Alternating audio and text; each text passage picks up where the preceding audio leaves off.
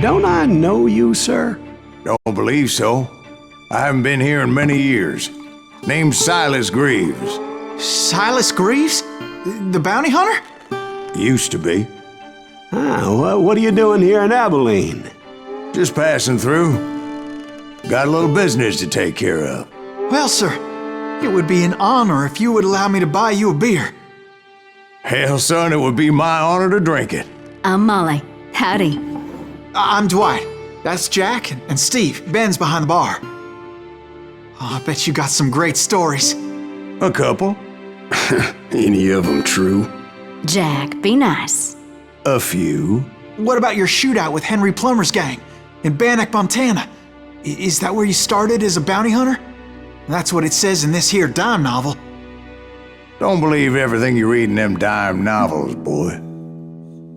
First man I hunted was back when I was riding with Billy the Kid. You knew Billy the Kid? Damn right. That scrawny son of a bitch had no fear. Wouldn't back down for nobody. I heard he collected the 10 stars off any crooked lawman who crossed him. It was a war, boy. The Lincoln County War. And Billy promised his regulators would take the life of every bastard who helped bushwhack John Tunstall. Kid had a big chip on his shoulder and a hair-trigger temper. Made him dangerous as hell.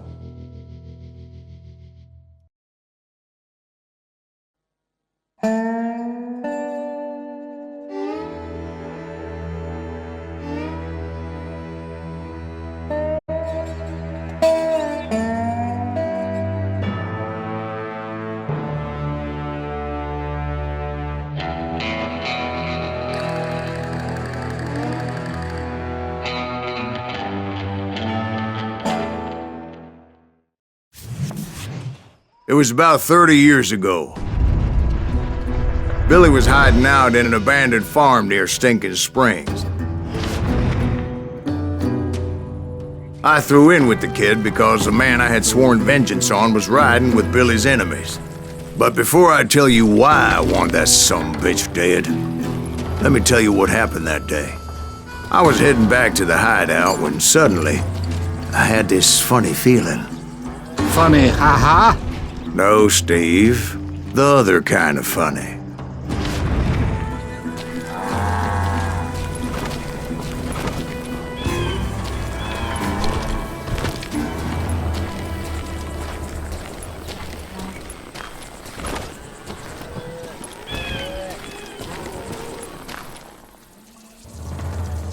You heard that. Need to stay here, keep an eye on the road. That's not fair. We're missing all the fun. I knew those two morons would never let me through. I had no choice.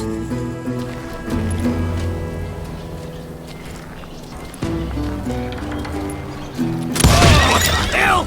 Shoot that sumbitch!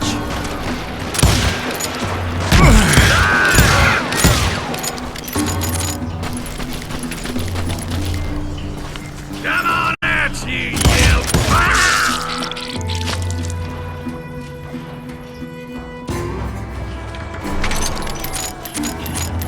Was it Pat Garrett's posse?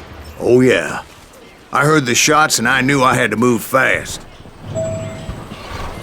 Garrett and his army of deputies had surrounded the entire homestead.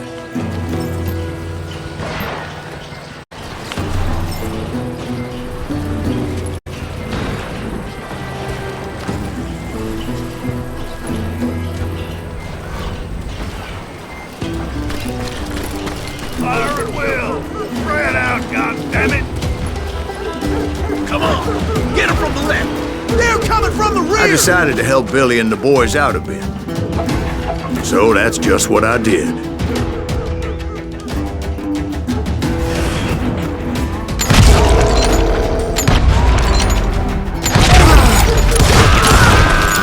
Hey! We have one behind us! Stay on it! Covering fire!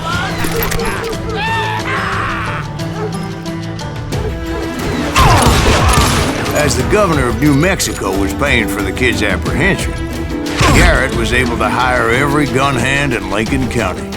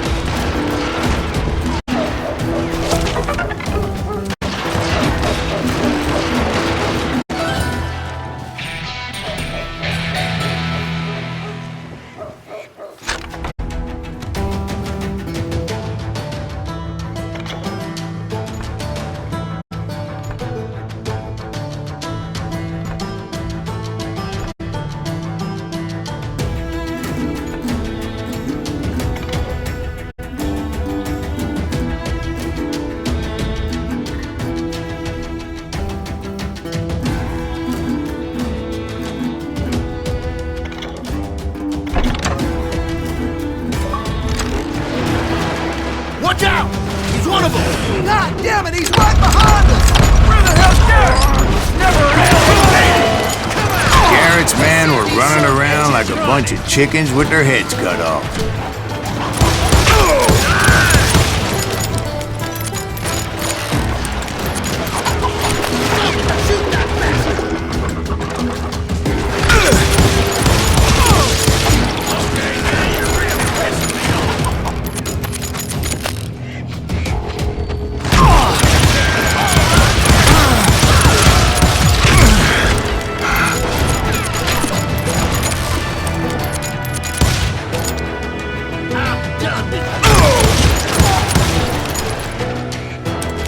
I'll flank him! Where'd he come from? Still, one of them reached the water tower. Not a bad idea. It would be a turkey shoot from up there.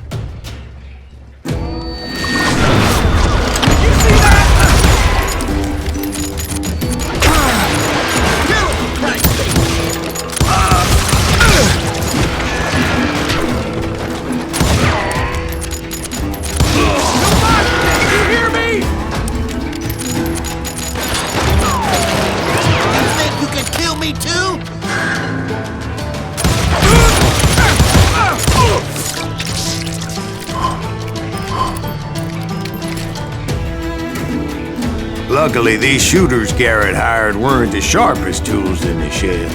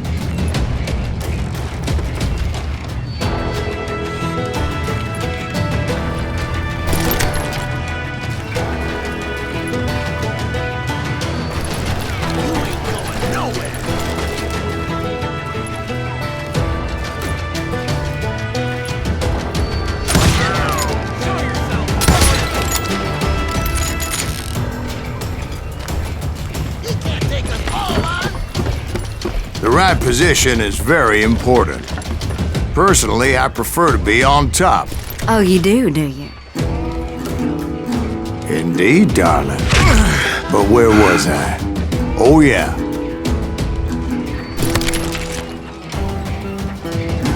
Let's do this!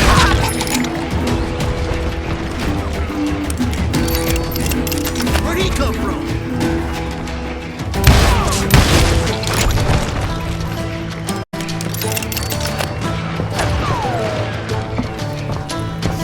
Shoot that bastard!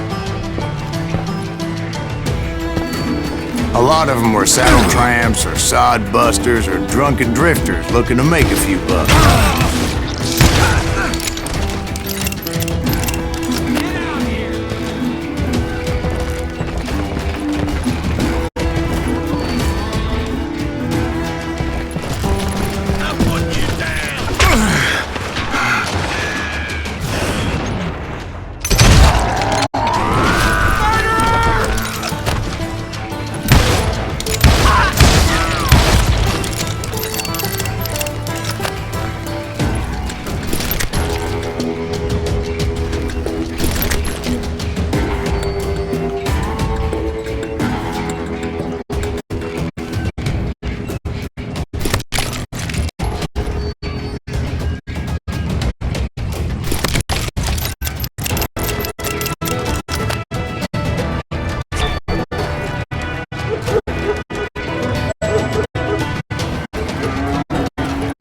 Then, I heard a friendly voice yelling at me from the window. Back door! We'll cover you! Truth be told, things weren't much better behind the house.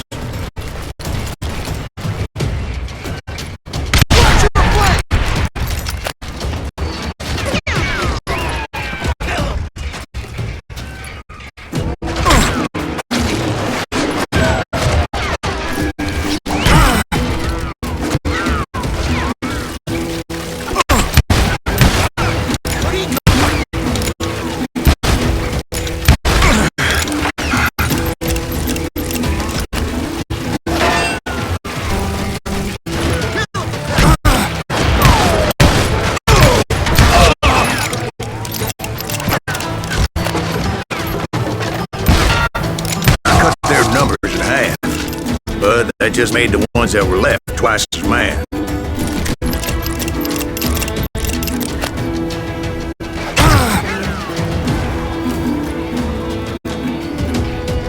Someone shoot that!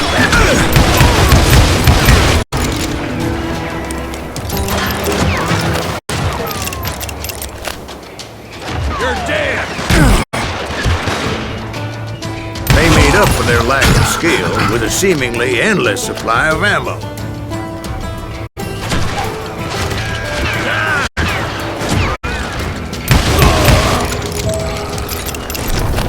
It was a bit of a slog, but I finally fought my way around the back of the house.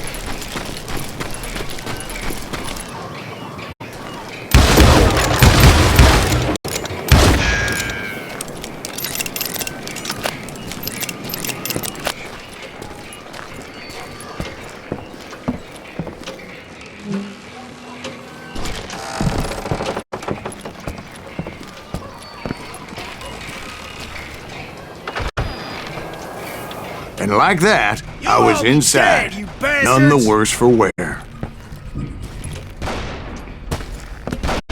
I passed dirty days. Better than a rat in a trap!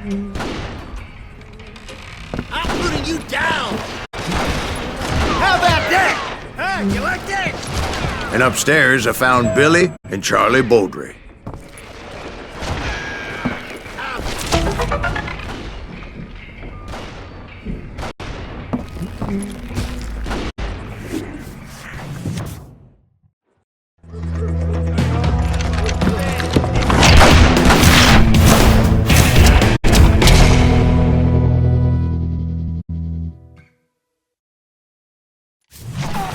Billy looked at me and said, "About time, amigo!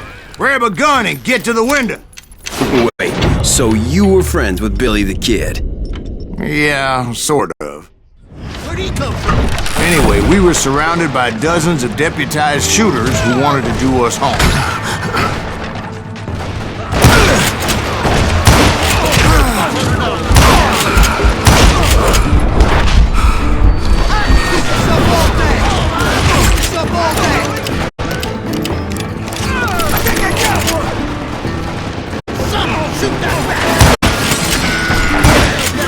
I'm telling you, Garrett's men were dropping like flies, but they just kept on coming.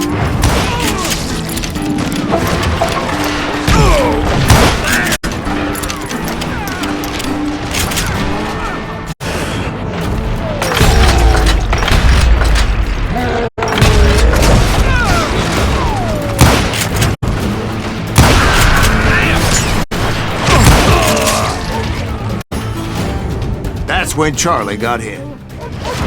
"They're catching us in a crossfire!" shouted Billy. "Get to the other side!"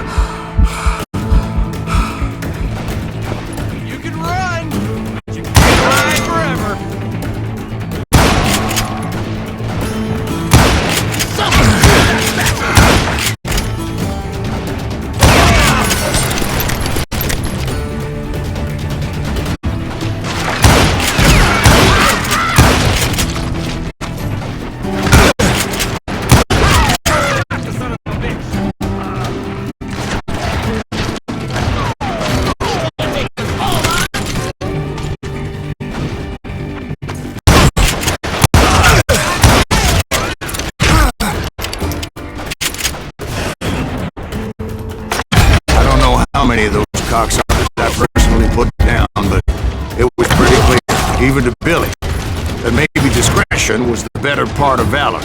What's that mean? It means that it was time to cut and run. They got a Gatling, Billy shouted. Get the horses and bring them round back. I'll draw their attention.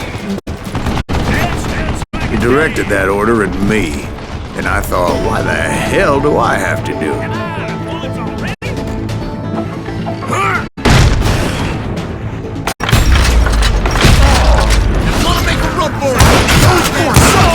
Many would have fled in my place.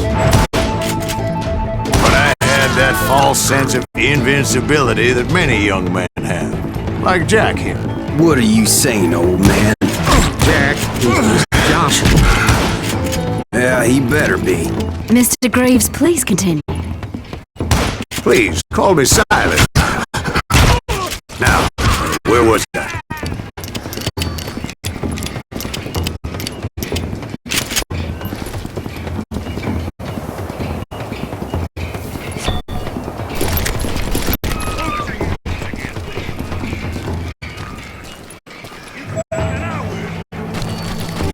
Now you're in trouble. Keep shooting.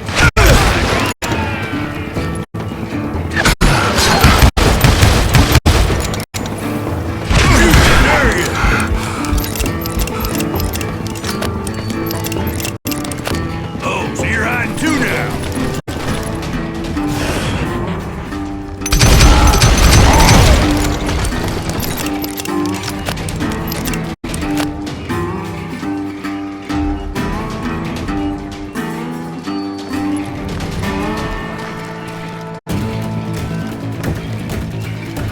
You were heading for the barn.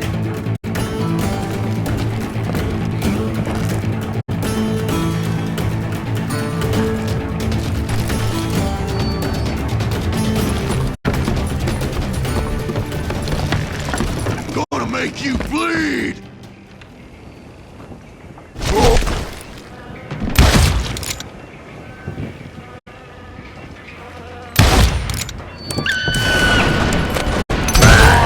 Making my way past a passel of fallen foes.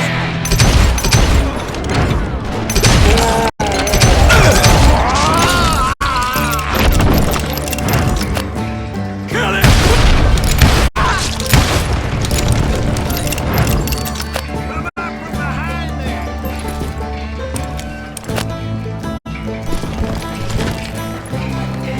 Sounds like Garrett hired a whole regiment of hired guns. Yeah, and just when I thought I was done with them, more of these hapless bastards would pop up. Guess you've had enough.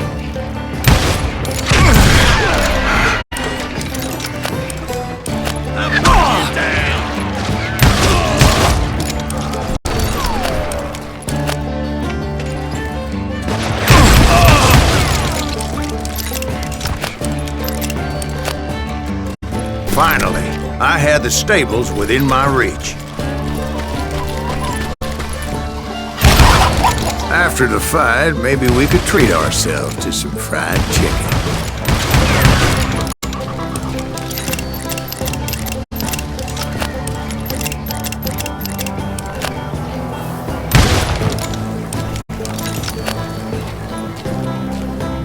And that's when I met Sheriff Pat Garrett.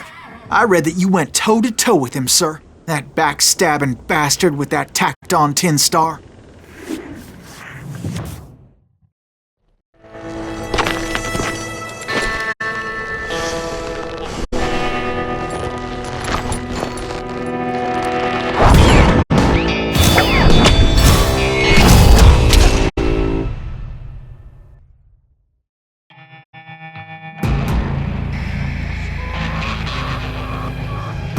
You challenged him to a showdown. You read that in a dime novel? It said he showed no fear as he took your measure with eyes like a rattlesnake.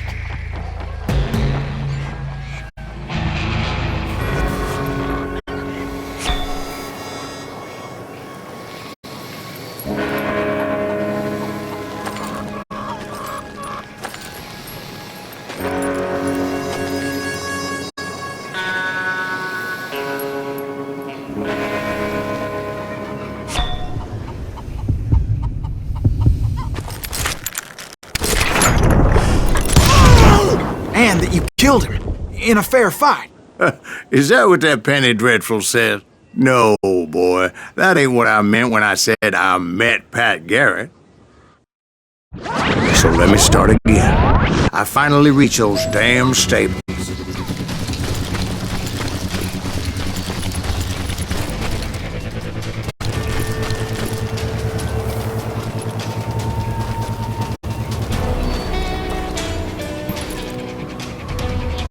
And stepped inside, and last thing I heard was Garrett's voice. That's not Billy. And go on. How did it end?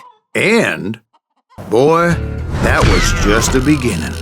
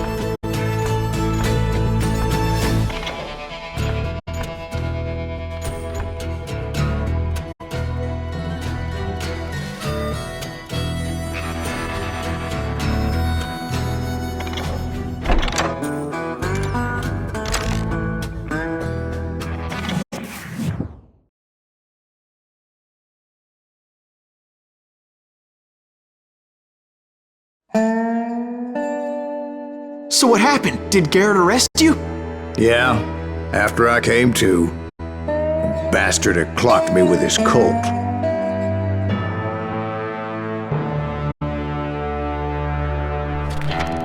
And the kid surrendered? When he realized there was no getting out of there alive. So they locked you up in Lincoln? Indeed they did. Sentenced me to hang right along with the kid.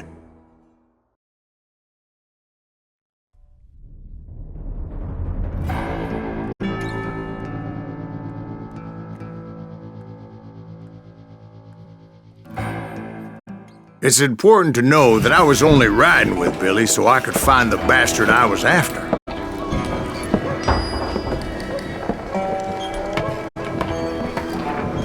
He was with John Kinney's gang, and they were sworn enemies of Billy's regulators. Why were you after him? I owed that son of a bitch a bullet for what he had done to me and mine. Instead, all I got for myself was a goddamn death sentence. Luckily, it was right around then that I heard Billy make his move. He shot Jim Bell and a few other guards as he made his getaway. Later, they wrote that some lady friend planted a pistol for him in the privy. What the papers didn't say is that Billy helped me escape too.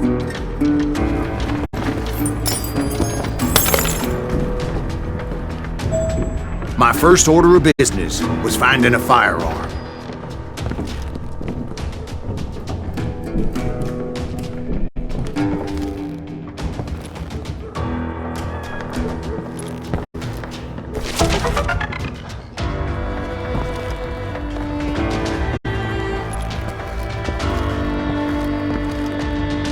Luckily, I located Deputy Bob Ollinger's mean-ass shotgun.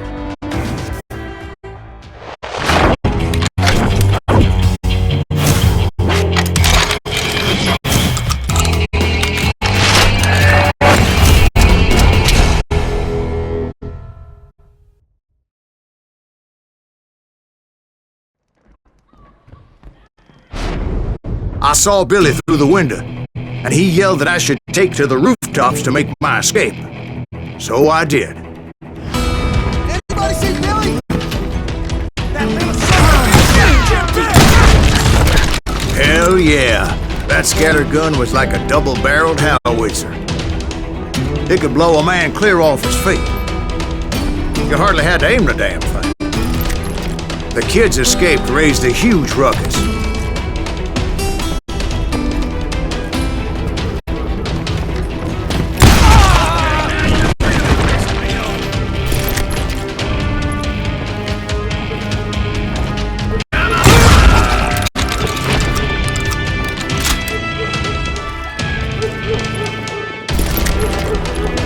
were everywhere looking for him.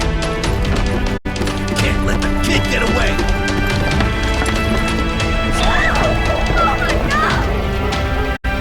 Anybody see him?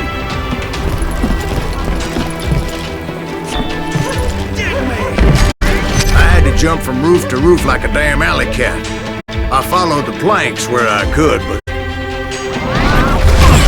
some of that wood was slippery as hell. The whole town was up in arms. And suddenly, I was a fugitive. How the hell did the kid escape? Garrett's gonna kick our ass! You can't hide from me! Can't have gotten far! Gotta be around here somewhere. Billy broke out of jail! Violence is not behavior.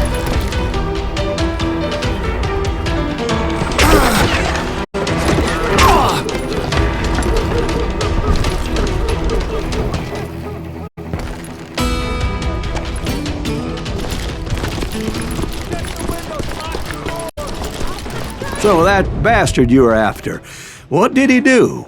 He did me and my family a grievous harm.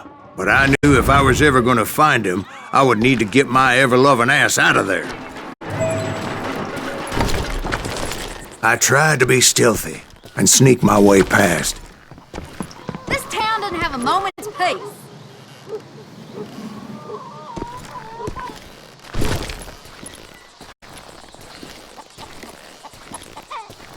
Where'd he get to?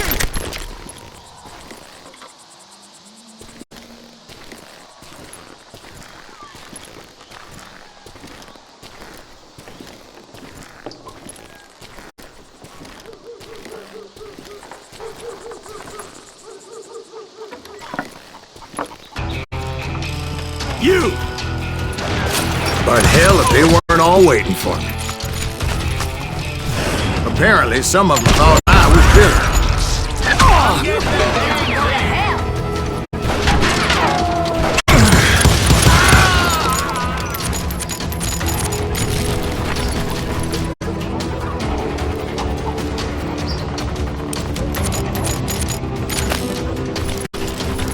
Leave him to me! He's in town somewhere!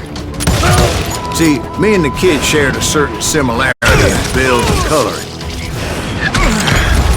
I was just glad I had Deputy Bob's mean-ass shotgun. You won't get away with this!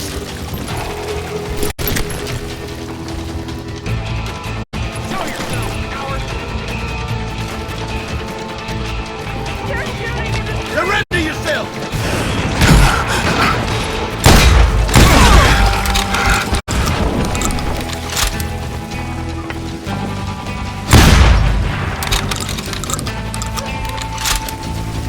Hey! Get your headstone!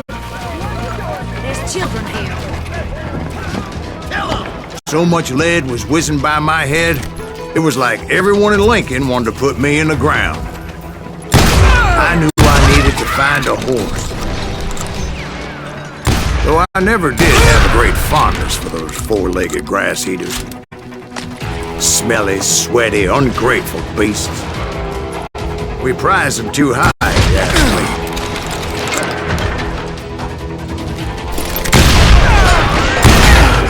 Let's do this!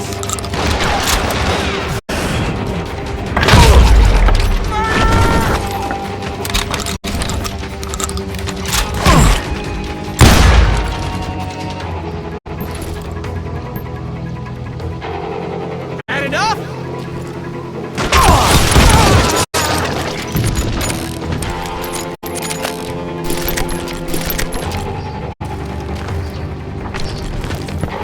Leave him to me!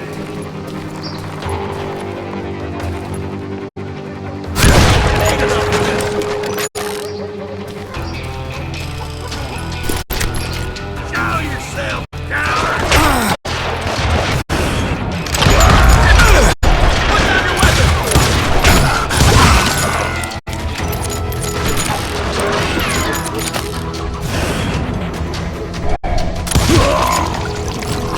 You're threatening the lives of innocent people.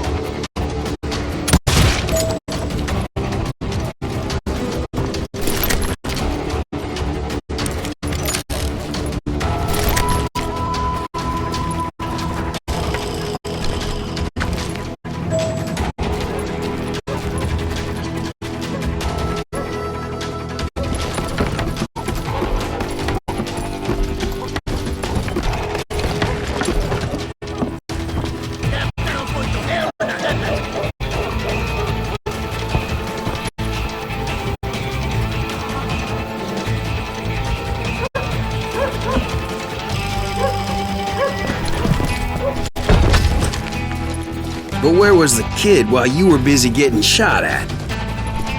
Gone. And that's when it occurred to me why Billy set me free. Beef him!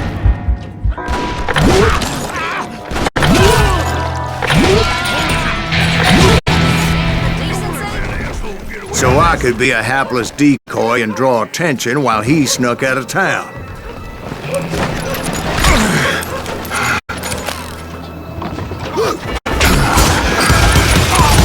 I knew if I made it out of there in one piece, no one would put a price on my head.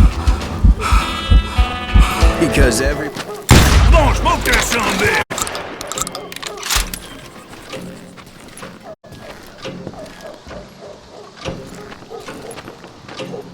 Boy, you...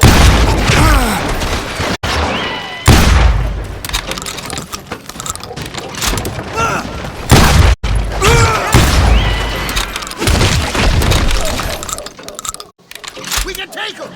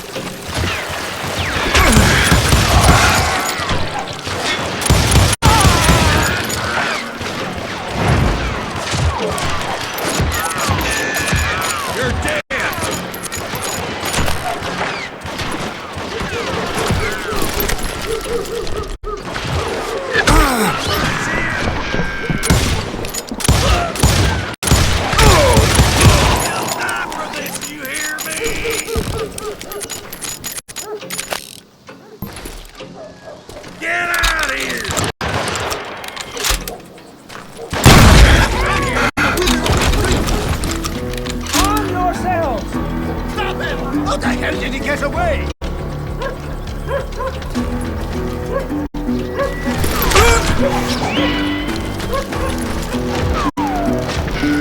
We can take him!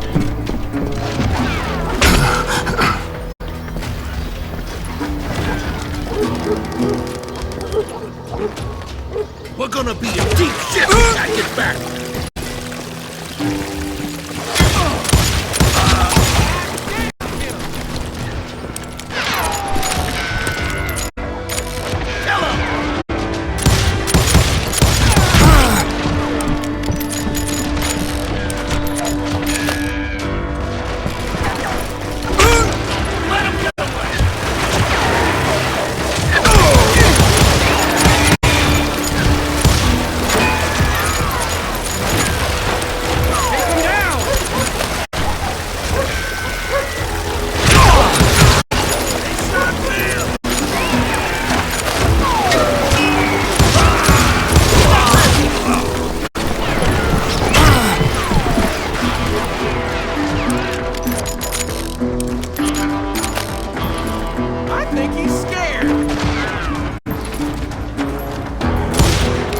We're gonna be in deep shit.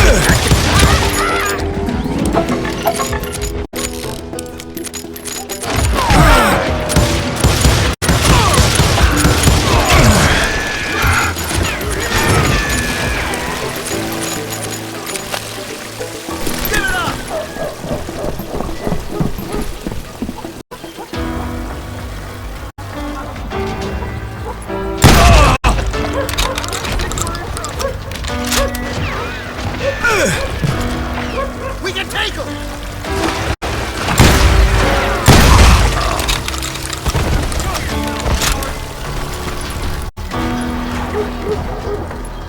Don't let him get away!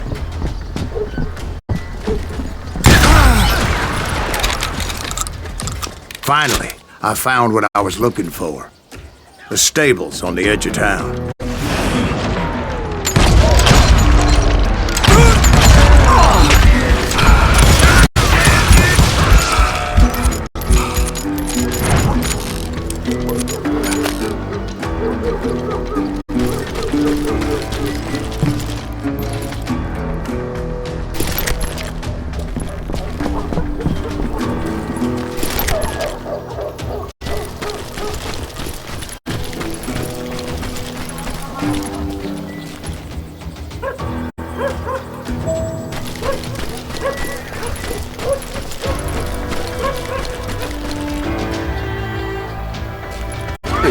Billy saved your ass, taking out Bob Bollinger the way he did. Billy didn't kill Bob. Well, sure he did. Dispatched him right after he shot Deputy Bell. No, sir. Because Bob came right up behind me, angry as hell that Billy had lit out. "Hello, Bob," I said. "I think you better let me go." And he says, "I don't think so, boy. Not with my shotgun." So we stood there in the middle of the street. He intended to kill me, and I knew I had no choice but to defend myself.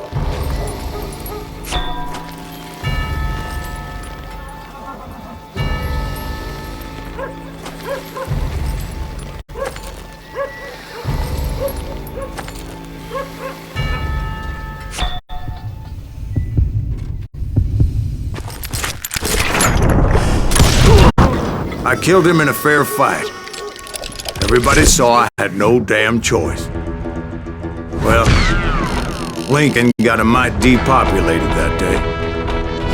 Pat Garrett gunned down Billy 3 months later, so his escape was all for naught anyway.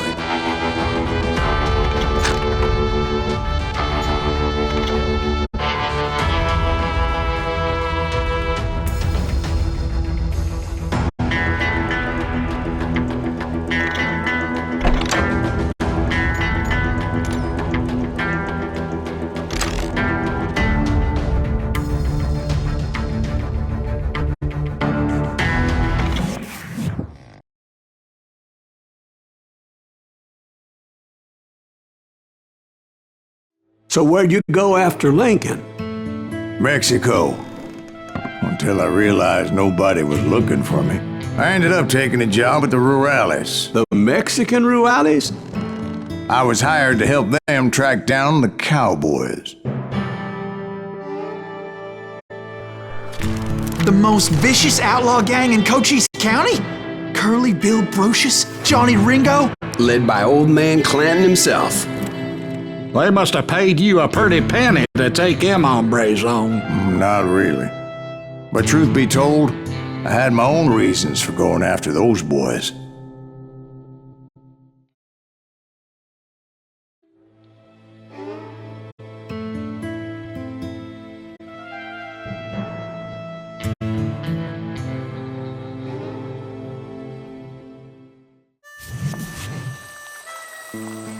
So was the bastard you were after now riding with the cowboys? Roscoe Bob Bryant was his name. Oh. But no, this time it was a different bastard I was after. The aforementioned Mr. Ringo. And yes, he was working for old man Clanton.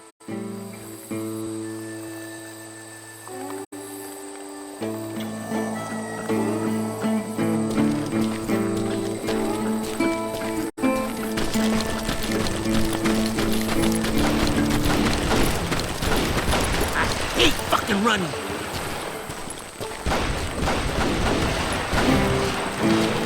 I came upon them robbing a stagecoach, which wasn't surprising, being they were such murderous thieves and bastards. The bandits wore red scarves, so I knew they worked for the old man. Over there! There! ¿Quién carajo es ese hombre? I did my best to help those poor passengers.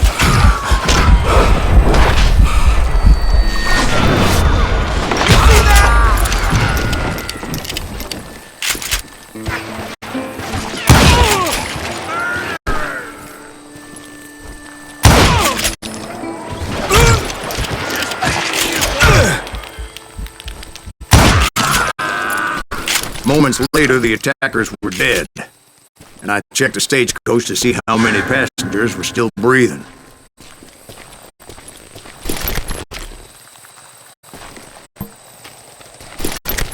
None. It was then I wondered if the rocks weren't hiding more bandits. Was that all of them? Or did I just hit the rear guard?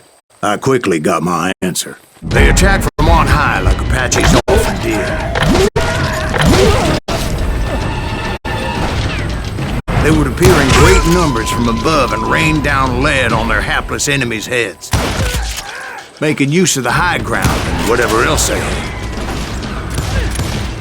Yep, the Apaches always appeared out of nowhere, and there never seemed to be an end to them. Hold on. Were you attacked by Apaches? What happened to the cowboys? Did I say they were Apaches? I said Clanton's cowboys attacked me Apache style. I was in a pitched battle, but I was holding my own against an overwhelming enemy force.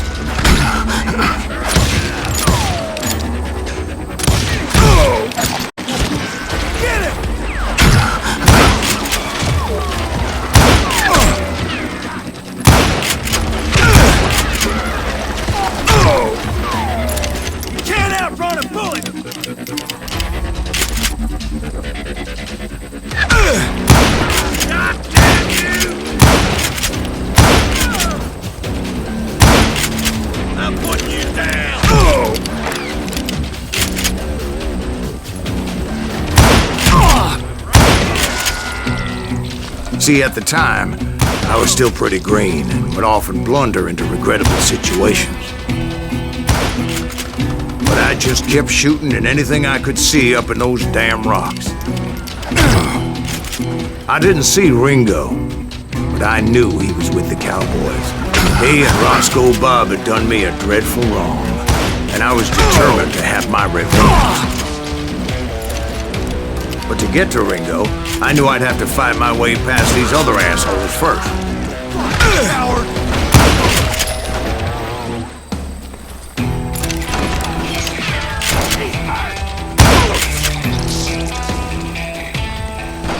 Hard to hit him, move!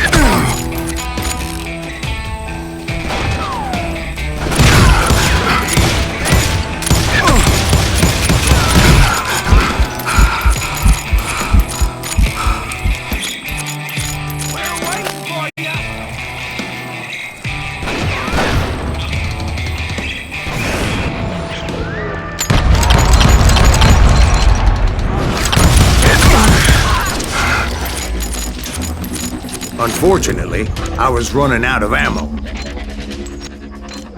Another perfect example of my relative inexperience as a hunter of men. I immediately knew that a tactical retreat was called for, as my vengeful fury was much less impressive without the bullets to back it up.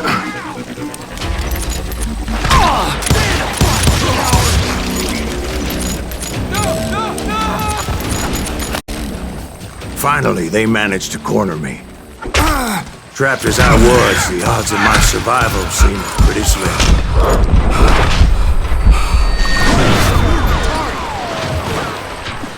Luckily, serendipity was on my side as I suddenly spotted a way out of my predicament.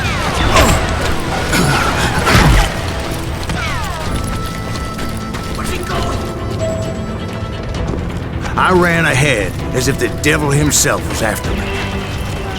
Bullets were whizzing by my ears, but I wasn't about to roll over and die. I just kept running like there was no tomorrow. Because there wouldn't be if Clanton had meant.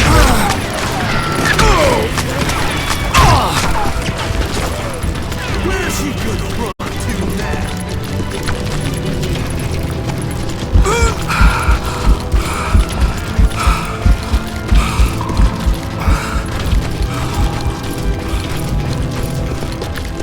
No one will ever find you here! And that's when something miraculous happened. Like manna from heaven, I found the desiccated remains of what looked like an Apache warrior. The old weapon next to him supplied me with some much-needed ammunition.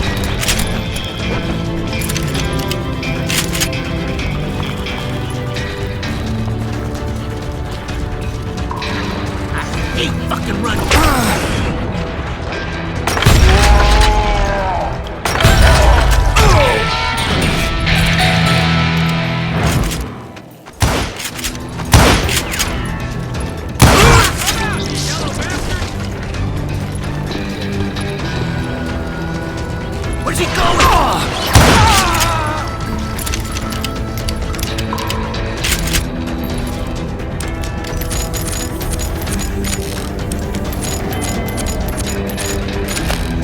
It was finally time for that old man to pay for his sins.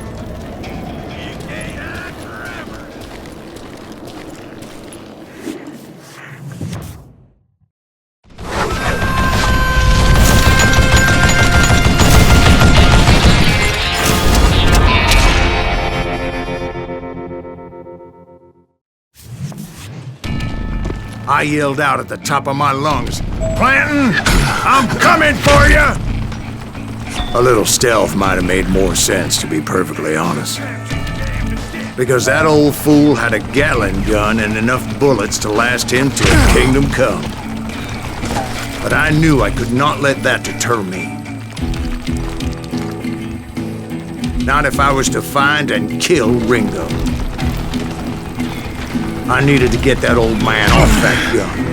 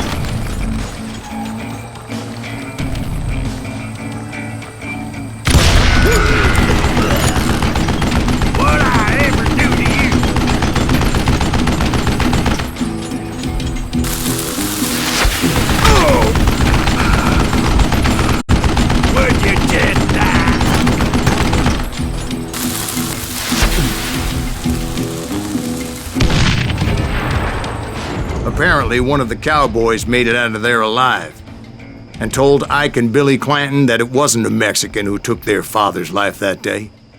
They just assumed it was one of the Earps, and that little misunderstanding eventually led to that legendary gunfight at the OK Corral.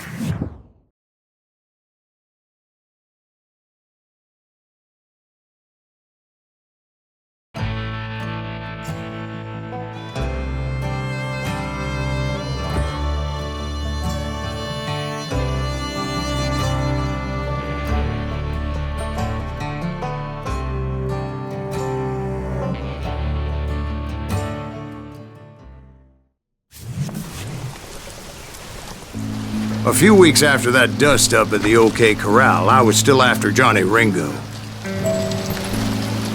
I had tracked him and the cowboys to their hideout at a sawmill, and they were loaded for bear.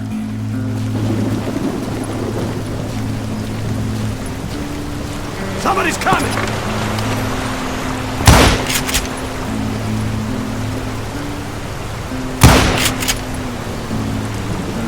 So, what exactly did Johnny Ringo do to piss you off? Well, him and that other bastard. Roscoe Bob Bryant? Yep. They both deserve to die, and I promise I'll tell you why. But first I need to tell you about the Cowboys' new boss, Curly Bill Brocious. Herb's coming! Get ready, boys.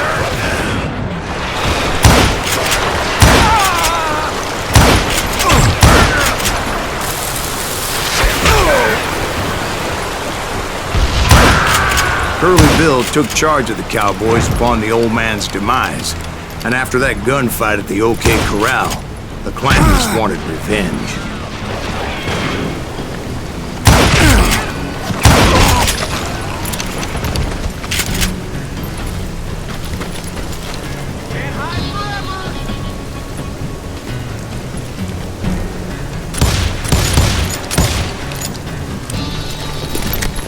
Kill that stupid son of a bitch!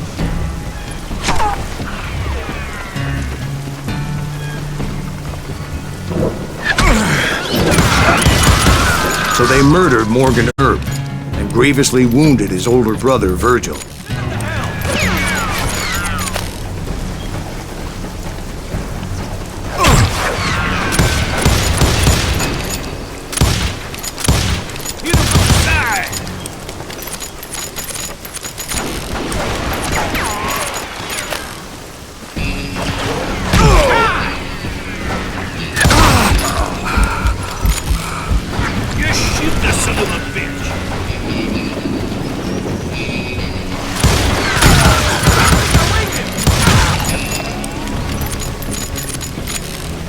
Is that one of Wyatt's boys?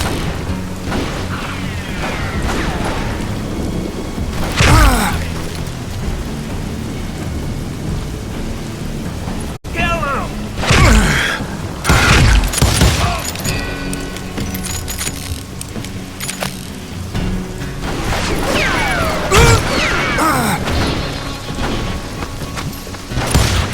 That ain't her business.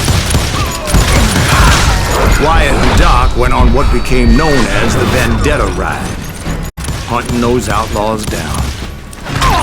So when I showed up, that's who they thought I was. Get him from the side!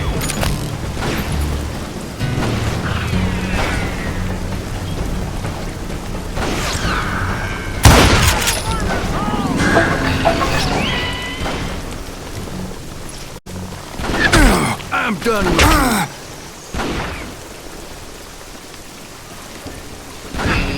Kill that stick!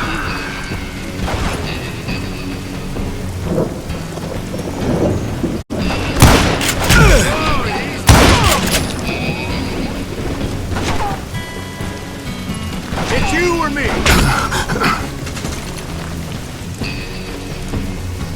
Come out from behind there!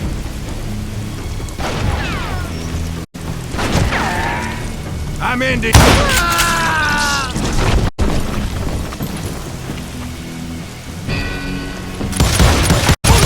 it again? You can't hide forever!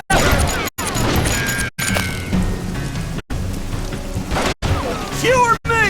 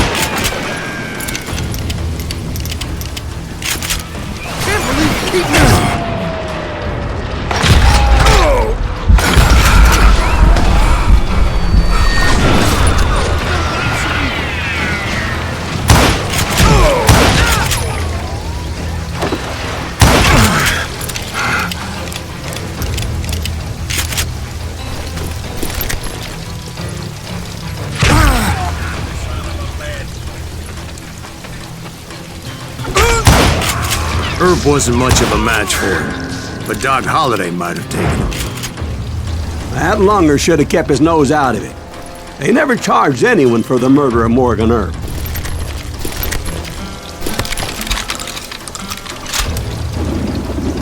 You're done.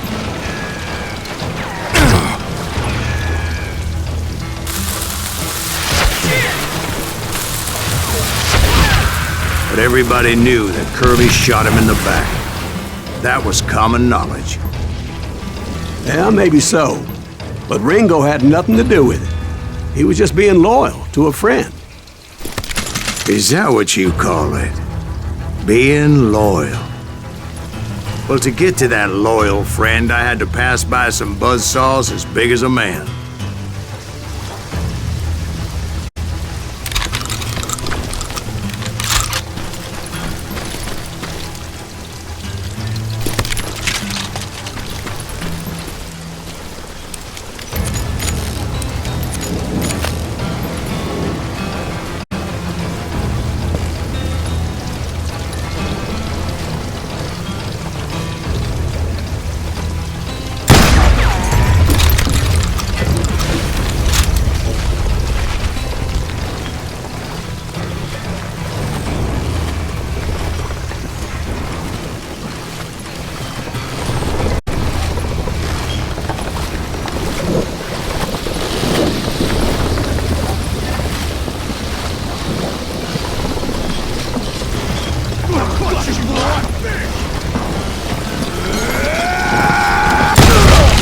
Excuse me, sir. I have a question. What's that, Dwight? After old man Clanton died, why didn't his son take over the Cowboys? Because Ike Clanton was dumber than a box of rocks and a yellow belly to boot.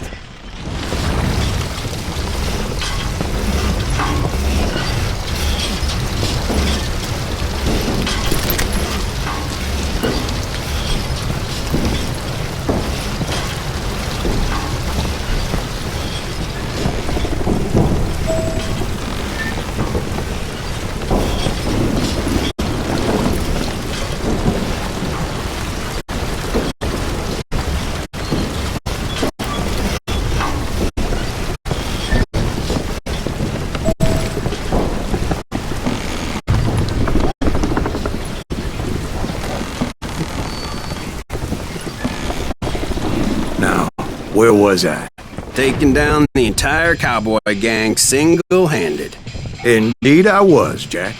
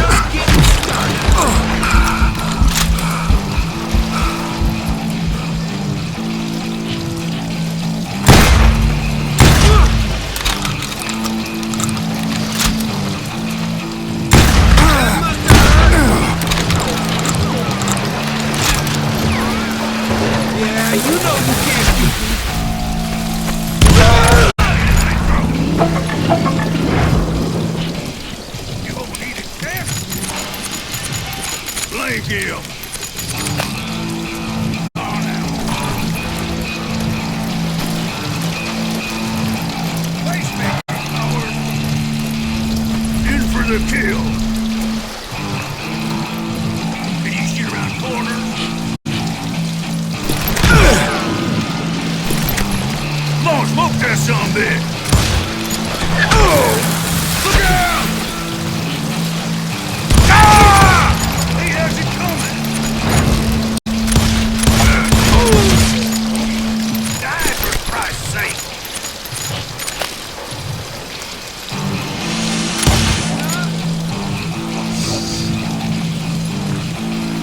Die, damn it!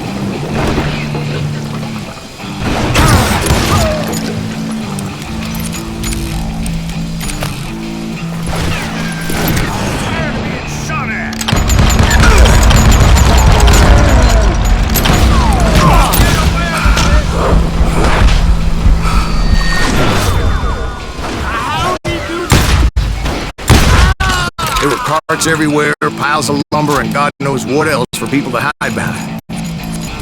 That really was one hell of a sawmill. Quite an impressive operation.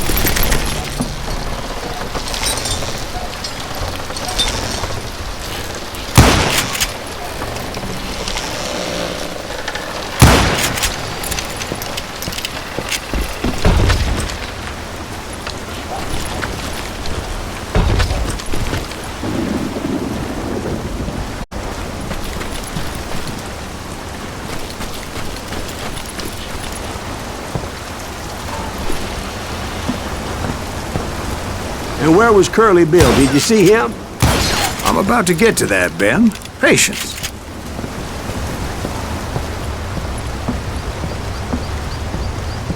I'm painting a picture here. There was this beautiful waterfall and a crystal clear stream that led to a verdant valley that was truly... Consider your picture painted. What happened next? Well, finally the bastards that were still alive made a last stand.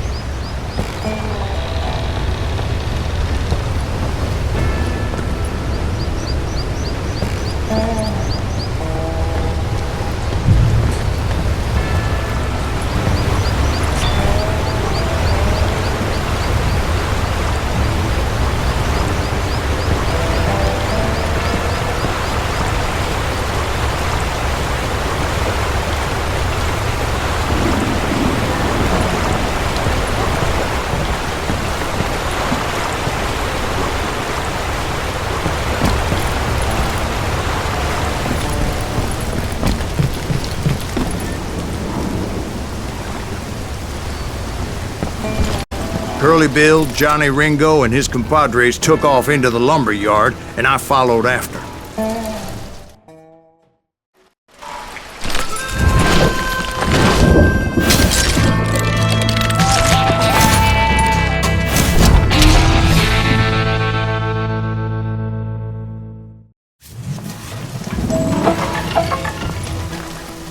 Are you saying they ran? Cowardice was not in Ringo nor Curly Bill's nature. No, sir. I never said they were running scared. They just wanted me out in the open. Just gotta catch my breath.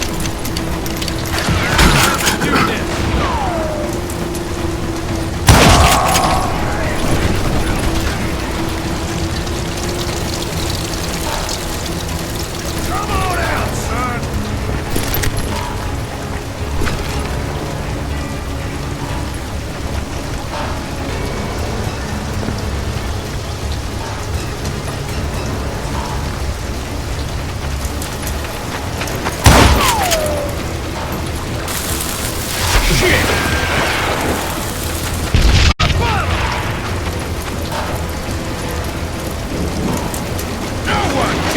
Curly Bill! Hiding like a scared little puppy!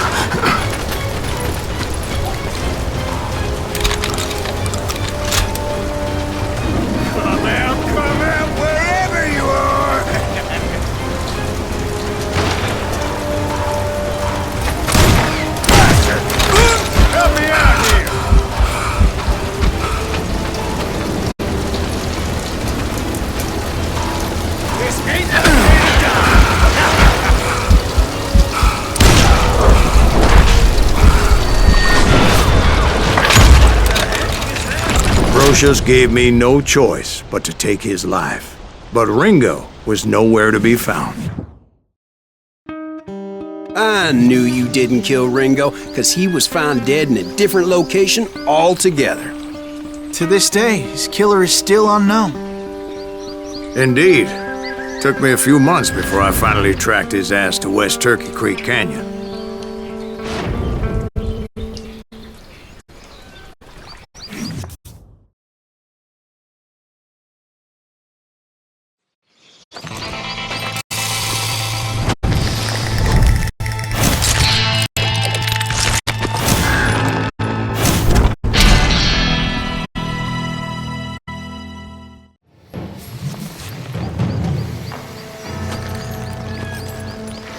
That's incredible, sir. I always thought that Doc Holliday was the one that killed him.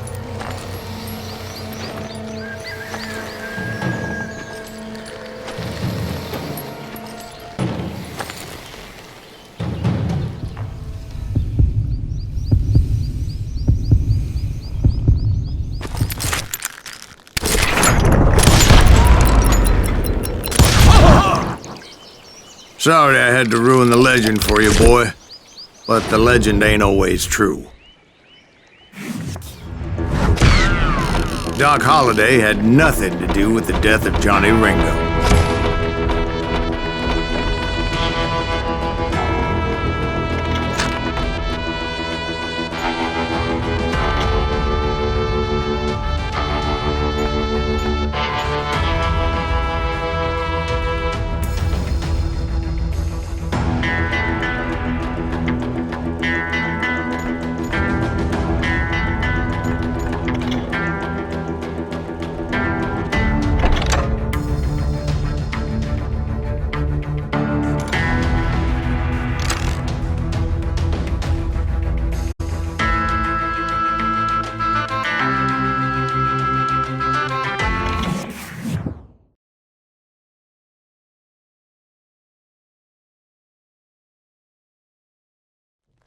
I was paid a healthy bounty for Ringo and Curly Bill, and realized there was real money to be made.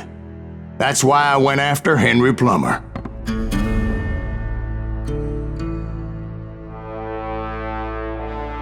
Now, wasn't he the sheriff who augmented his income by shaking down miners and robbing gold shipments? That's the one.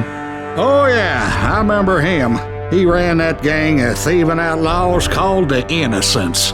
So it's true that you went toe-to-toe with him? Indeed I did, son. Indeed I did.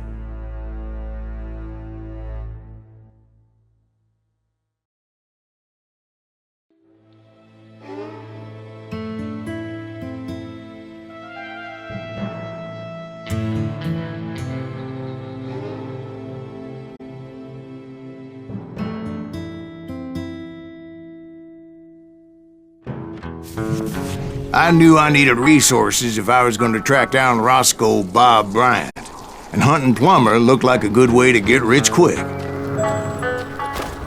As the local vigilantes exposed him as the leader of the bandits, and put a generous price on his head. Plummer rallied his gang to plunder one last gold mine before making their escape, and that's where I thought I'd find him.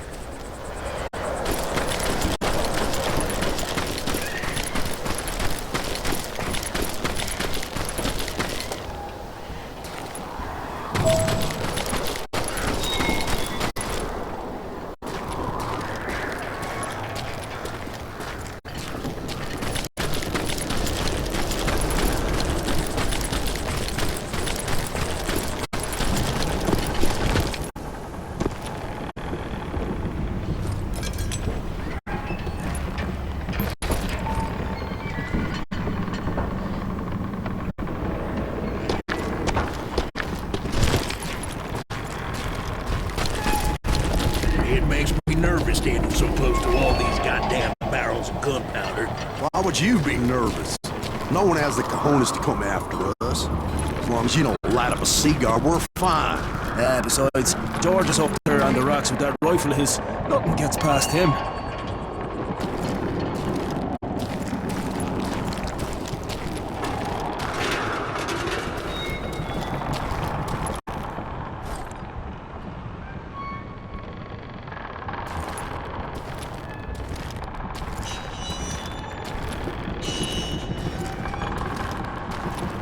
Oh yeah? Well, who the hell is that then? My late father pointed out to me more than once. God made men. Samuel Colt made them equal.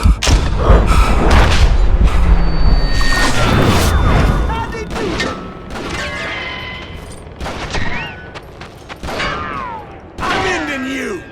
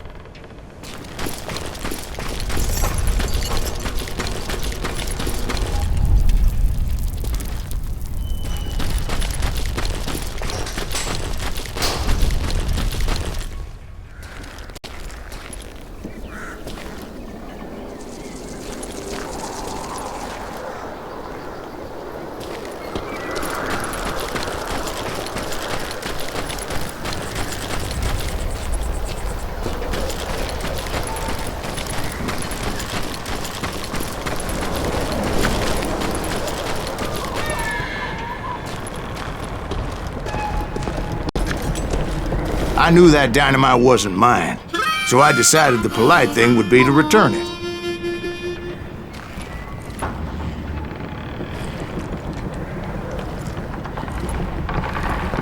It was the biggest gold rush since Sutter's Mill in '48.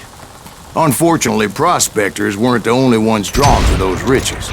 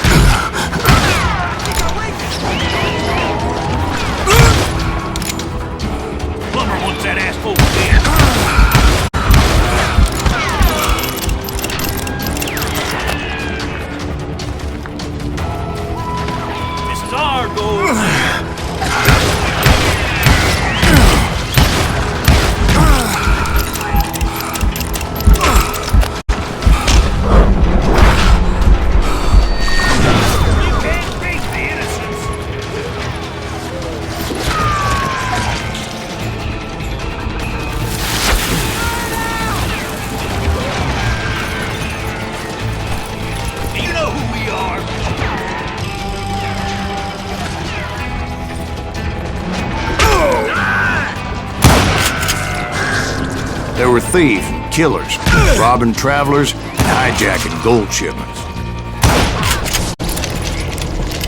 Like those that ran with Plummer. Some were just regular folks I knew from town, drawn by greed and easy pickings. Charlie Crow, the blacksmith. James, who worked in the stable. Sam and Jeremiah Barber, the butcher's sons. Ordinary citizens who lived a double life. Stealing and thieving and murdering their neighbors.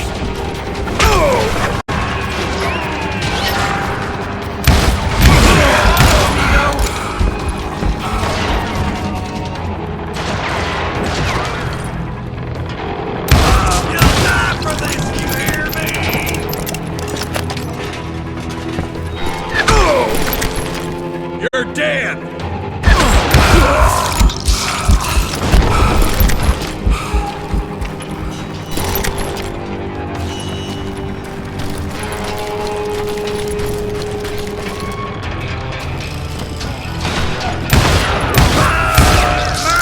Of course, the rest were veterans of the Civil War.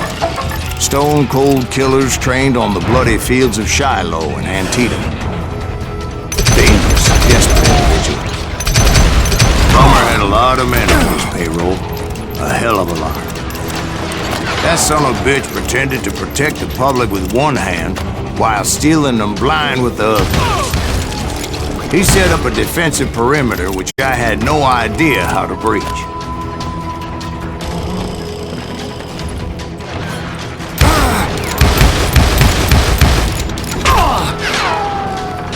This is our goal now.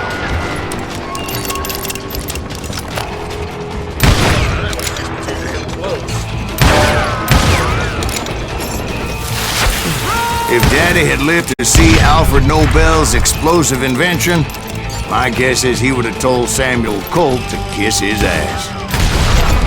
I was outnumbered and in way over my head, but I was too damn stubborn and stupid to realize it. They must have thought I was tough. Or had some kind of death wish, seeing as there were barrels of gunpowder everywhere. Once that asshole dead. Watch out for the goddamn gunpowder! One stray bullet, one stray spark, and I'd be blown to hell and gone. Did I have any second thoughts about what I was doing? No.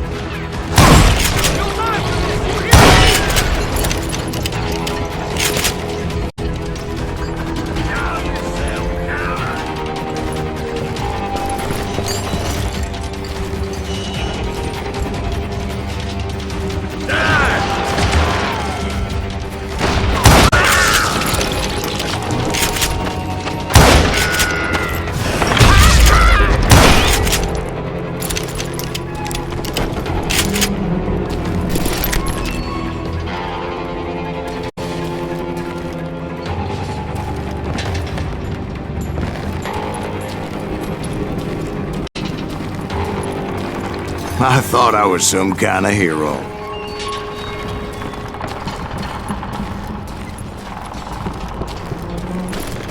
I finally made it past and headed on to meet my destiny.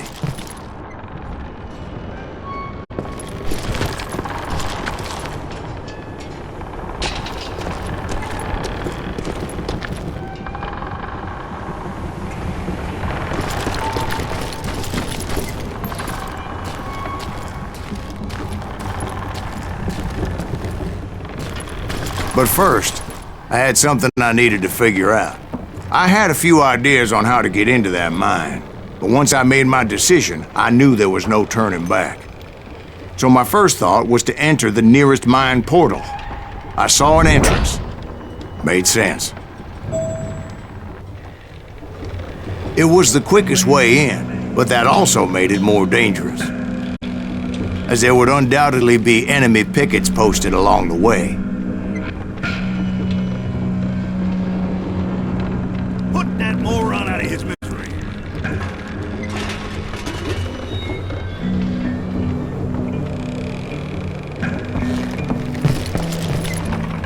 Plumber wants that asshole dead.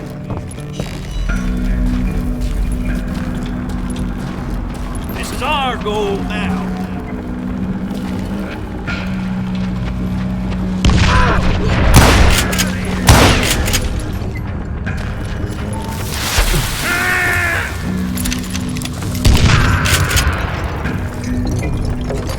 You ain't beefing me.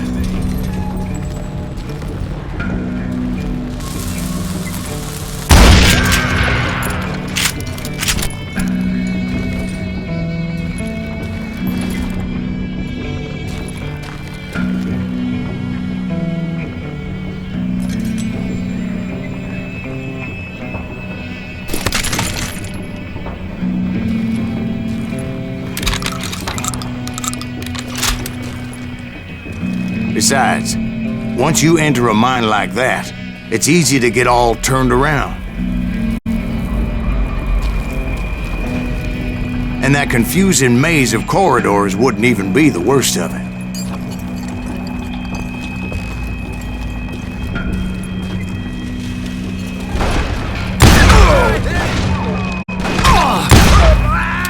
Some of those shafts could be as deep as hell.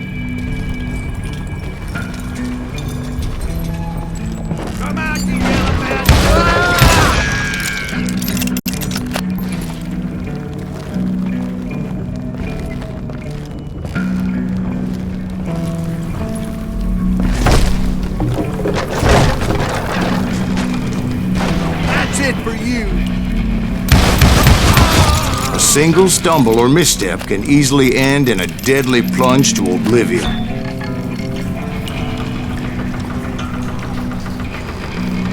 I'm putting you down!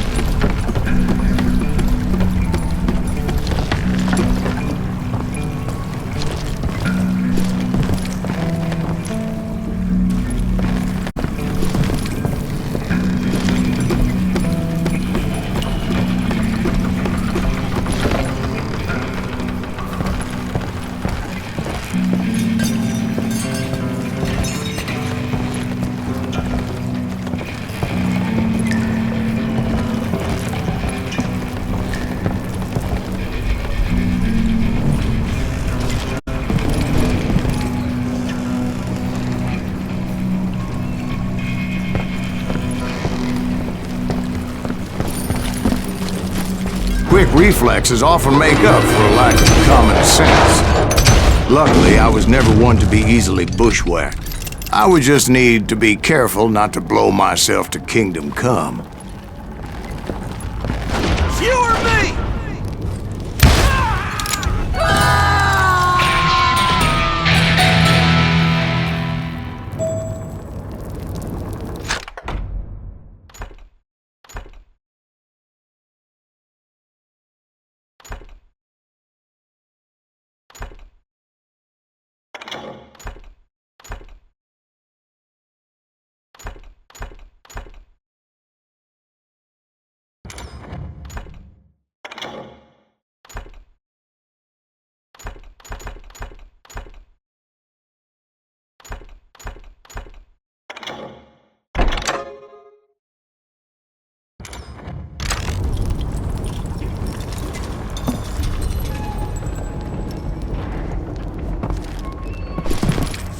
With all that gunpowder and dynamite everywhere, a body has to know what he's shooting at.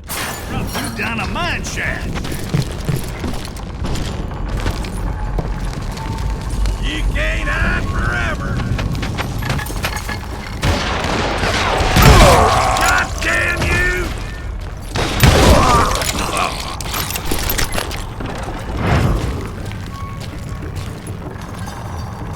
One wrong bullet could have turned that mine into a dad-blasted tube.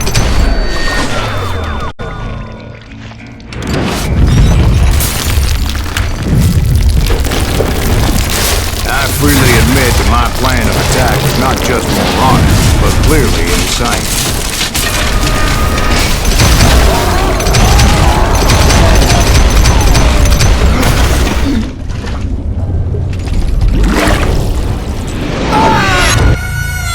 It's a good thing that I abandoned that ridiculous plan before I even tried it. Instead, I spotted a ladder, a way into the mine from the opposite side.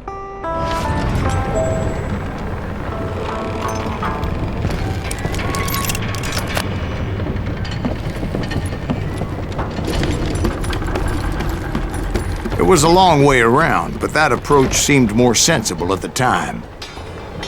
Of course, being I had a problem with heights, that scaffolding scared the bejesus out of me.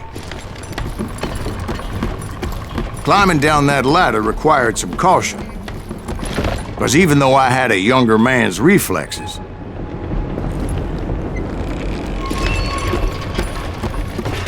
no man can dodge a damn bullet while climbing down a rickety ladder.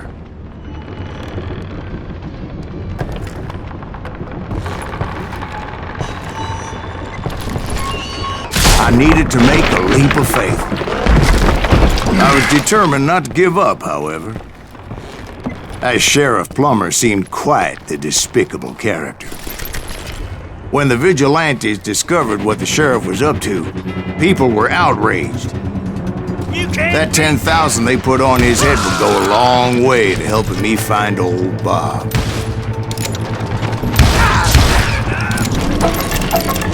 And I had made it my mission to settle that score come hell or high water.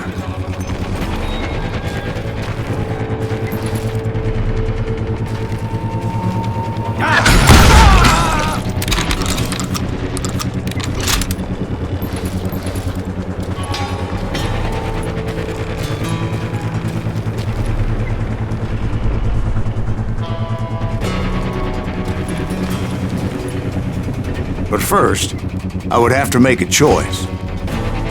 Take the elevator or climb the ladder.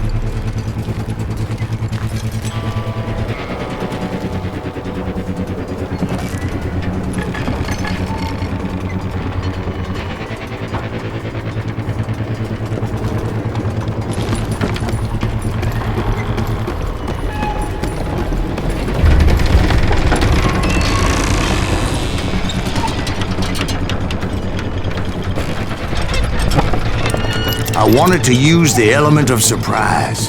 Plus, I figured I could use the exercise. I was warmed up already, so what the hell?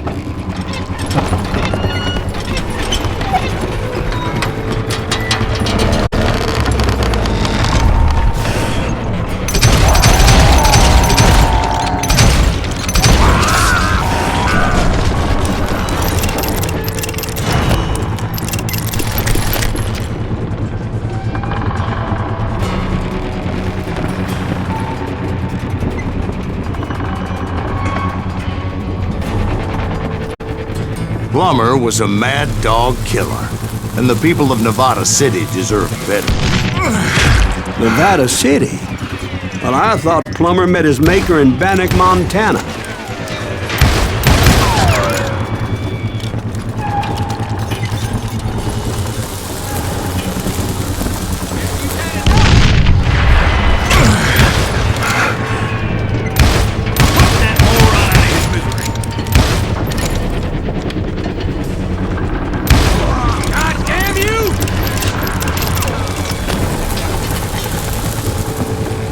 You're done.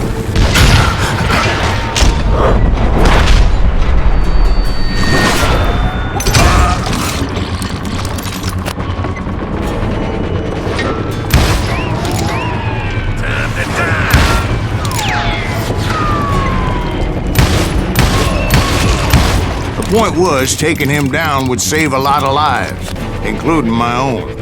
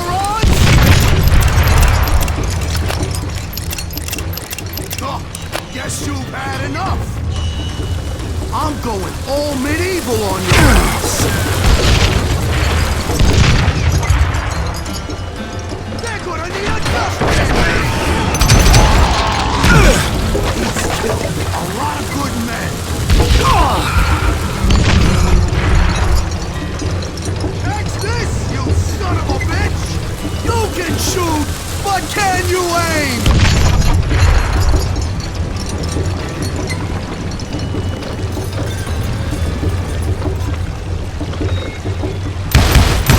No plus money for you today! They're gonna bury you in a million pieces! You can run, but you can't hide forever! This cocksucker is smarter than he looks! I can shoot too!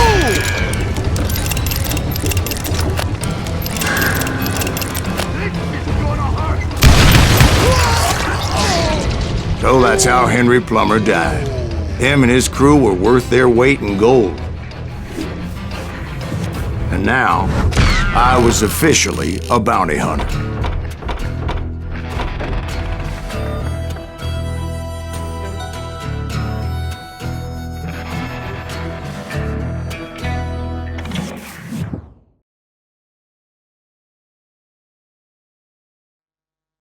So, did you finally go after that Bob feller? Well, I heard word he was in Kansas with John Wesley Hardin. So that's where I went. Where in Kansas? Abilene. Why do you ask, Ben? No reason. Was Hardin as fast as Ringo? Ringo was fast, but John Wesley was as fast as the devil himself.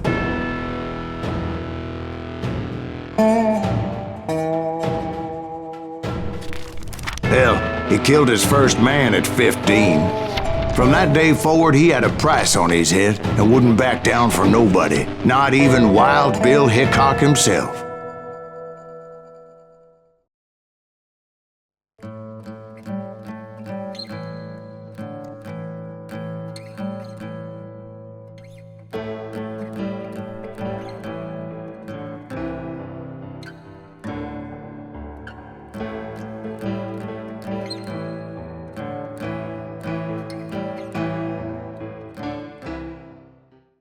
I dodged death many a time, and that night in Abilene was no different.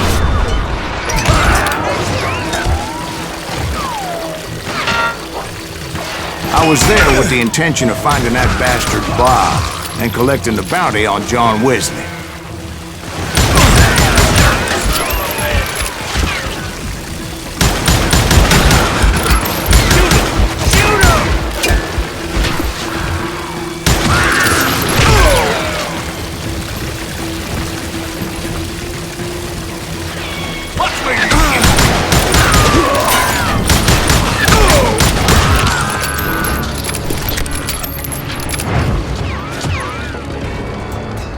I thought the Texas Rangers got Hardin.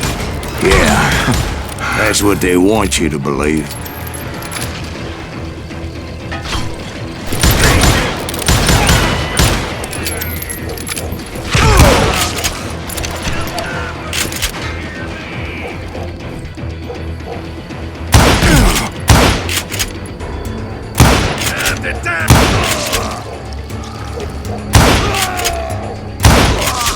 It was cold in a witch's tit and a brass bra that night as I fought my way past his loyal compadres.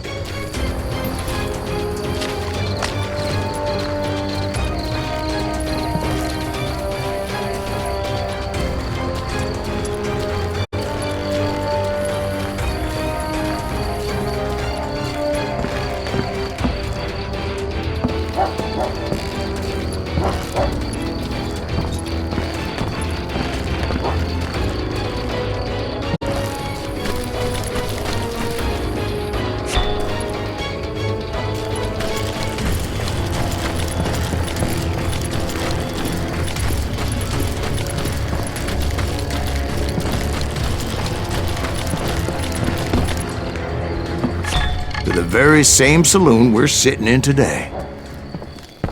Look around and imagine this place painted in blood. Hardin was waiting for me, and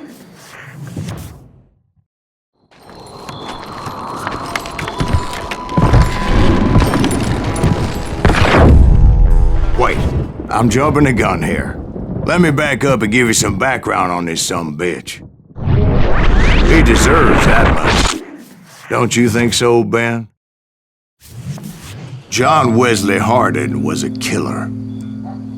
By the end, he confessed to taking the lives of 42 men. Fathers and husbands, brothers and sons, men with families who cared about them. Families who put up money in hopes of finding justice. He was a bona fide folk hero by then, and had amassed a gang of armed miscreants and other assorted thugs. He and his men set up camp outside of town, and I was hoping Bob was among them. Shit, it's coming. Shoot that son of a bitch!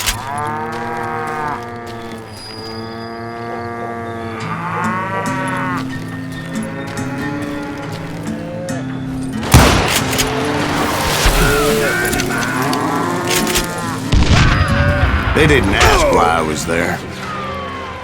They knew.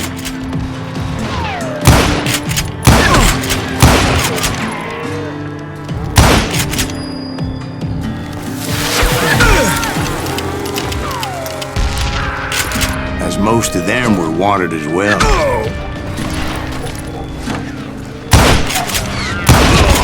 I figured Hardin was here somewhere, but to get to him, I'd have to get past his gun hands. I had to spill a lot of blood to find out Hardin wasn't in that camp. He was carousing in town with his closest friends.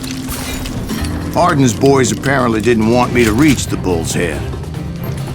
Some were hightailing it into town to inform their jefe of my unwelcomed presence.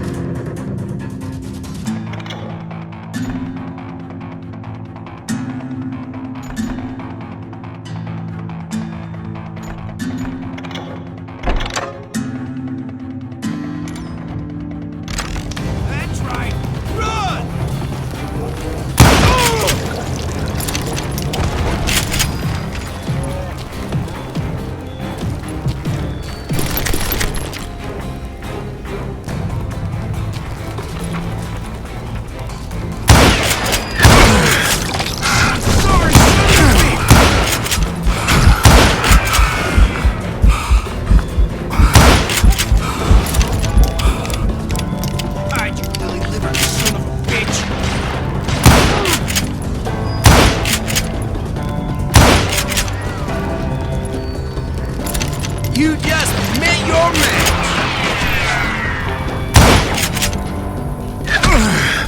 That must hurt!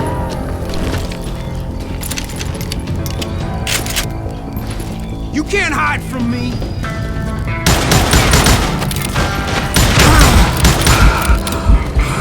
Time to feel you on the leg! I did you. Tell Hardin someone's coming for him! Stop that sumbitch!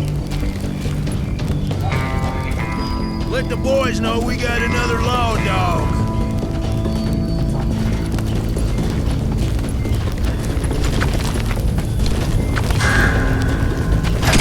I don't need no help to kill the likes of you.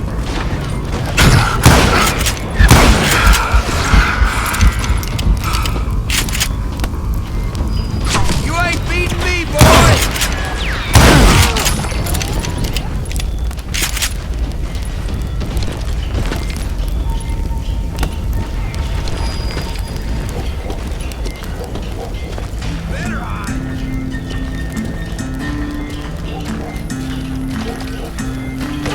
shoot you dead!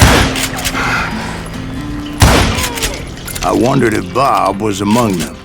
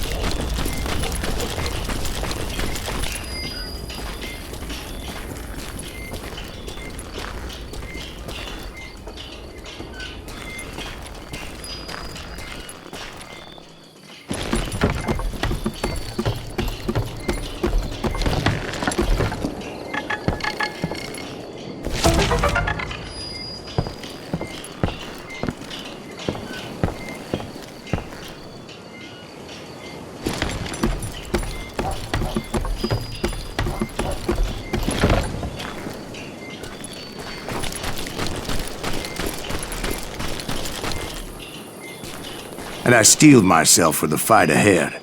For as good as I was, deep down I wondered if John Wesley wasn't just a little bit better.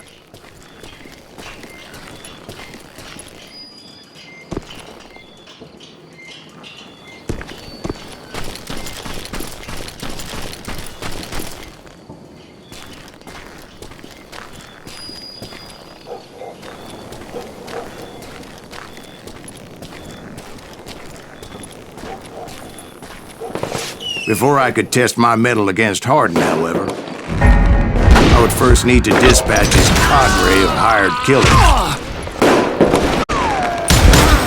Most of these degenerates were beyond redemption, but John Wesley might have been a different story.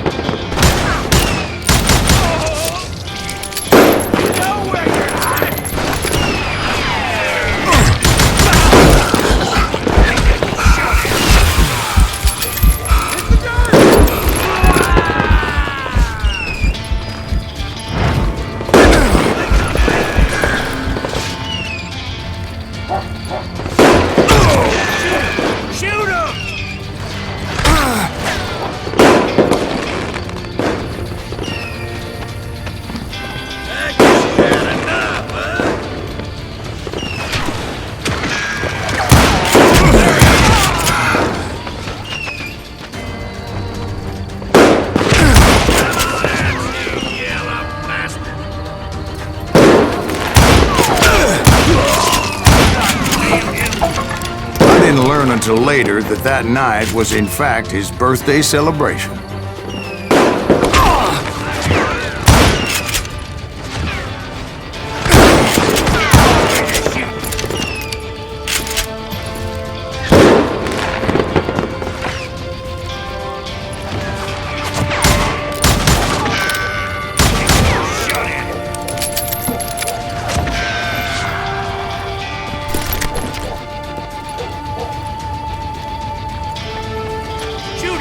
Shoot him!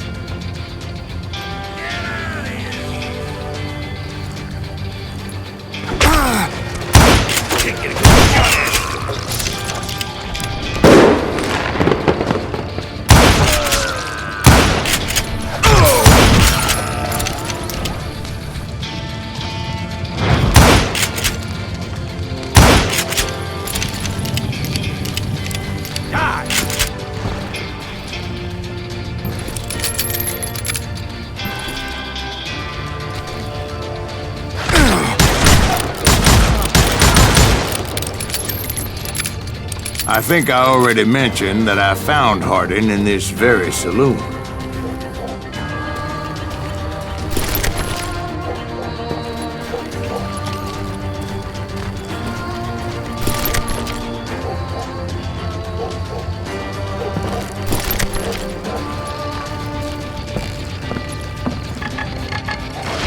Suffice it to say, nobody there was happy to see me.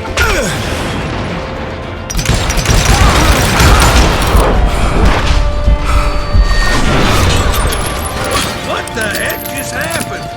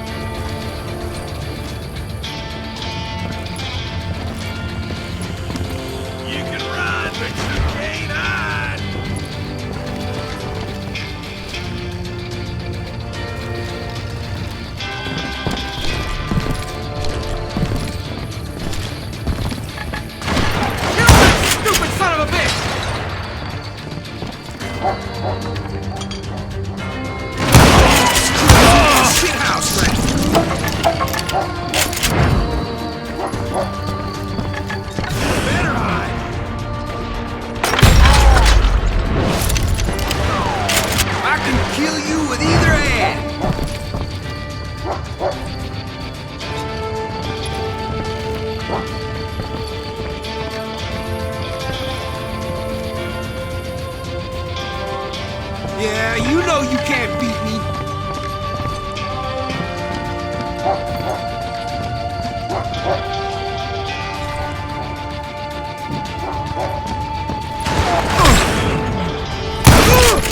Come on, kill him!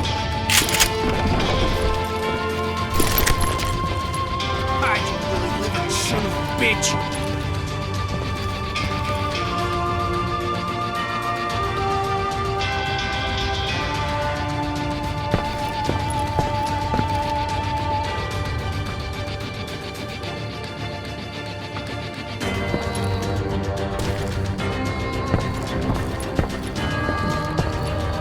You can't hide from me!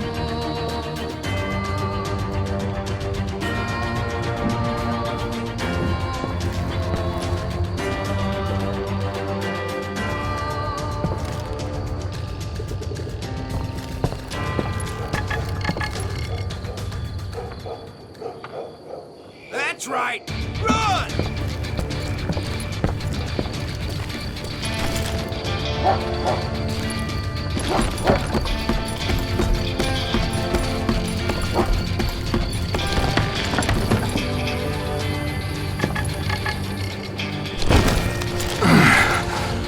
Hide, you lily-livered son of a bitch!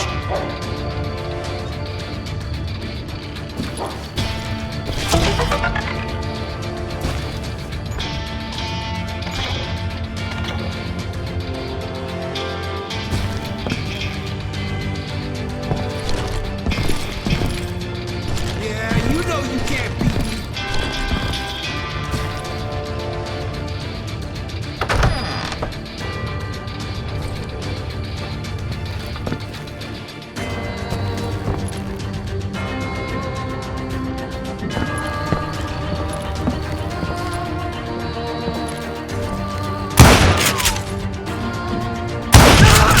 I was disappointed that neither Bob nor John Wesley were among the dead.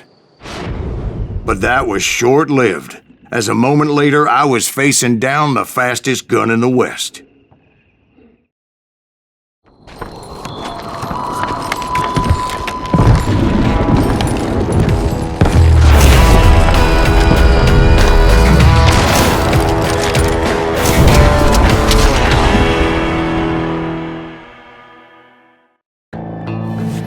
I felt a bolt of adrenaline.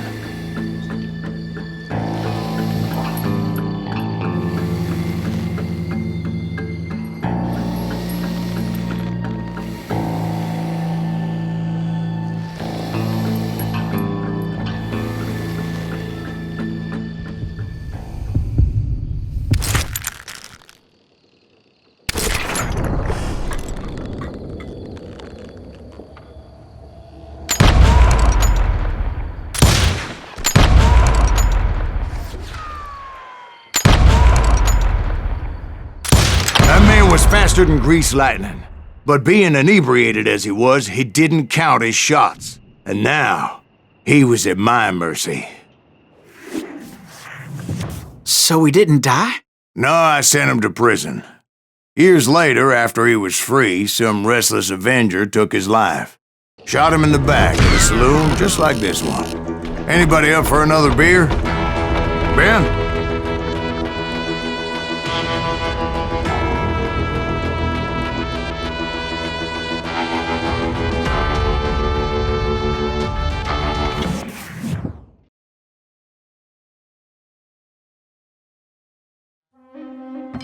Thank you, darling. Yeah, some say revenge is a dish best served cold. So whatever happened to that Bob guy you were after? Personally, I'd like to hear some of your other adventures.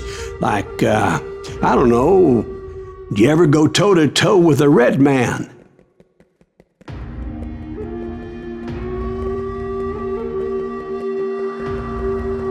Yes, I did, Ben.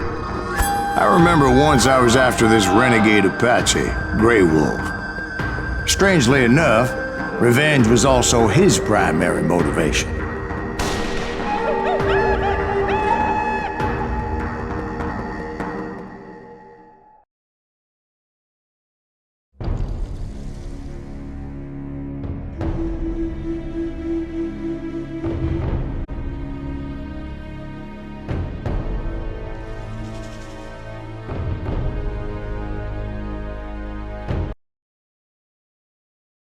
A bounty was put on Grey Wolf's head, and that's how I came to hunt him in the mountains. Mountains so high they tickled the nether regions of heaven.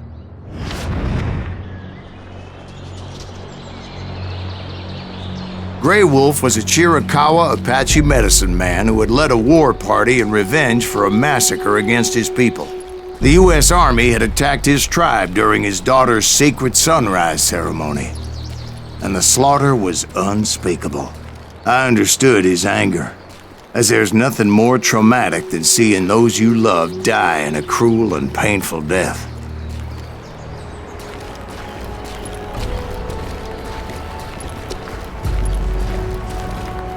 Right from the beginning, I couldn't shake the feeling that Grey Wolf was watching my every move. He led a band of young Apache warriors who wanted retribution, and were more than willing to die for him.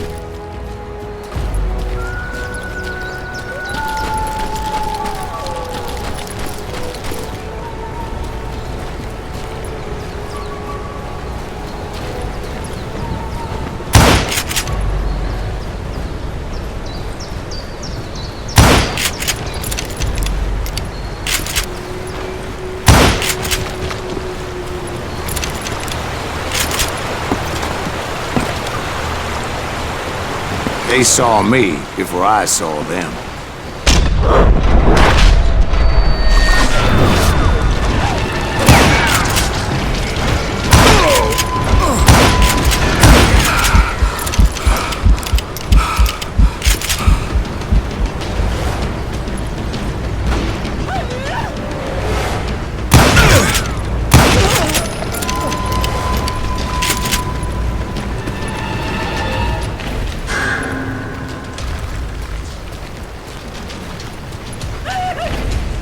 It crossed my mind that maybe this wasn't such a good idea. But now that the shooting has started, there was no backing down.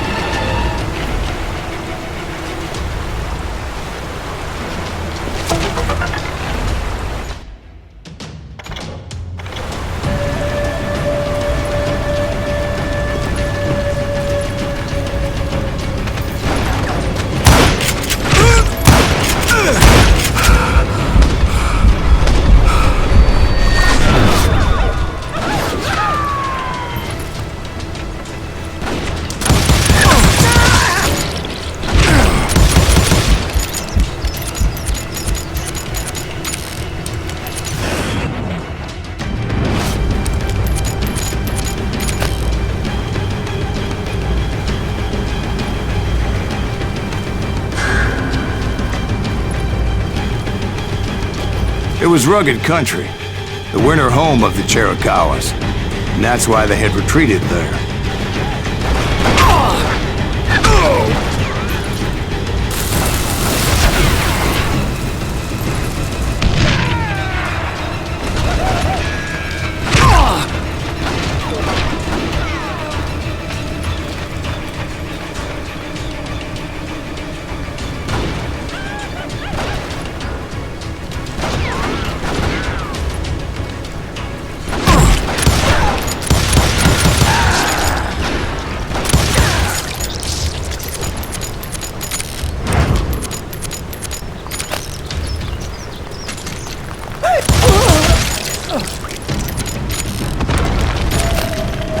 I admit to having some regrets about going after them the way I did.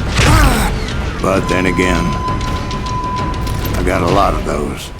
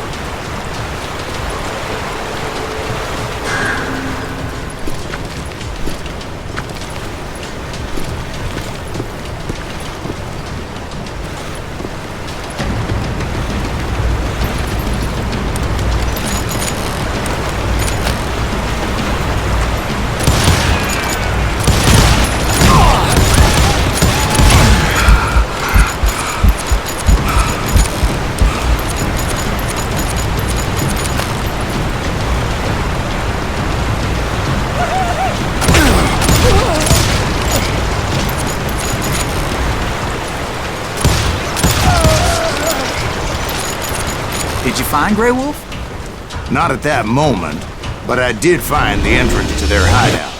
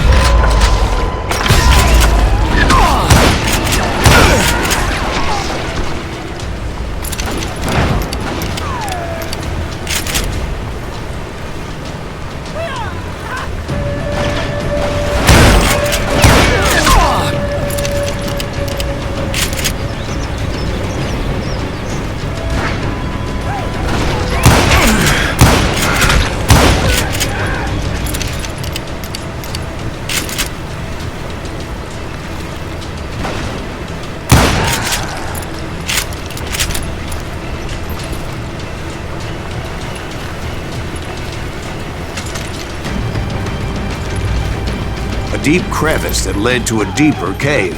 Don't tell me you went in there. Yeah, but it's not out of bravery so much as pure, angry cussedness.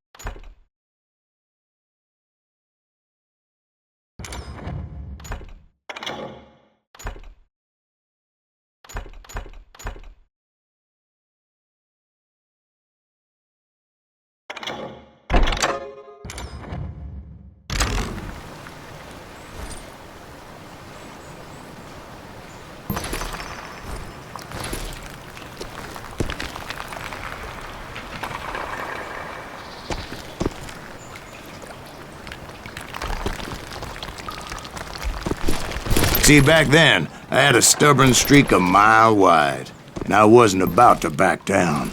So it was like pitch black in there? Actually, it was pretty well lit, as they had torches on the walls.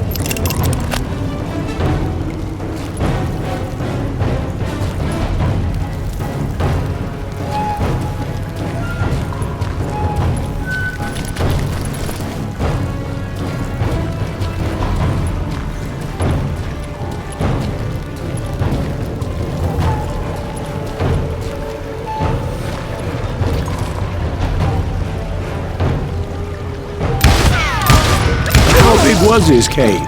Big as hell, pal. Chiricahua had hid out there during the Indian Wars.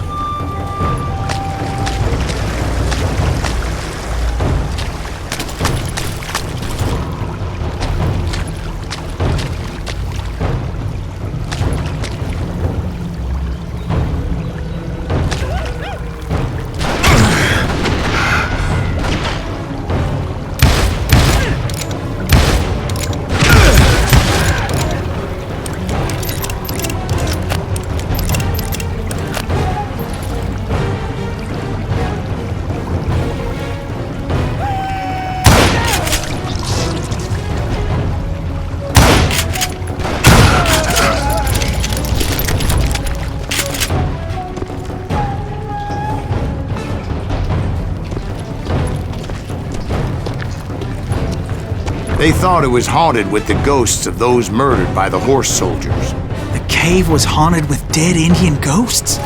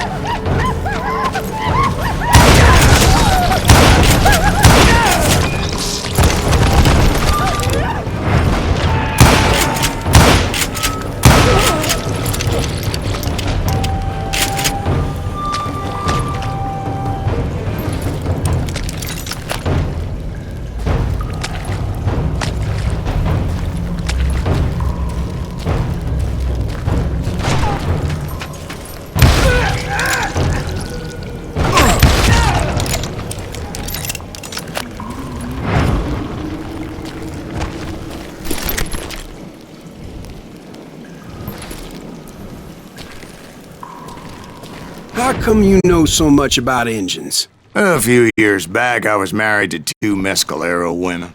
At the same time? Yeah, they were sisters. Polygyny is traditional among the Mescalero. So what happened? Oh, I had to get out of there. Those girls never shut up. Both of them nagging at me all the time. Drove me half crazy. Haven't seen them since. No, I mean, what happened with Grey Wolf? Oh, well, I pursued him into the Cave of Death.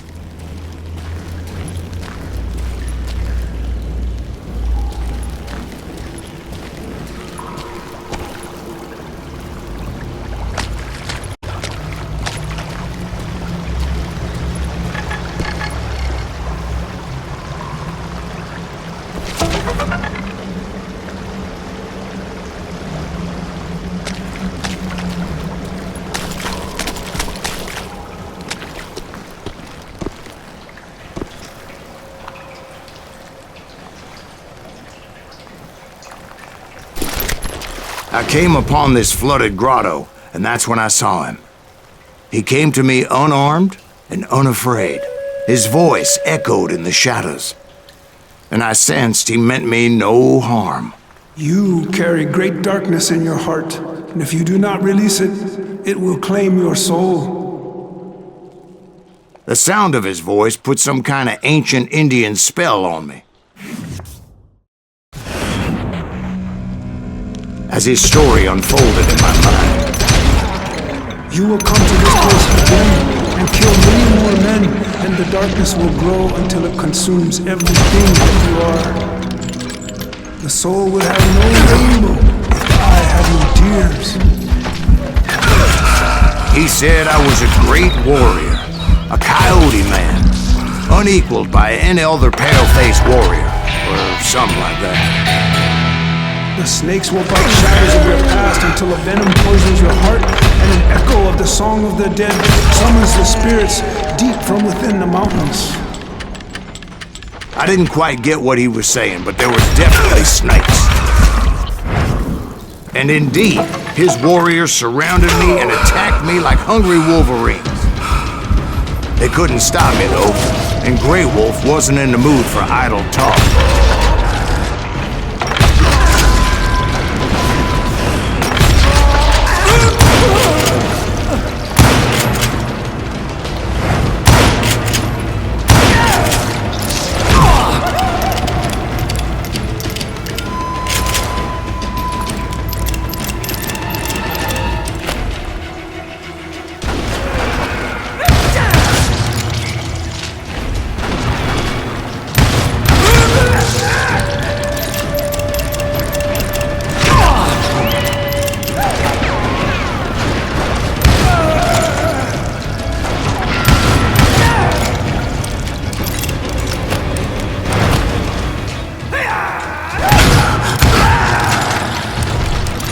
I swear I couldn't see any way out of this trap.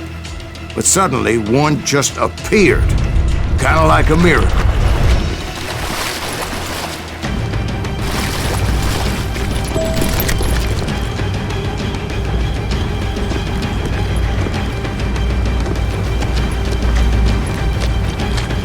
I felt like I would be lost in that damn cave forever.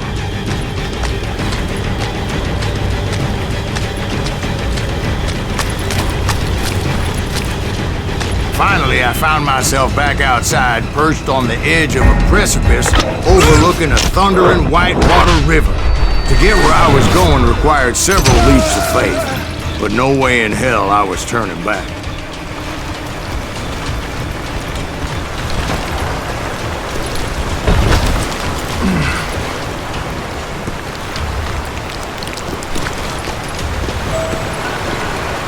I chased after him, determined to make him explain the meaning of all that mumbo-jumbo.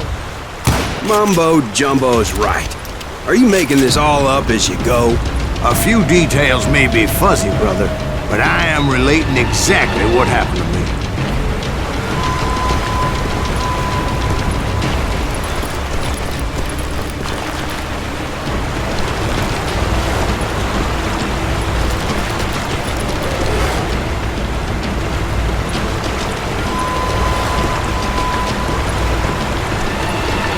There were dozens of Apache warriors aiming at me from on high. Dozens? Well, maybe not dozens, but there was a lot of them. At least 3 or 4. Well, more than that, little lady.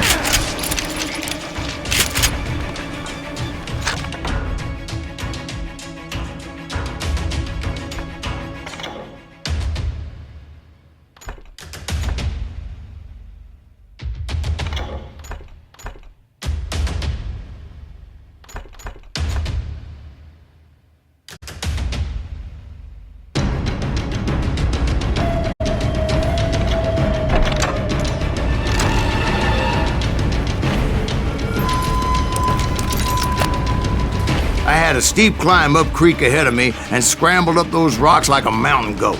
I was determined to locate Grey Wolf and find out exactly what the hell he was trying to tell me.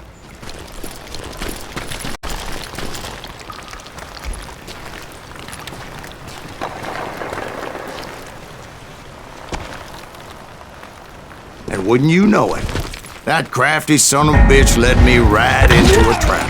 What kind of trap? Well, son, there had to be at least 100 Apaches surrounding us. 100? God be my witness. Oh, come on. Who are you kidding? Hey, I believe you. Come on, tell us how it ended. All right, but I'm not gonna drag this out. Where were we? You were surrounded by 100 Apache warriors. Well, I didn't take the time to count them exactly, but there were a lot of them.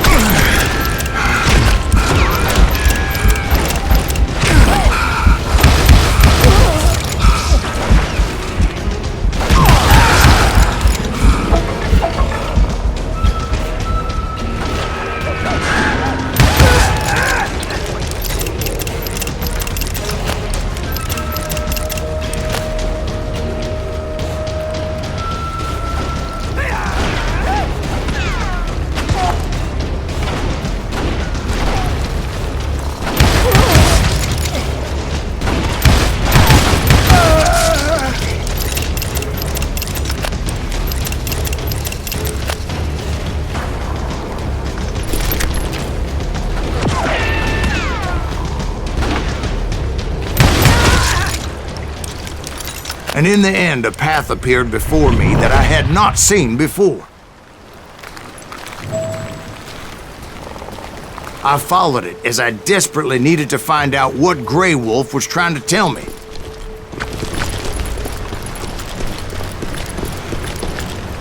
But it was like that son-of-a-bitch disappeared into thin air.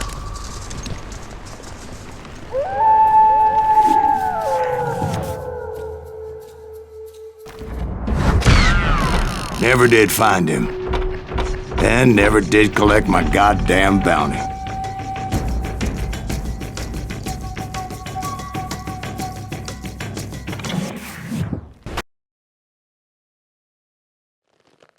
Thank you, darling. It's interesting how the truth can sometimes seem, might malleable, depending upon your point of view. Like how those dime novels make you out to be something you're not? Jack, don't be starting trouble.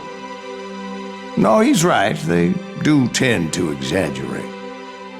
Did they exaggerate your part in taking down the Daltons? Well, I was there in the flesh, boy, so I saw what happened firsthand.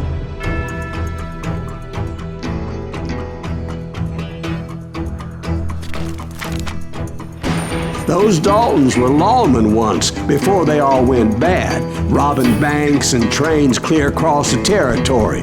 Until Coffeeville, of course. I was one of the citizens who took up arms that day. Fighting on the side of right? I did my best, sir. We all did.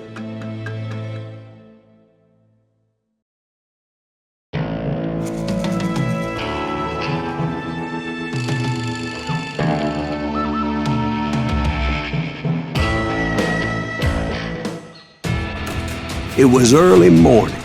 One of my friends was a local gunsmith, and he handed out firearms to anybody who'd take one.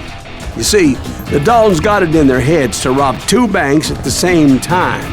2 banks on the same damn street.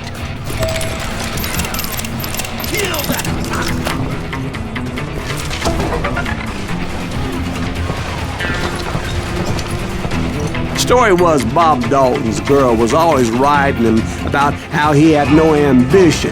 Oh, you're nobody next to Jesse James, she'd say. Finally, the bastard took his brothers to Coffeeville just to shut her up. Right. It's always the woman's fault.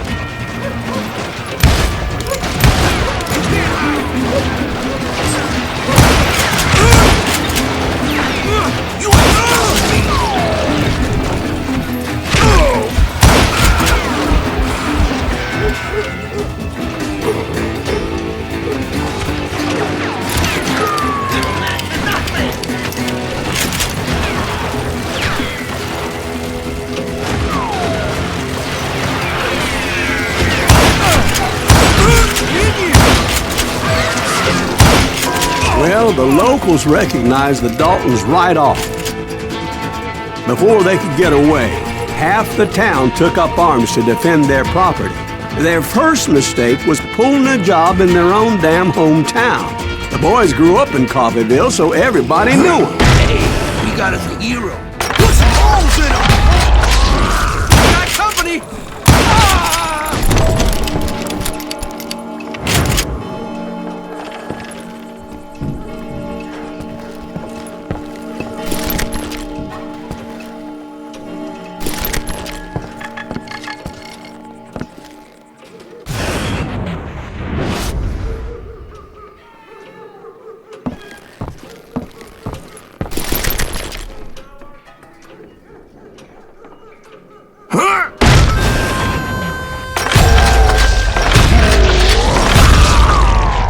The brothers paid dearly for their stupidity, but everybody knows they had it coming. There's more to it than that. I read all about that day, so I know for a fact that it went down very differently. First of all, it was high noon. A posse of U.S. deputy marshals were on the rooftop across the street. Get ready, boys. They're gonna make a move. The lawmen had been tracking the Daltons for months, and now they finally had them dead to rights. Among them was a bounty hunter feared by many a lawbreaker. This man had no intention of letting the Daltons slip away. The marshals tried to get the Daltons to surrender, They'll give up eventually. We just gotta wait for something. This bounty hunter knew that the brothers were far too proud to ever lay down their guns.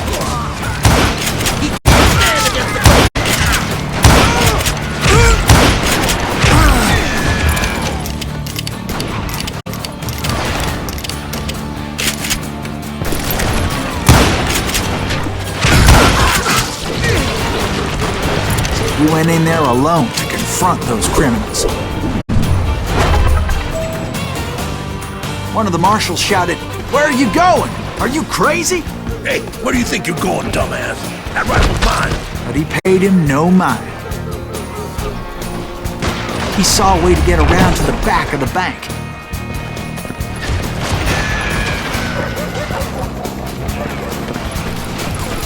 Then he figured out how to hit the Daltons from a direction they weren't expecting.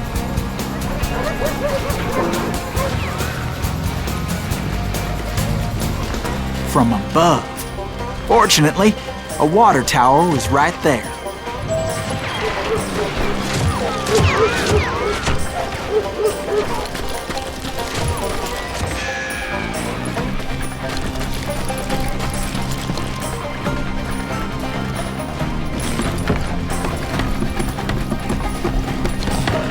A moment later, he was climbing up a steep ladder, laughing at danger as he did.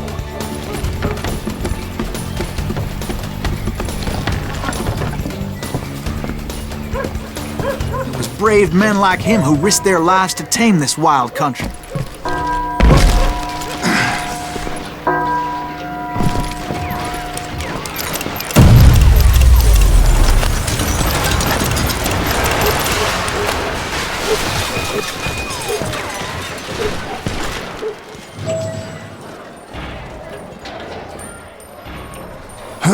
We've got company!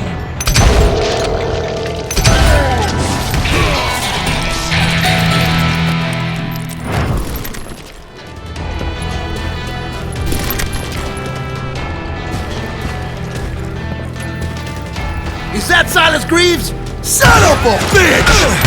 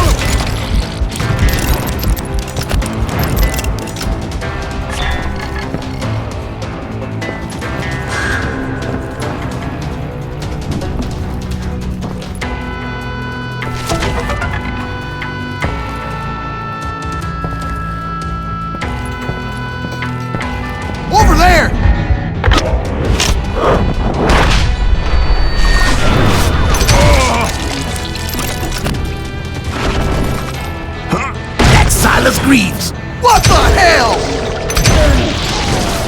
You'll die for this, you hear me?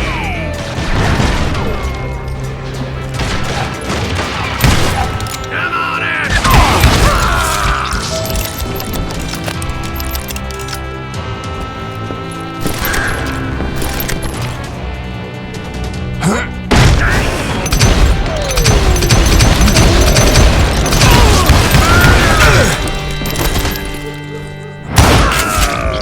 His name was Silas Greaves, and when the dust finally settled, he was the last man standing. Sorry, kid, but that just wasn't the way it happened.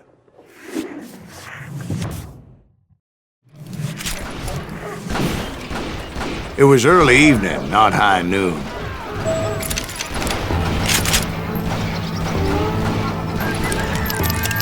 I was late to the party and Coffeyville was already up in arms.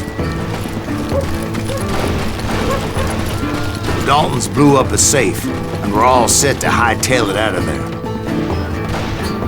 Those pathetic deputies surrounding the bank were dropping like flies.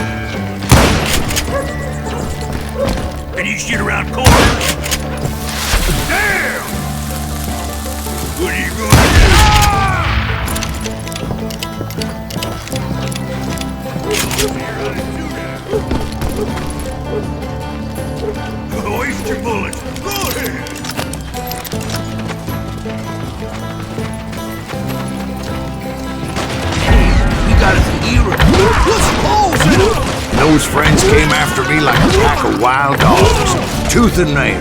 They were coming at me from all directions.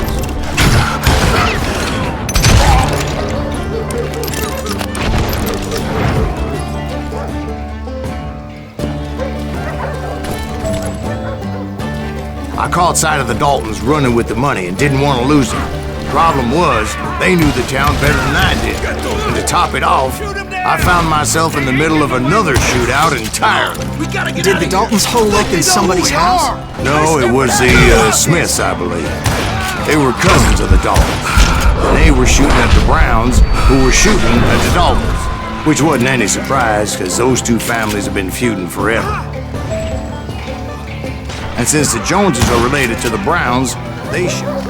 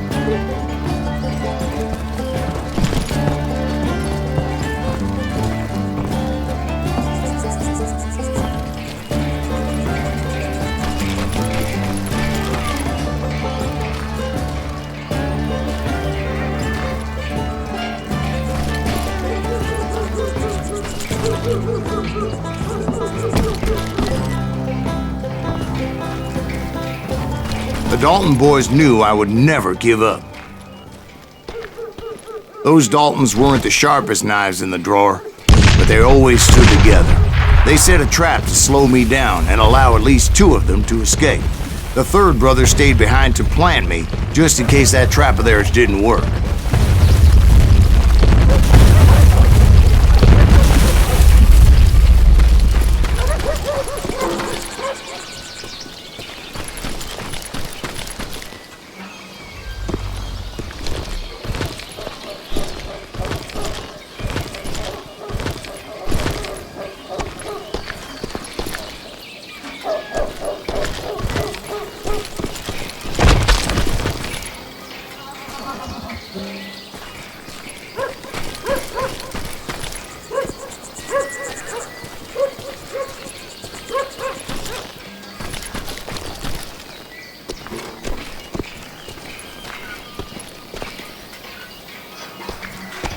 It was Emmett, the youngest, and he decided to stand his ground and face me down. I ain't afraid of you, Silas Greaves. This is where it ends for you. He was determined to protect his brothers. And I understood how he felt. Taking me on all by his lonesome wasn't exactly a recipe for a long life.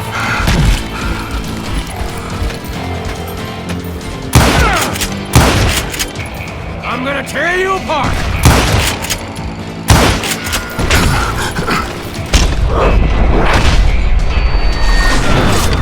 Almost!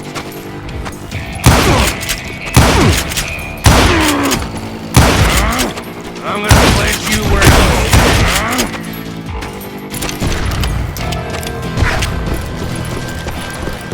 you ain't getting by me, Greaves.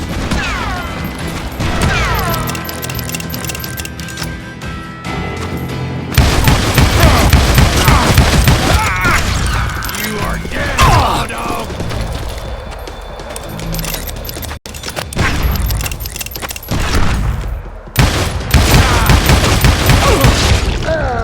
But Emmett Dalton survived the robbery in Coffeyville. He's the only Dalton who did. They say he was shot 23 times. Well, Dwight, who do you think put all those damn holes in him?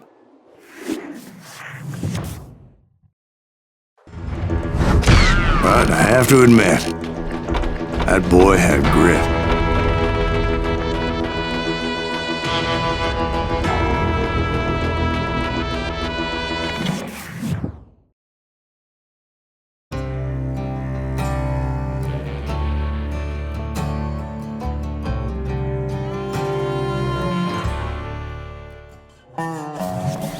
We'll get those suckers! It took me a couple of days to track the Daltons down.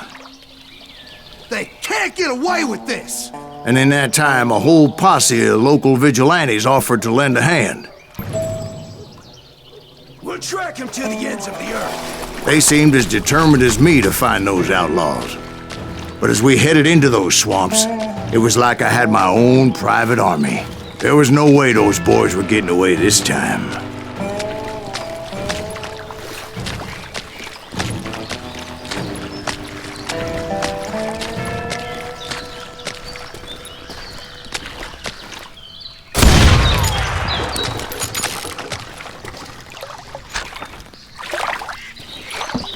It was early fall, right?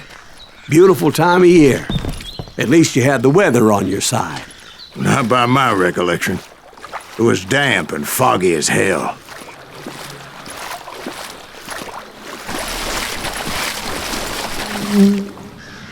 It was tough to stay on a true course, so we kept an eye out for landmarks.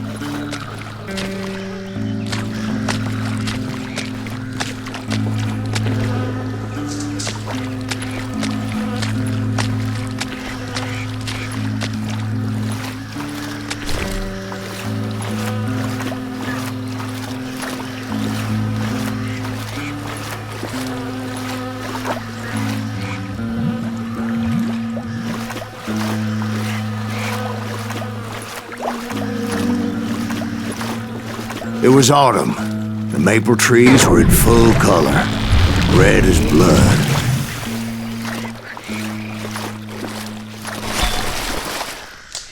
The rains that year were torrential, so the whole area was flooded. The vigilantes had spread out wide, and pretty soon I couldn't see anybody.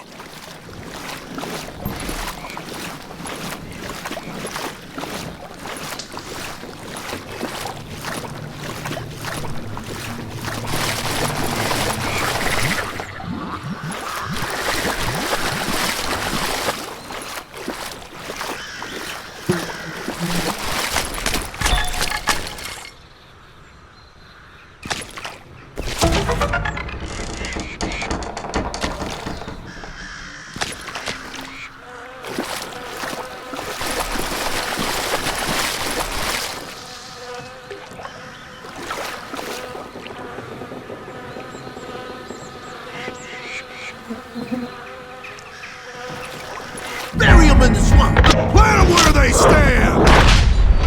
Except for some bitches ahead of me wanted to do me harm, so I had to face them alone. I wondered why my compatriots didn't come running when they heard the shots.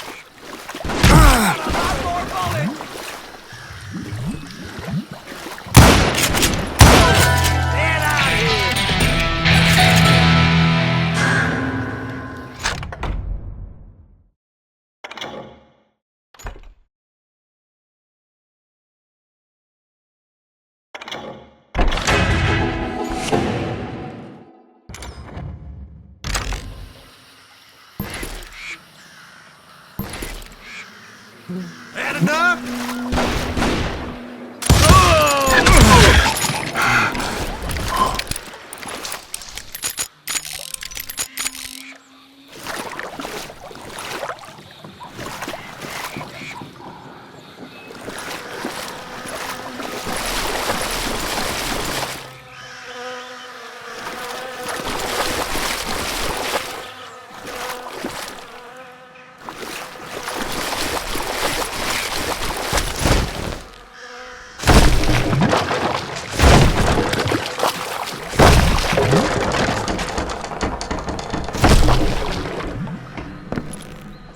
So did you find the Daltons?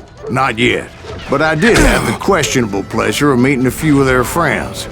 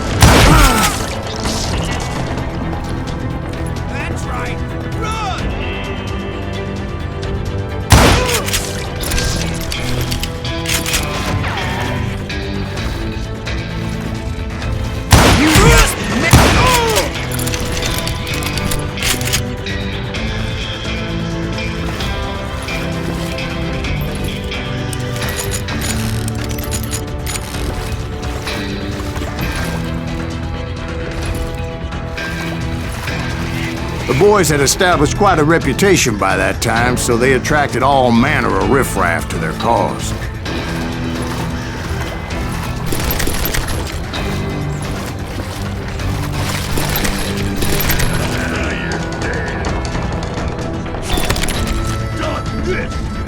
Put a bullet in me.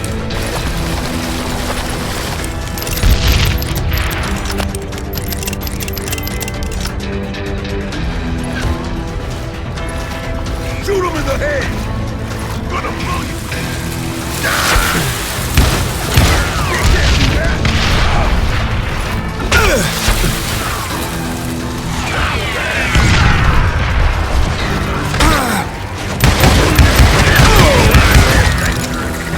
Death is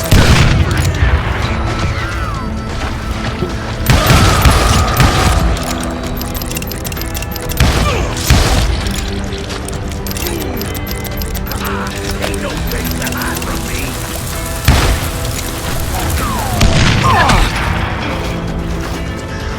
Just kill him for Christ's sake!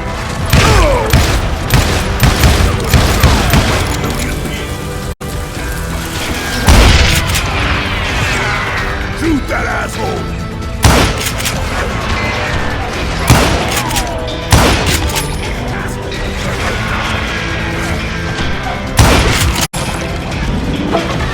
Bring it on!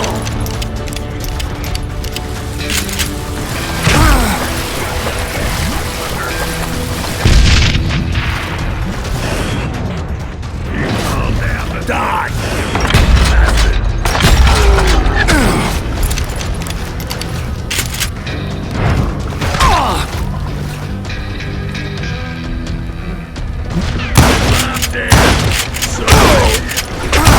Still standing.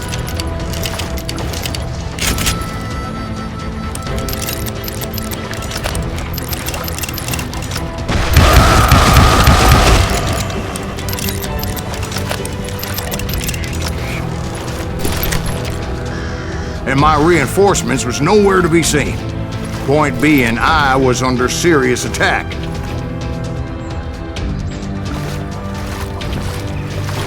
Somebody kill that sumbitch!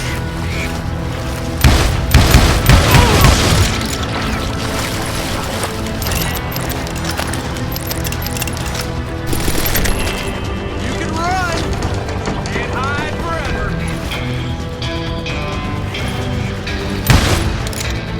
Kill him!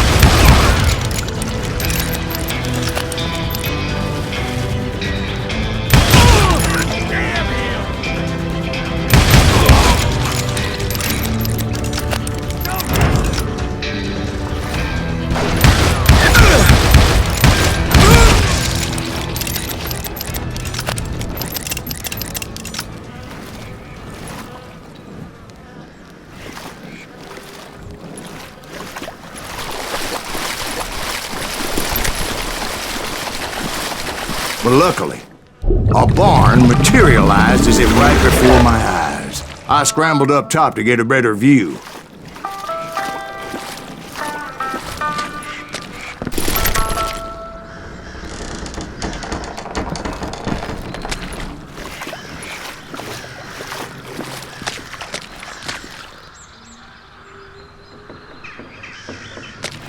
But just ended up falling inside. So, how did you get out?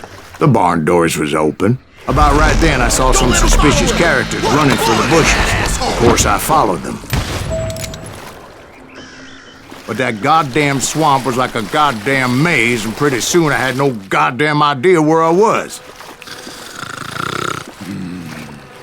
Steve? So I just started walking, and pretty soon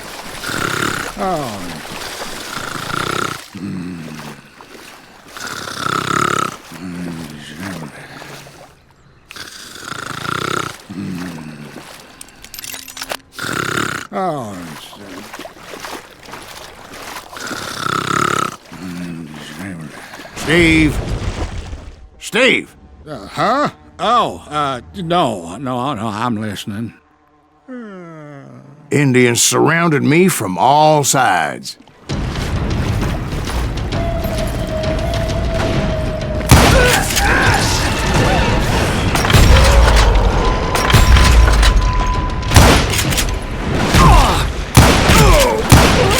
Indians? They were Indians? No. I just wanted to make sure Steve was paying attention. Now, where was I? You were following the Daltons through a swamp? That's right. See, Steve? Dwight's paying attention. No, I'm listening. I was just resting my eyes. So, where was I? The Daltons. Right. See, there's a reason so many outlaw gangs are made up of brothers. Being a brother is a very sacred thing. It's a bond like no other.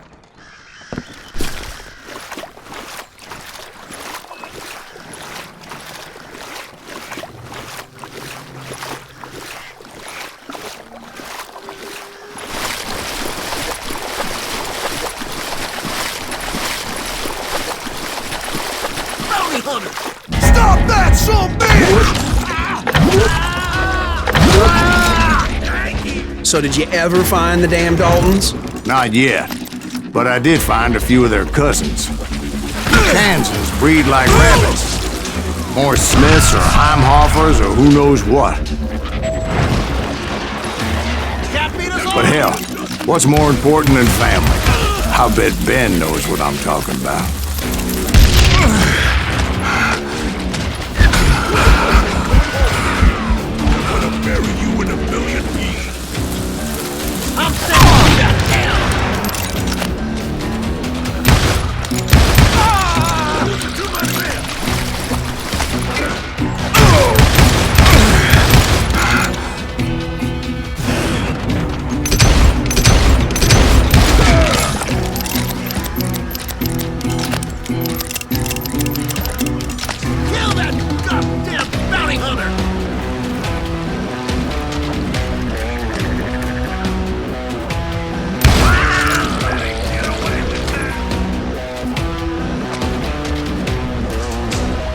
In the swamp.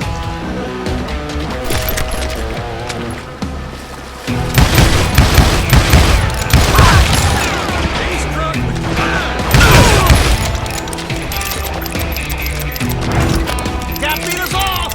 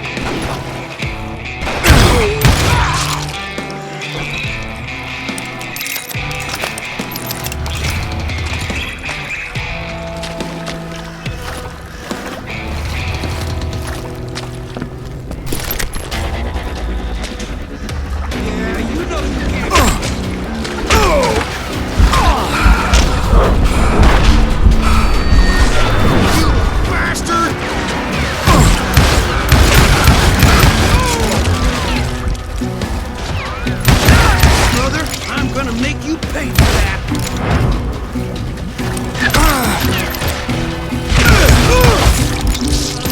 Kill him already!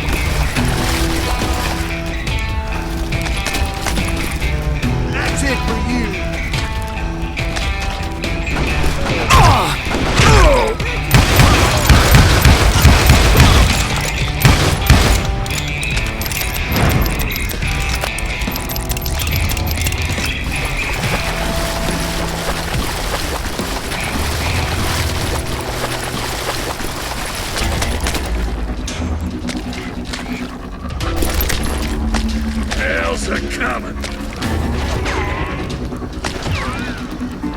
You ready for a belly full of buckshot?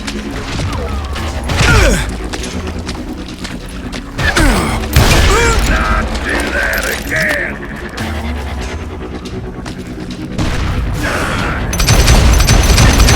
I knew those Dalton boys were out there somewhere, standing together against anyone who would threaten them.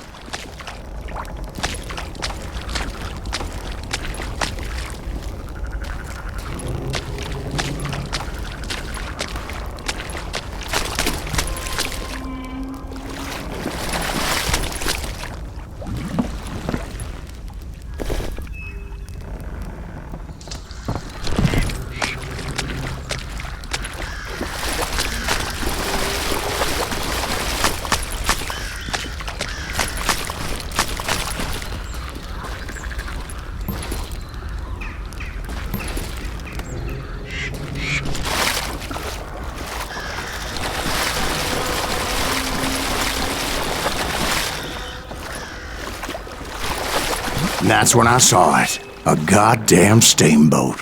A steamboat? In a swamp? Yeah, Steve, but this wasn't much more than a wreck, really. But how'd a damn steamboat end up in the swamps? Yes, it floated off during the flood of '89. Now, was it a stern-wheeler or a side-wheeler? What? Does that really make a difference, Steve? It was a steamboat with a goddamn army on board. It was...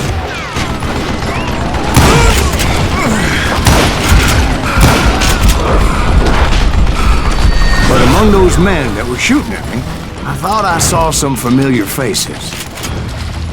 Shit, I gotta reload again!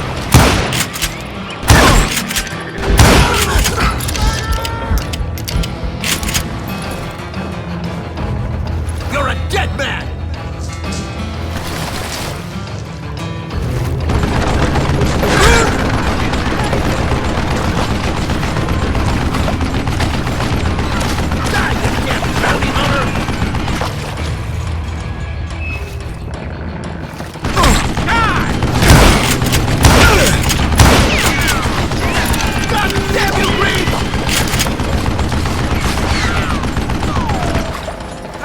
This takes a while.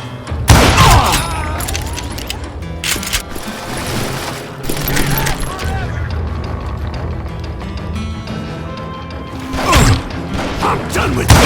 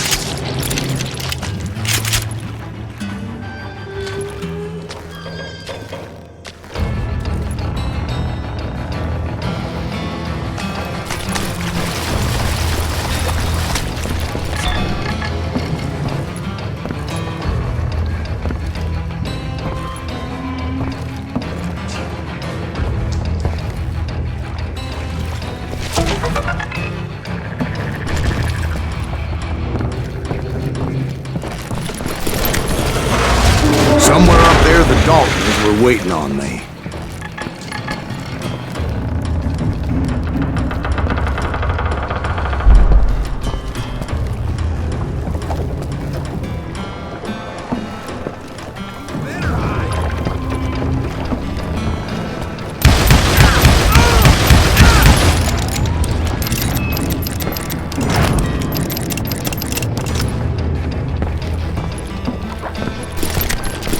Sounds like you don't give up too easy.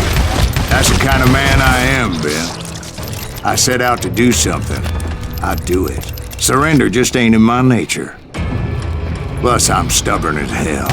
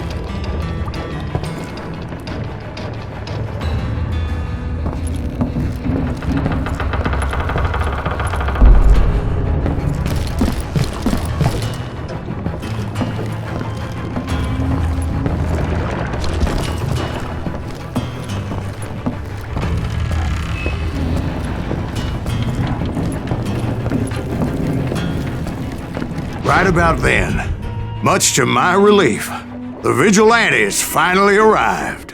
Their leader motioned at a cabin in the middle of the top deck, pointing me directly at the Daltons.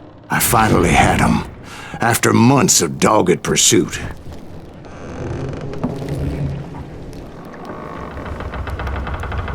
But it turned out that they had me. Take him out! I'm sending you to hell!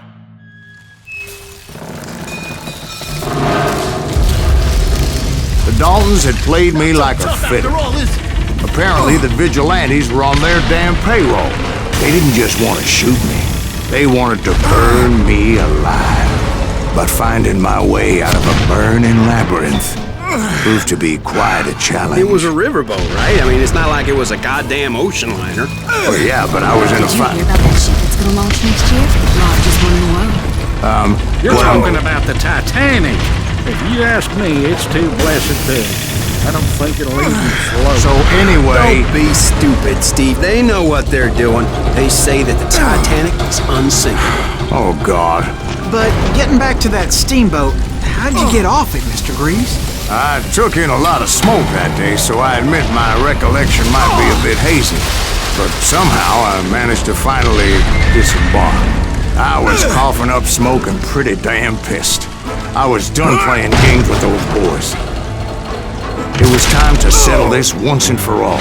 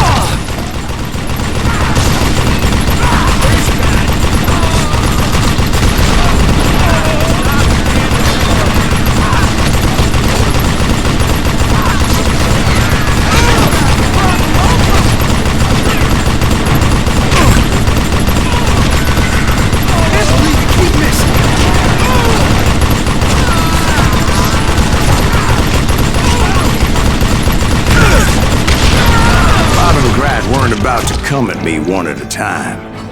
They were in this together.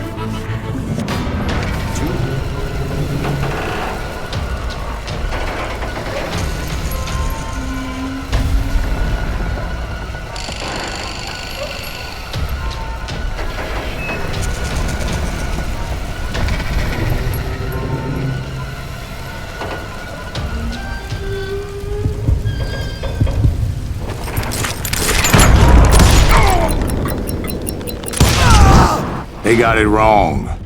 A sad end for those two. If they'd only known that Emmett was still alive despite his wounds. Paroled 14 years later, he moved to California and sold real estate and lived off the legend of that fateful day.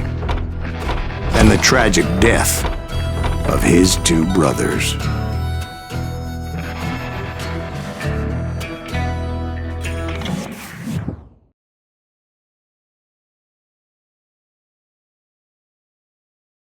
My own brothers died tragically as well, truth be told.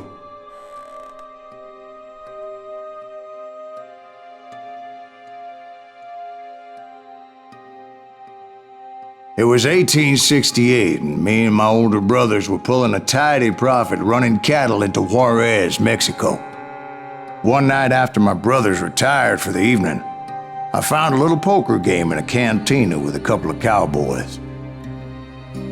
And I just couldn't lose. I even won an old Spanish coin that had to be 100 years old.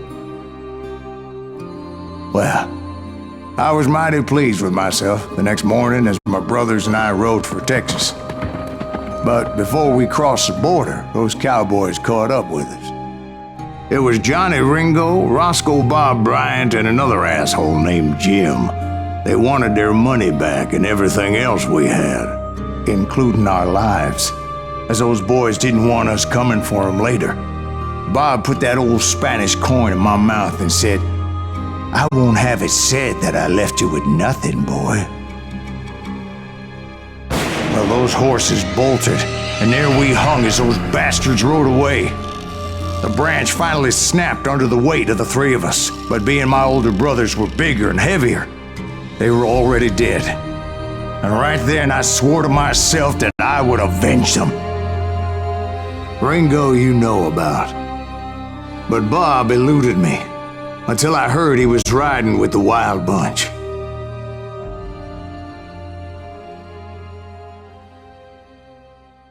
I'd been on their trail for months, ever since they left their hideout in the Bighorn Mountains. Led by Butch Cassidy, they were a loose association of outlaws who robbed banks and trains from Colorado to Montana. Among them was the Sundance Kid, and that murderous hombre I was tracking, Roscoe Bob Bryant. Were you a part of that giant Pinkerton posse after the Wild Bunch? No, boy. A circus like that would have slowed me down. Besides, I wanted Bryant all to myself. I'd heard about a large shipment of gold being transported to Wilcox, Wyoming on the Overland Flyer. I figured the Wild Bunch would likely hit such a treasure, and by God, I figured right.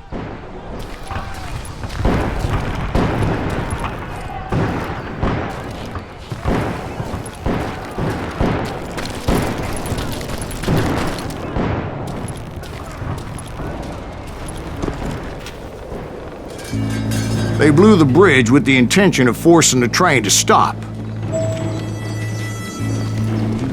Well, I assumed the Wild Bunch was likely in the still intact part of the train high above, so I had no choice but to make my way up through the passenger cars dangling down. I was determined to make that sumbitch Bob pay for what he did to my brothers.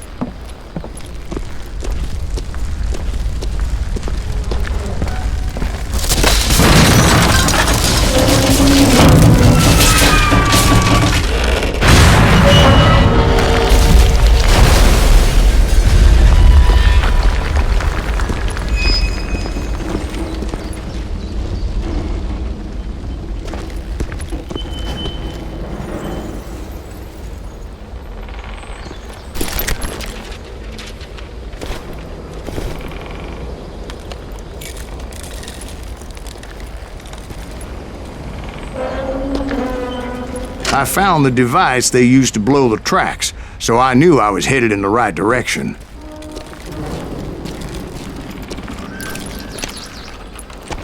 My ears are still ringing from blowing up that bridge. What'd you say? I can't hear a goddamn thing. Well, I made my way off unscathed and came upon a few members of the gang and had no choice but to dispatch them.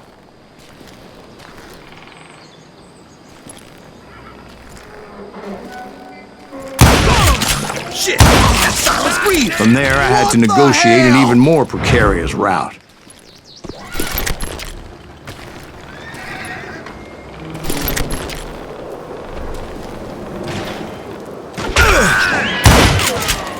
First, I would need to get my ass out of there.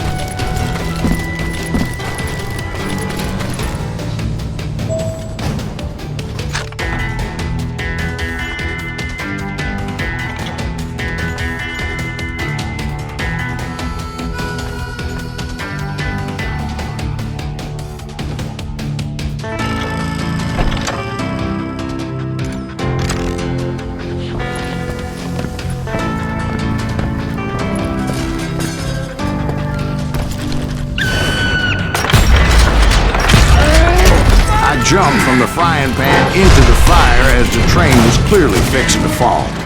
This is it for I had found the gang, but in order to find old Bob, I needed to fight my way forward past a whole passel of desperados.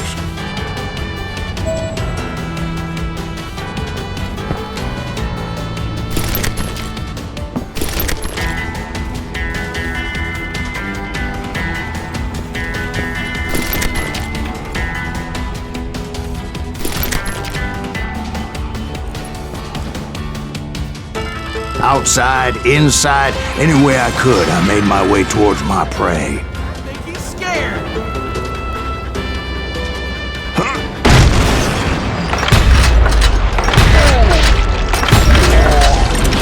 Still alive, you hear me?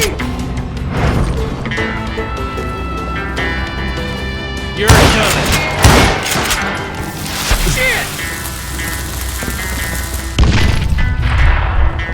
Come out, you yellow bastard!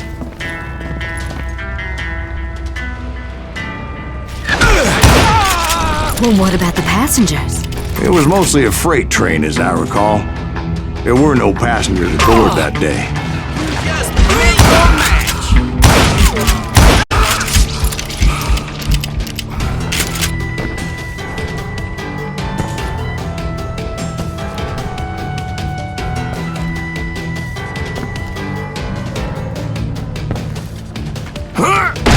Thought you were new!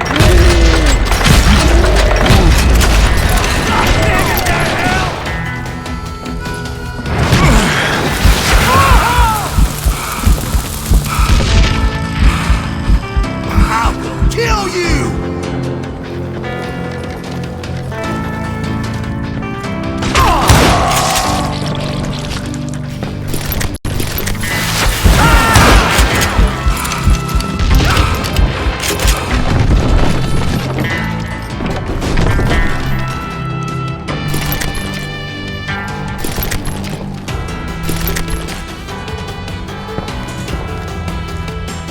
As I mentioned before, I am not fond of heights. But I was too busy dodging bullets to worry about falling to my death.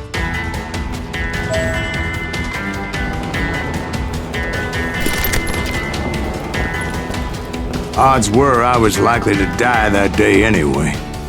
So I was determined to take down as many of those bastards as I could.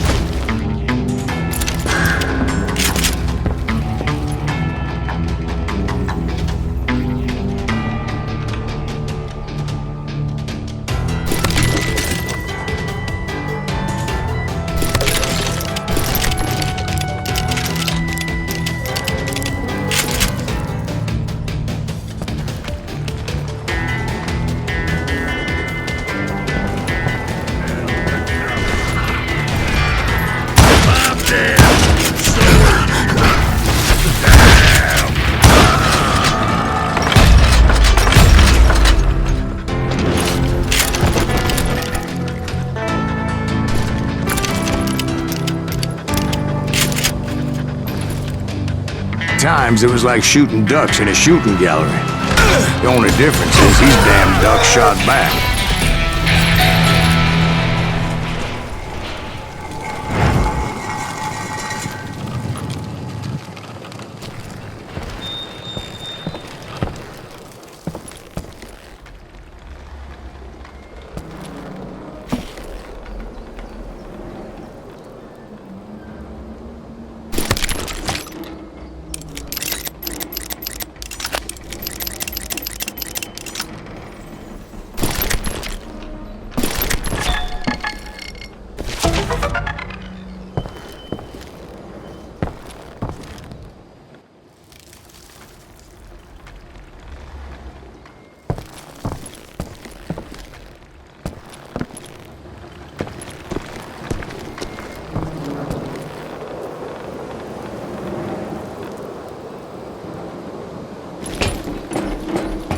I kept hoping the law would show up and give me a hand. You mean like that giant Pinkerton posse that I read about? Did they come riding in, guns a-blazing to help?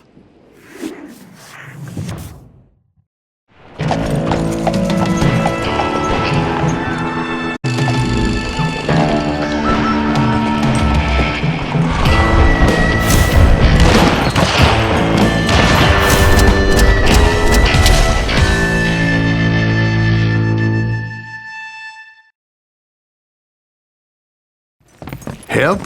From the Pinkertons? No, son. I had to fight the wild bunch all by my lonesome, as usual. Who the hell is that? He's out! Eat that son of a bitch! Retreat! Retreat!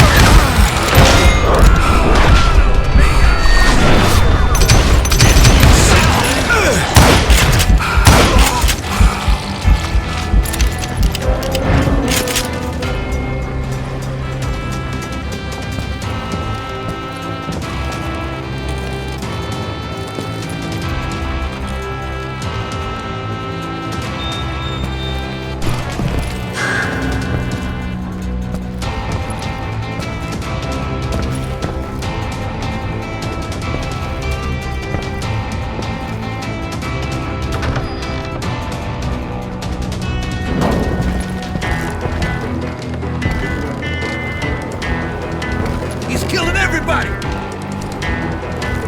He'll kill us all!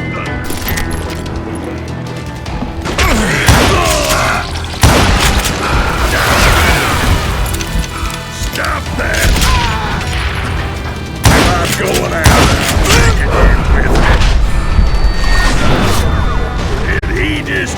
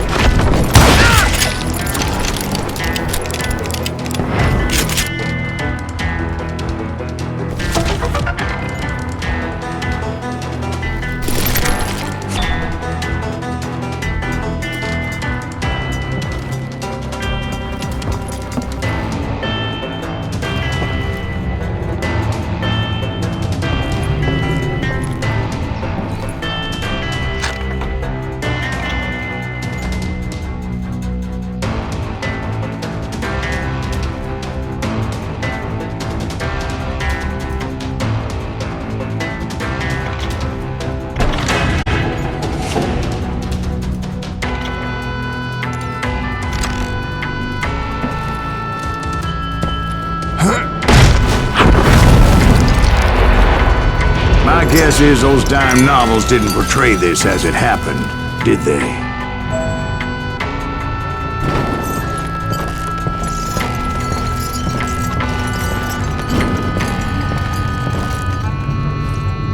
Only a few stragglers were left. I had to cut them down pronto if I was gonna stay on old Bob's trail.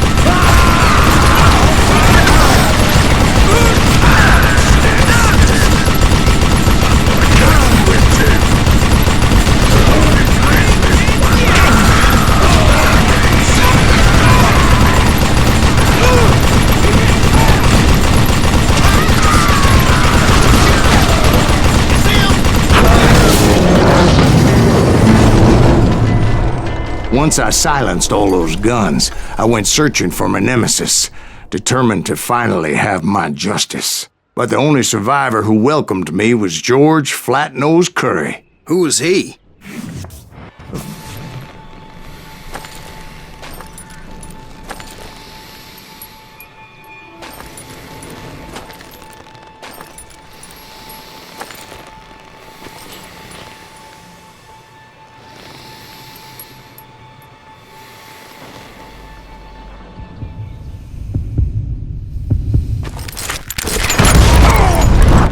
On that very same day, Butch Cassidy and the Sundance Kid decided to leave the Wild Bunch behind and decamped for South America.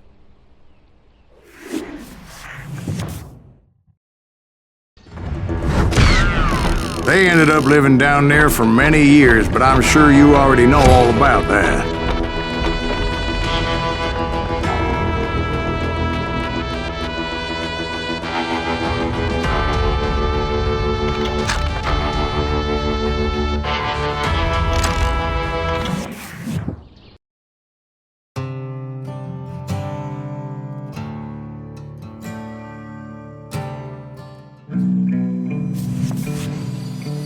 I tried to find Bob Bryant, but it was as if he'd disappeared.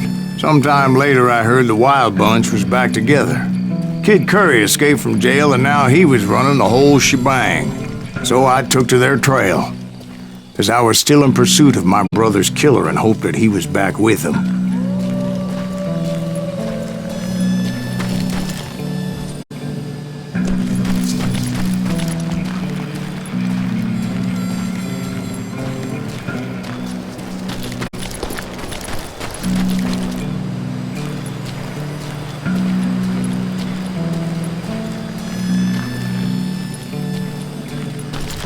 That kid Curry's kinda crazy, ain't he? Don't let him hear you saying that. Anyways, I tracked those boys to a camp right outside Parachute, Colorado.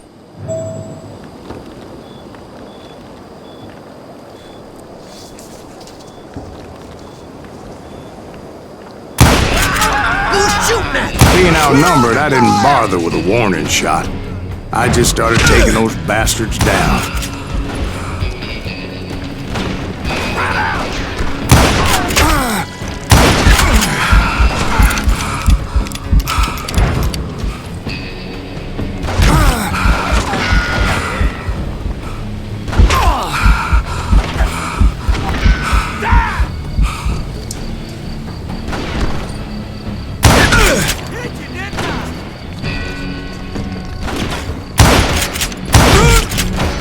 That's it for you.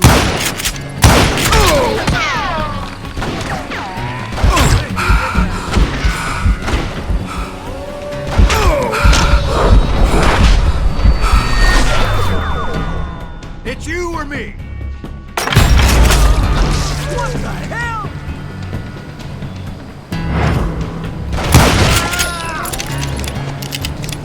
Old Bob wasn't among them, and neither was Kid Curry. I could sense him close by, however, plotting something nasty. I just needed a clue as to their whereabouts.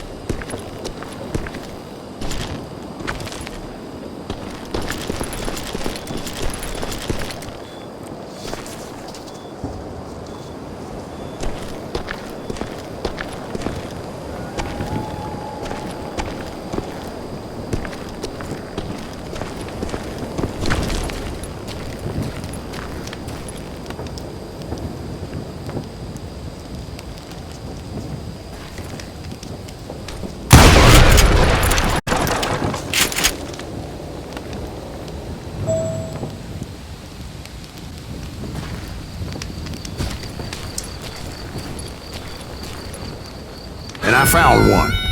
A map with their bold plan clearly marked. This time they were fixing to blow up a train trestle. Property of the Union Pacific.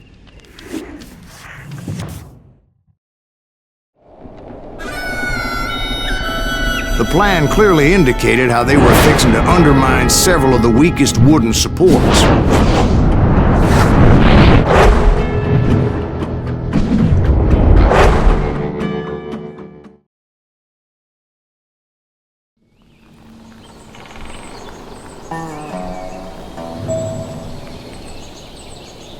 Kid Curry was considered the wildest of the wild bunch. It was said that he fathered 85 bastard children, though some say it was only 5.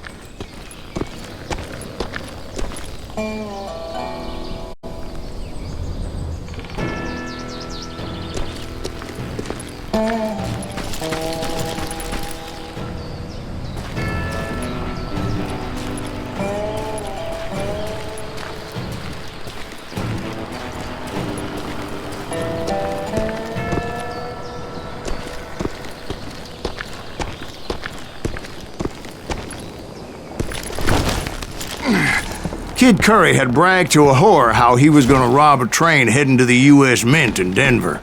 And that whore, Fat Sally, she told me.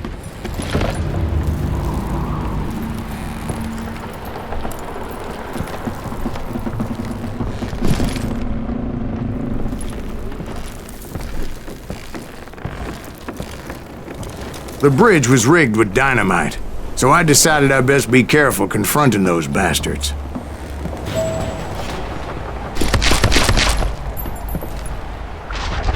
A moment later, I saw a ladder that somehow had escaped my attention.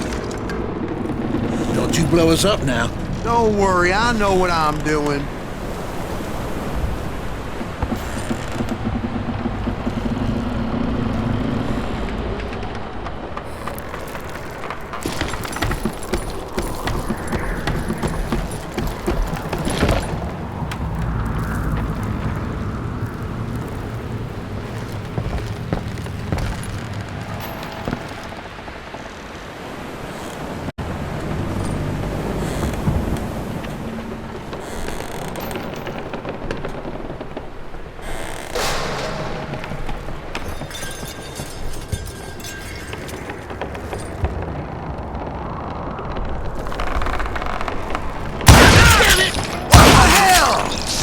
But the Wild Bunch did not take kindly to my presence and attempted to blow my head off.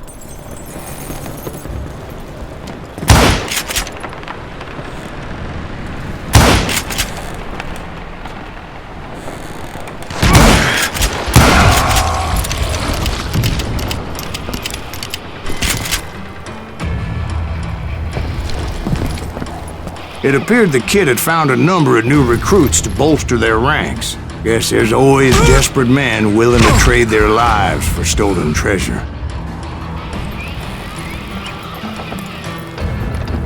Time to die!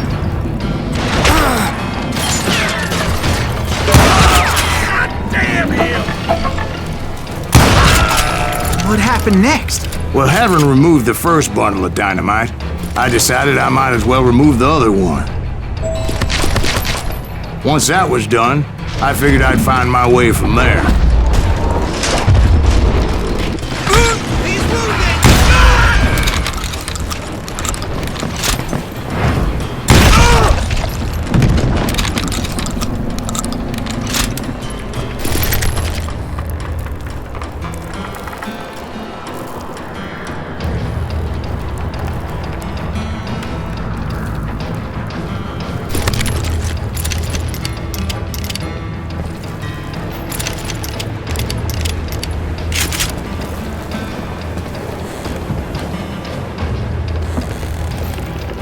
Killing me.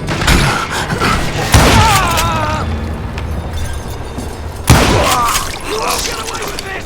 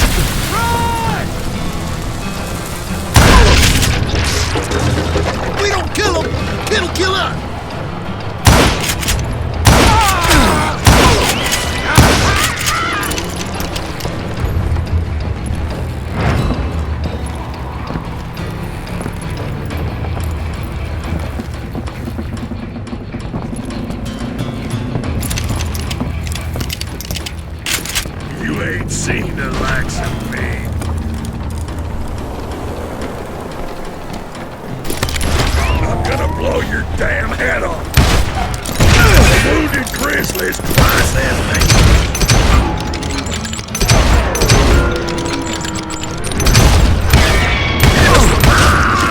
So, what happened then? Had to remove more of that damn dynamite.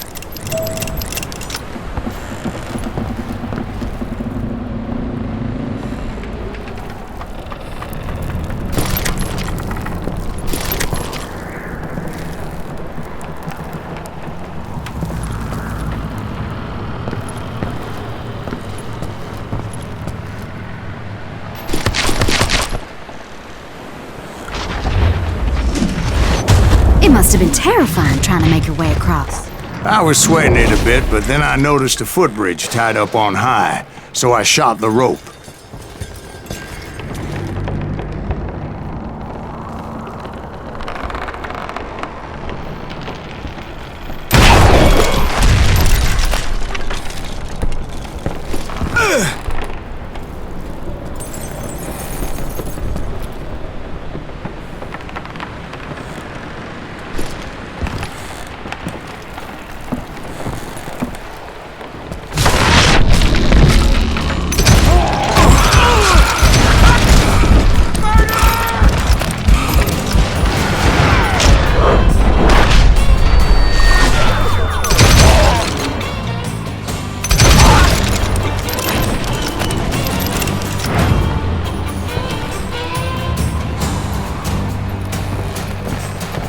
So that was all the dynamite?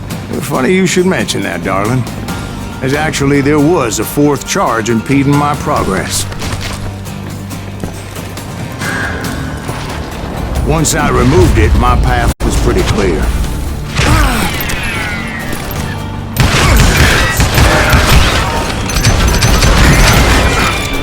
Death is coming for you.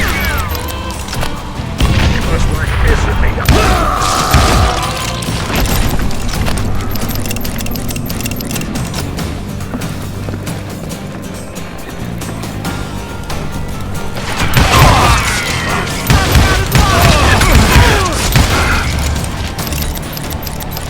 Are you some kind of maniac?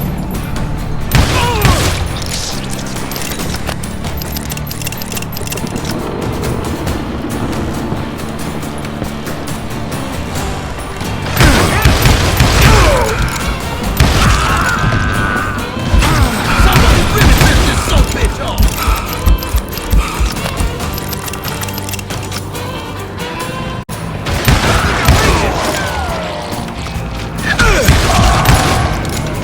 Yes, I just want to die! Had enough? You ain't killing me.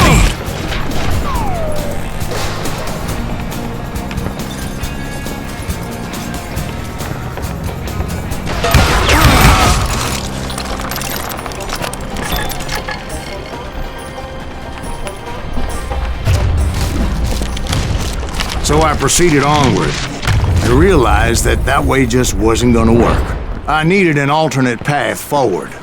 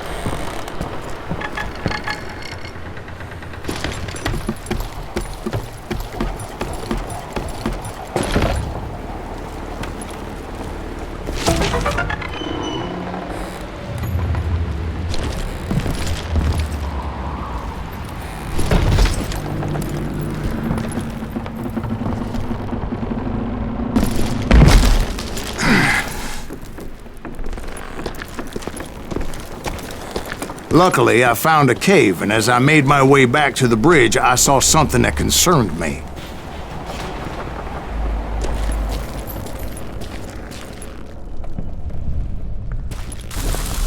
It was a long burning fuse, and it was moving fast as hell. I had to catch it.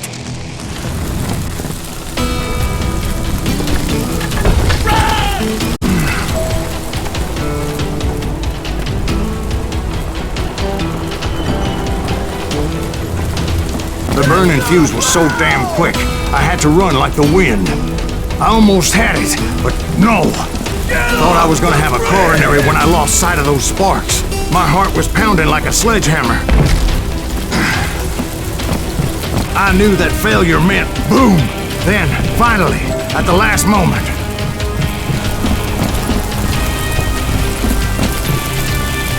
Whew. Of course, I was successful, or clearly I wouldn't be talking to you folks here today.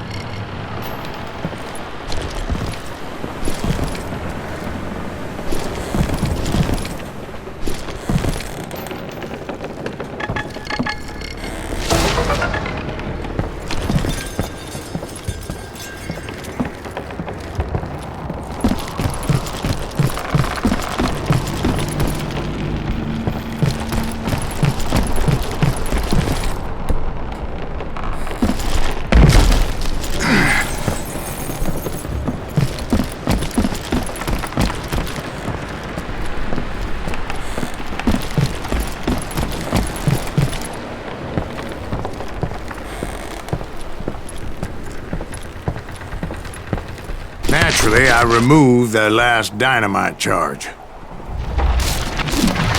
Well, it was a touching reunion.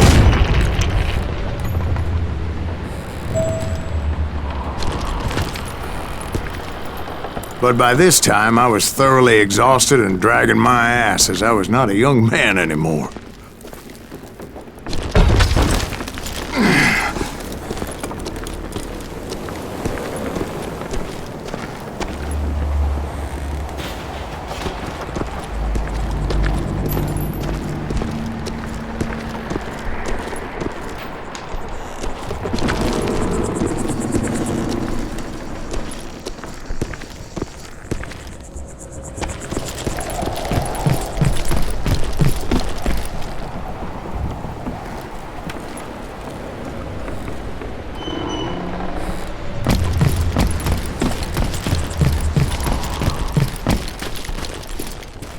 Kill that SOB! Make him bleed! Send him to perdition! Finally, I found those boys. Or more precisely, they found me. These Tracer and Kid Curry asked me! Nuttier than a damn fruitcake! Pick you up!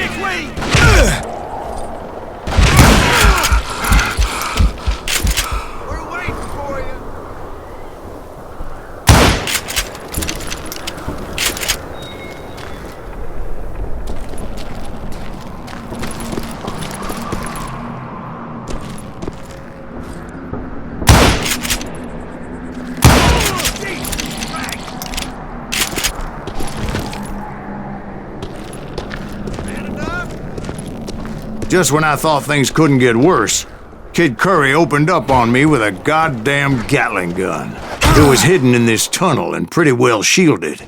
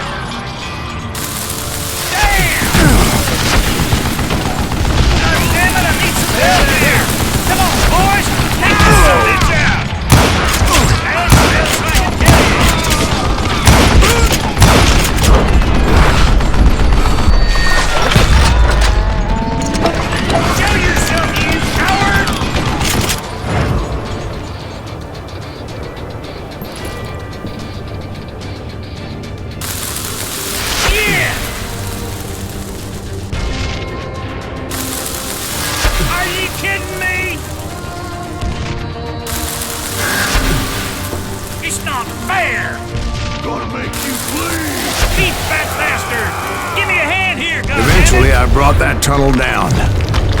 And that's when I met Kid Curry himself. He had decided to stop pussyfooting around and deal with me personally.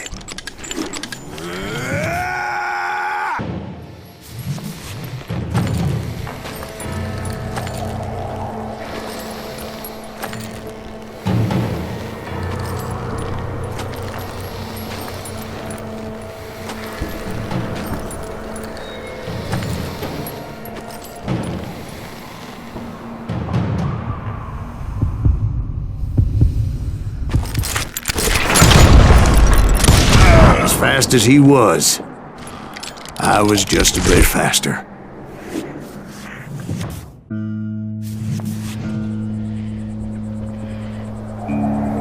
He shouted at me. "Is that what this is about? Bob went with Butch and Sundance to South America. You ain't never finding him."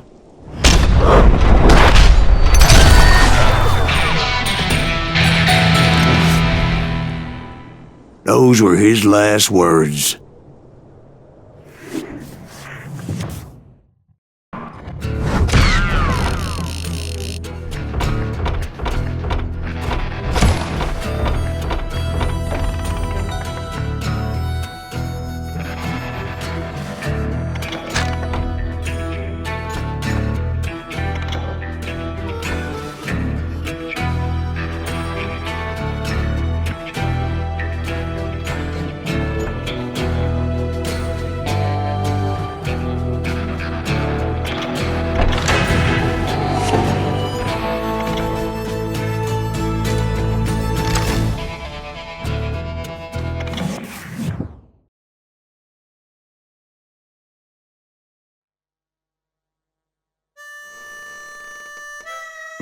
So, Bob Bryant got away?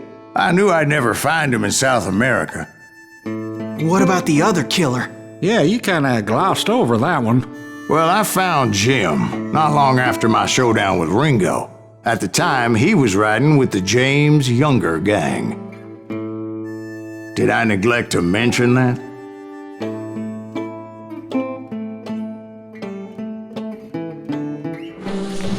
Jesse James? The greatest outlaw who ever lived? Jesse and his kin rode with Quantrill when he raided Lawrence, Kansas, and killed near 200 people, boy. Nothing great about that. And from there, him and his brother went on to rob banks and trains from Kansas to Missouri. Which is why there was such a rich bounty on their heads. 40 grand for both of them, dead or alive. That's one hell of a payday.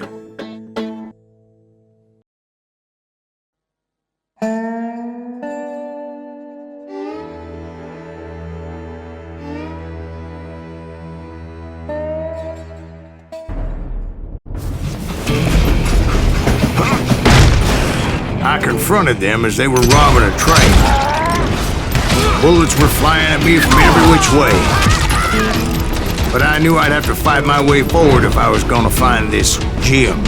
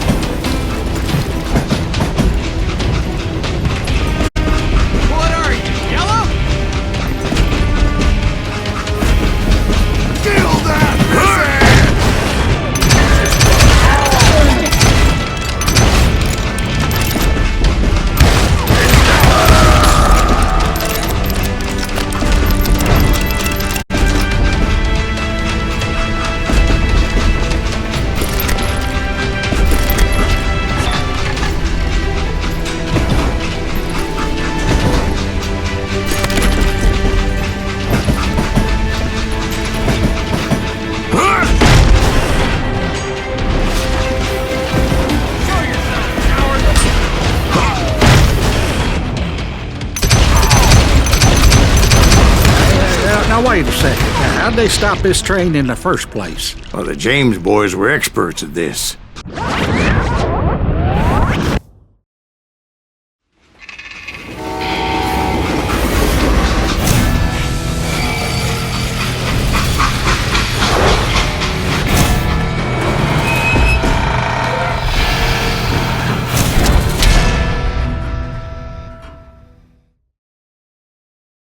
They hopped a freight train, having heard there was a big payroll in the express safe. So, I hopped the same train.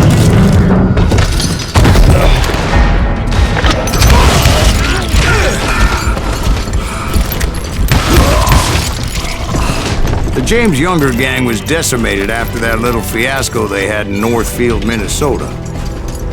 So Jesse needed more men and took on the killer I was after, along with a host of others. I was hoping to find my man and put a bullet in his head.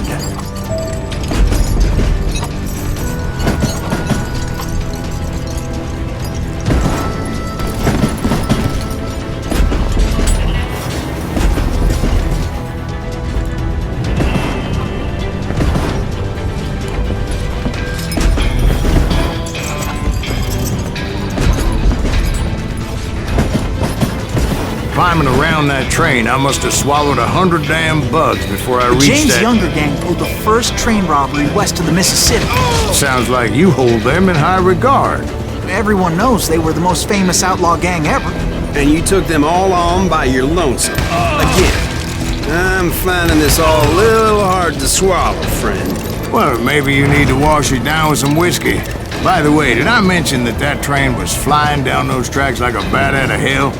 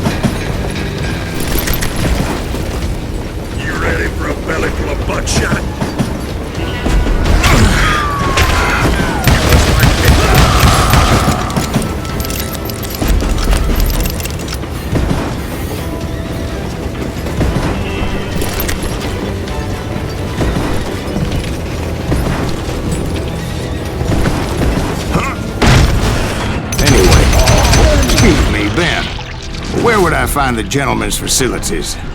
Suddenly I have an urgent need to drain my one-eyed snake. Well, I've had more than a few drinks, and I've been sitting here for quite a spell.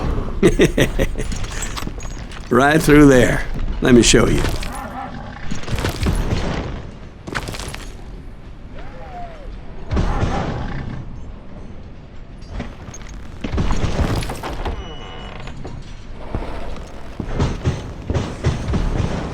I never heard so much malarkey in my life. You think he's bullshitting us? You don't think he's Silas Greaves? I think he's just some old drunk looking for some free liquor.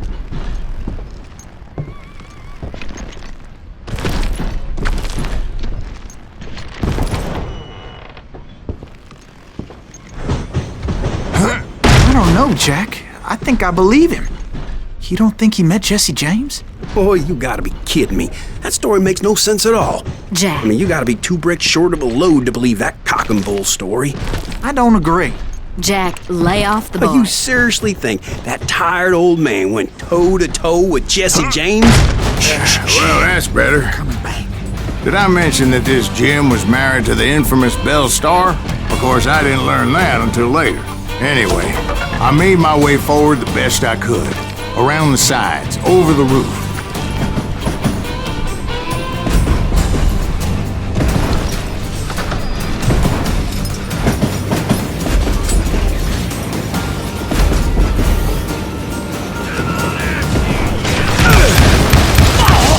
At some point, some sumbitch saw me and shouted out, "It's the damn Pinkertons!" It's a damn Pinkerton! Now, I never worked for that limey cocksucker, but I guess they assumed I was one of his assassins. Those evil bastards firebombed Jesse's mother's house and killed his stepbrother. It was no wonder each and every asshole on that train wanted me dead. Everybody's always mistaking you for somebody else, aren't they? Why is that, I wonder? Don't rightly know, Jack. I'm just telling you how I remember it. I bet you are. You don't want to mess with us!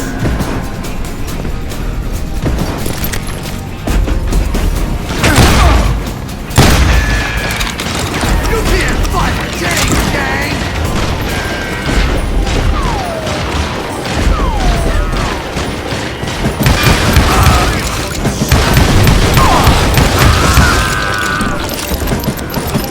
You know who we are?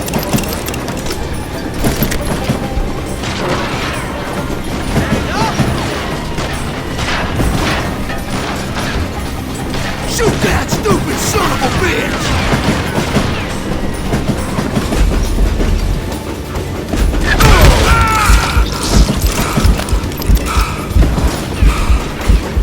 God, you bastard! Had enough?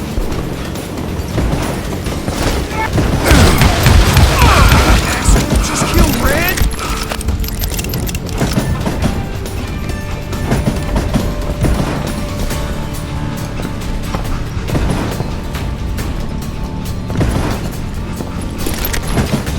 Time to fill you full of lead.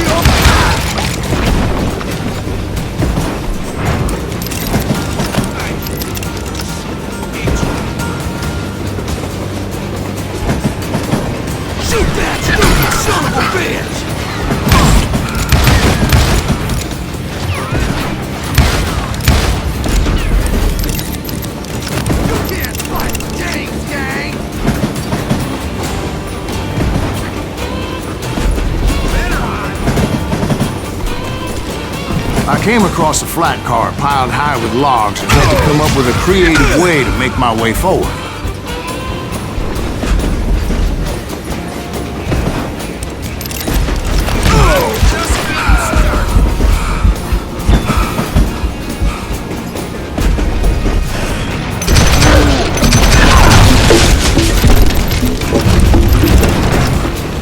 I wondered if I was ever gonna find the front of that train, or the bastard I was after. Jesse hired a damn army after Northfield. Guess he didn't want to be outgunned like that ever again.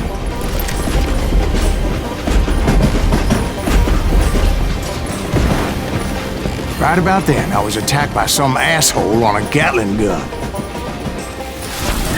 Yeah, seems like you run into a lot of them. Asshole? Gatling guns. Yes, I did. Now, I don't remember how I took it out. It was either a bullet or dynamite. Where would you find dynamite? Does it really matter, Jack? You're messing with the flow of the story here.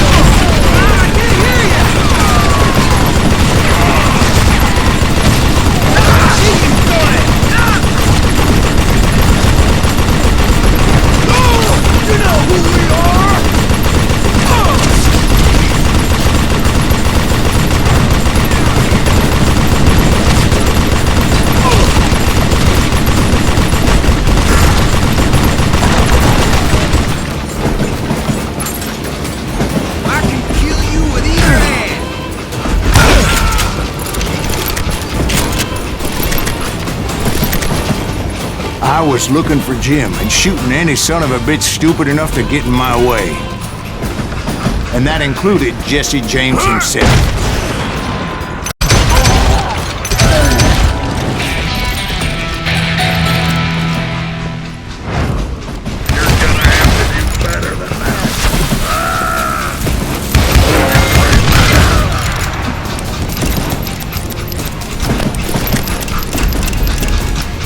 There sure were a lot of men determined to die that day. Yeah, you know you can't beat me.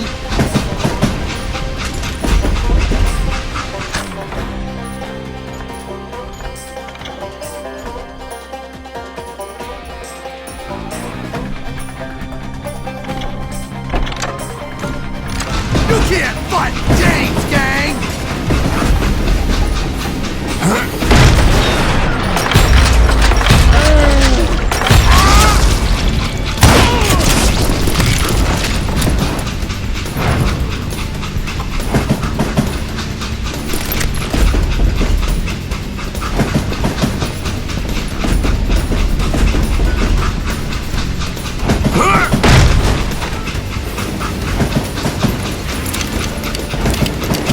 It was then that Jesse detached the express car from the rest of the damn train. I could see Jesse waiting for me, fixing to kill me so he could get away with all that money.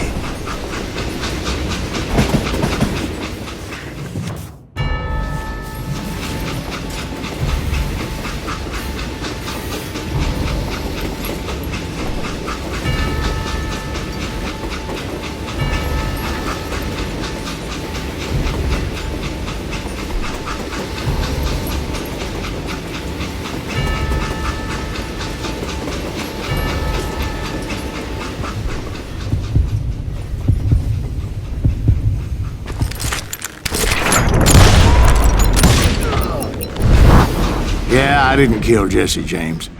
Just wounded him bad enough to convince him to hang up his guns. What about that Jim fella? What happened to him? I figure he was up front with a gun to the engineer's head. That bastard slipped away again. I'll tell you how I got him. But first I need to wet my whistle.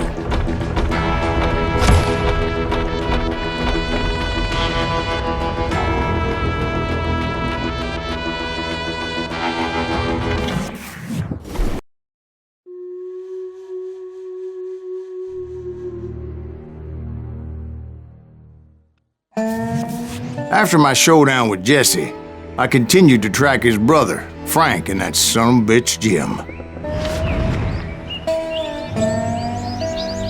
I followed those bastards into the high mountains as they were going to ground. What mountains would that be? Somewhere in the Ozarks, I believe. The perfect place to hide out from the authorities.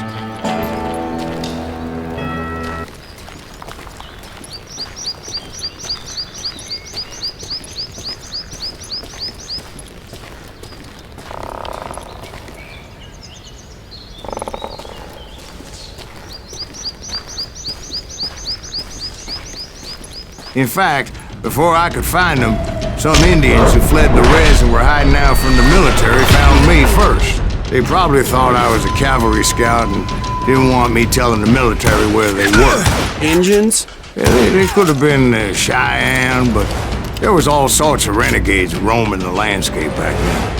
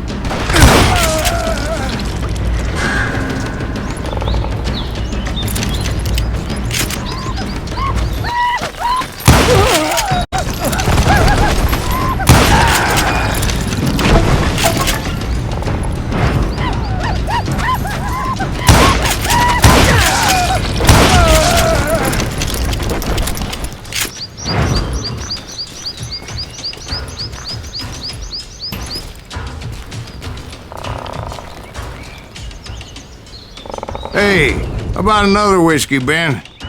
Nothing better to soothe the troubled soul.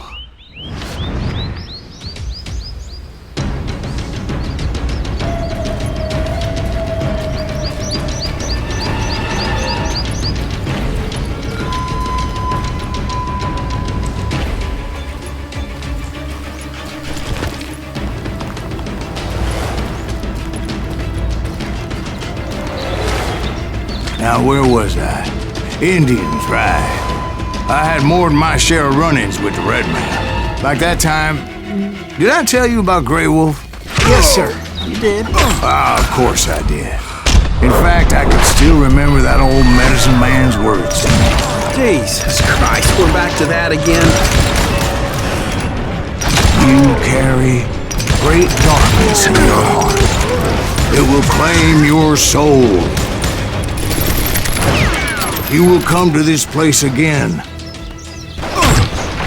and kill many more men.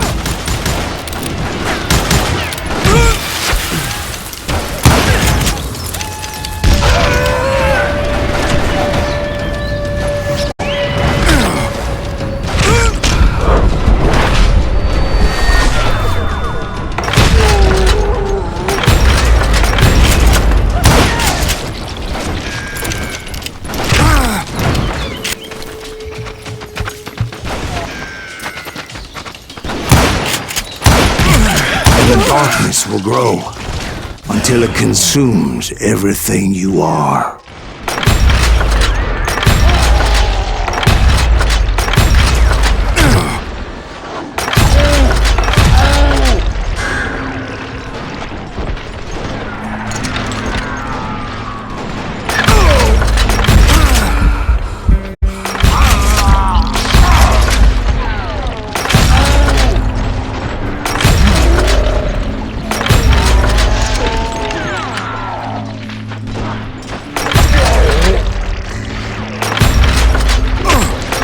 Did you ever find it?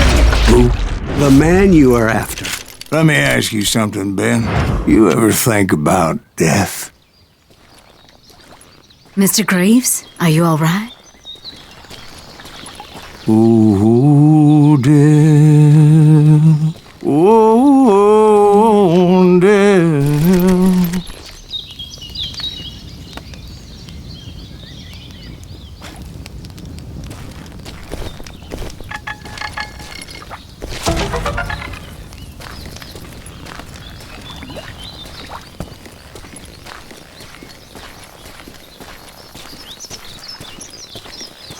Won't you spare me over till another year? What is this that I can't see? With ice cold hands taking hold of me.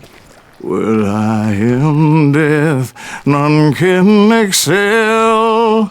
I'll open the door to heaven or hell. Oh, death. Oh, death. Won't you spare me over till another year? Oh, death.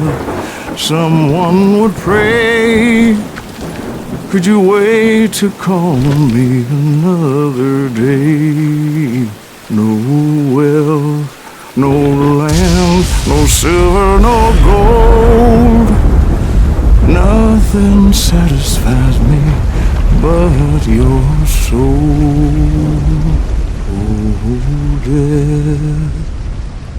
Oh, death.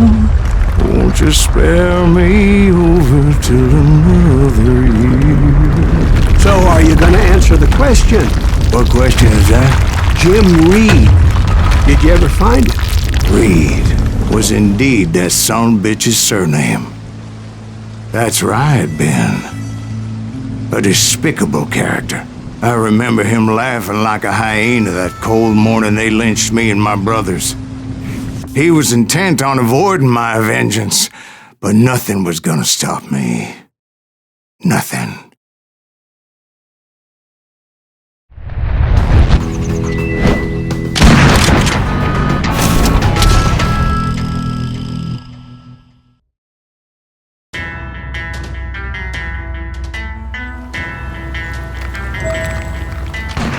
I finally did track those outlaws down. They had long rifles with scopes and were well positioned to pick off any poor soul who came anywhere close.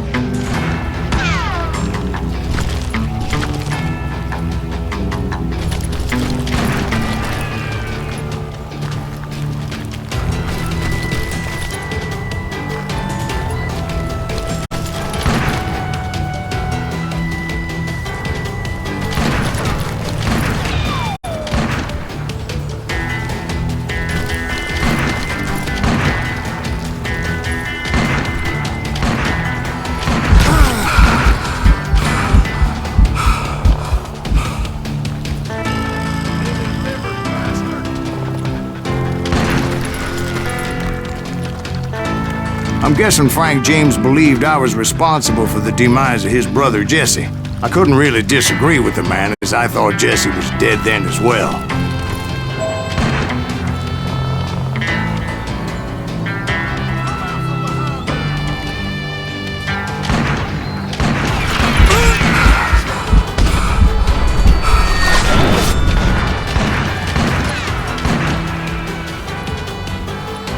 He backed off as I closed in on him, but he was still intent on killing me.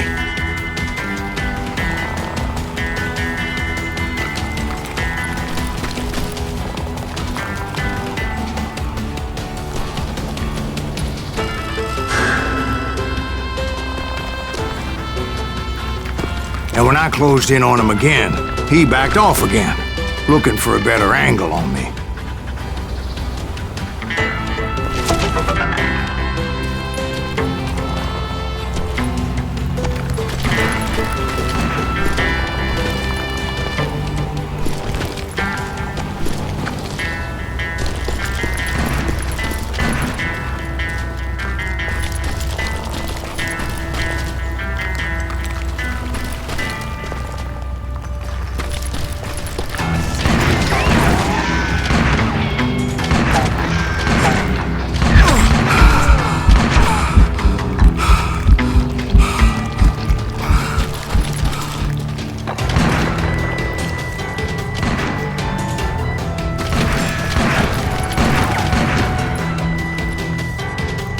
Hell, I can't fault Frank for wanting his revenge, as I was there for the same damn reason myself. At this point, I'm guessing you think Silas Greaves is a worse murderer than Jim Reed ever was. No, sir. A man who spent half his life killing somebody's brothers, fathers, sons. I think you were just looking for justice, sir. Is that what I was looking for, Dwight? Is that what it was? Justice?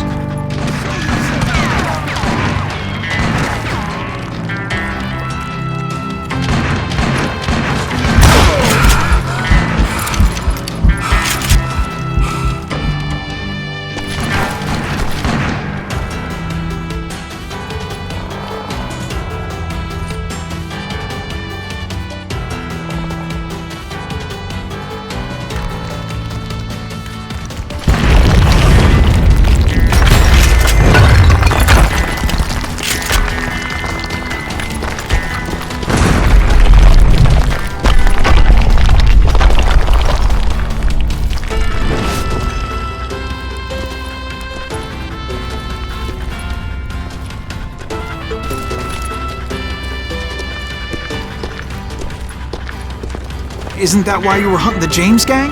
The James gang. Right. I finally found Frank holed up in his mountain cabin, and he was determined to have me dead.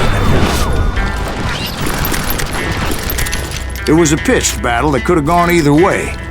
Luckily, I had some dynamite in my possession. Dynamite? On your person? A few sticks, just in case. It's always good to be prepared. Right. I'm just laying out the facts as I remember them, Jack. And that son of a bitch! Come here! Take him out! He's just one man!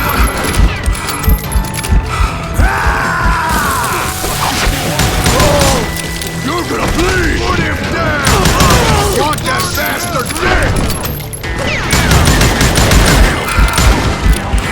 Death is coming for you.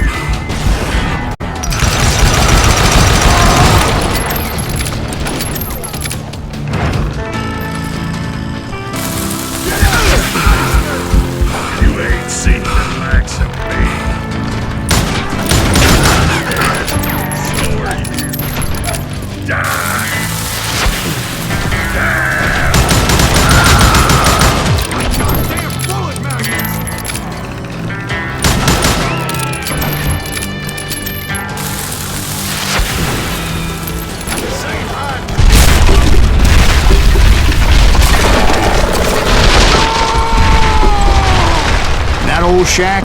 Well, it went tumbling right off that cliff. With Frank James still in it? Yes, sir. But Frank James is still alive, living in Missouri, showing folks around the family farm for 25 cents a tour. I didn't say he died in the fall, now did I?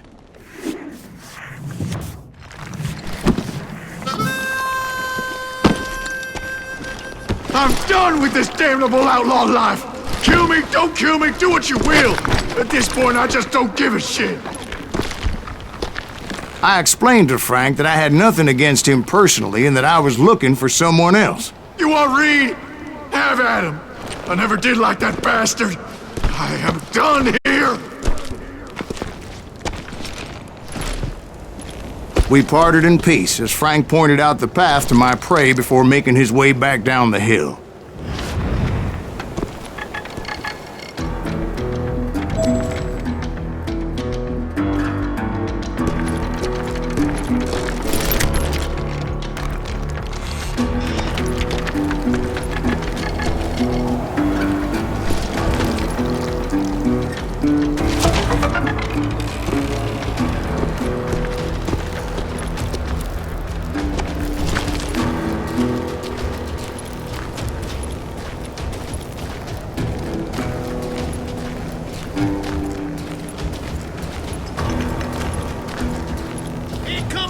So, what happened with Reed?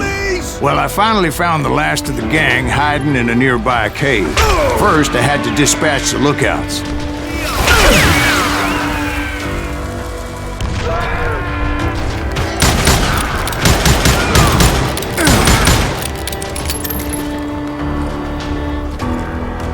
You just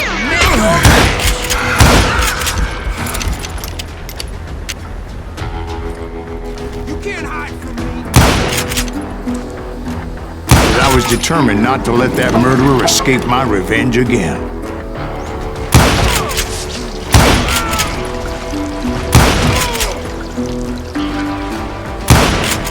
You bastard!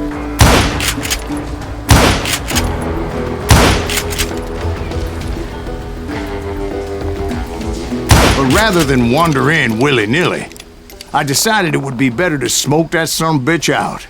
"Hey, Reed!" I shouted. "No wonder you're so ornery. Can't be easy being married to Belle Starr. While you're off providing for the family, she's spreading her legs for every Tom, Dick, and Cole Younger. Not an attractive woman exactly, but very friendly. At least she was to me." Son of a bitch!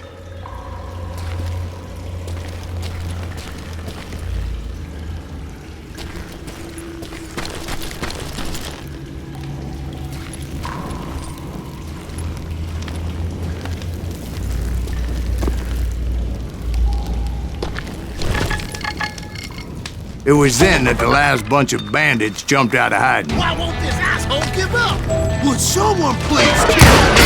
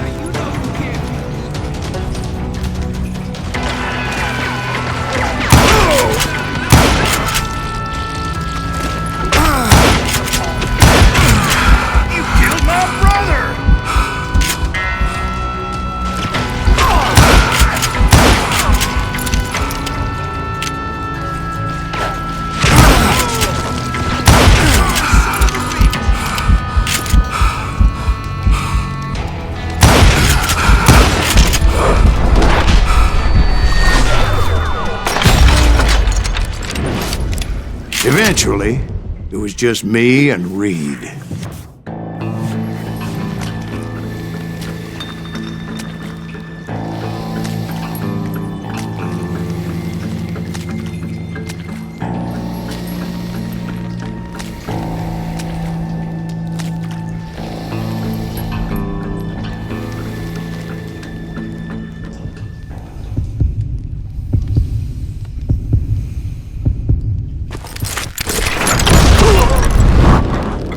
And repay him I did.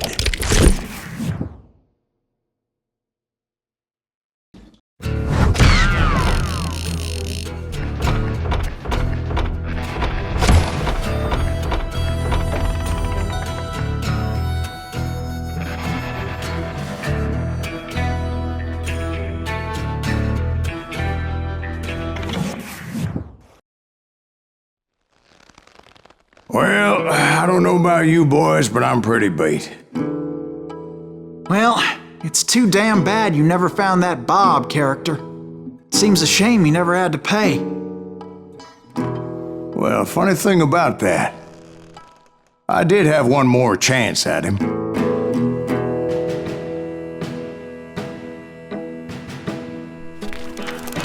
Six months ago, I heard that Butch and Sundance were back in the States and had gathered up some of their old gang.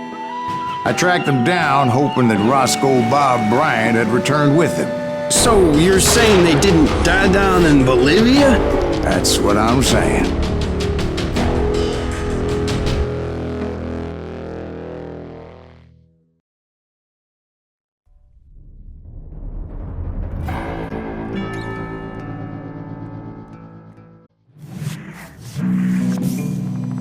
For 40 years I had waited to get my hands on the last of my brother's killers. Not even an army of demons could have stopped me now.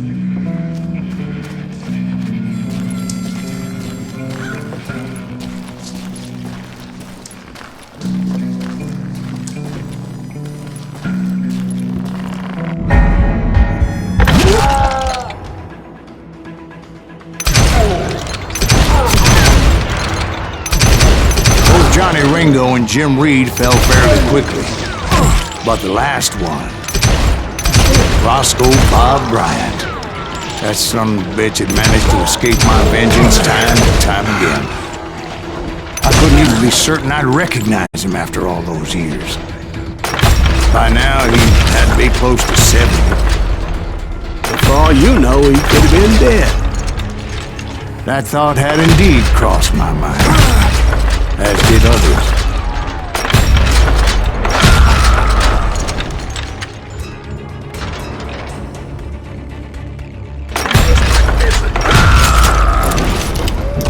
For instance, did my thirst for vengeance turn me into something worse than the man I was after?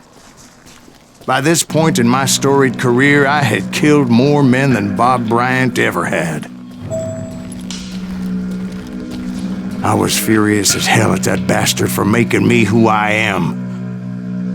A man with no family, no friends, no purpose except shooting Bob Bryant dead.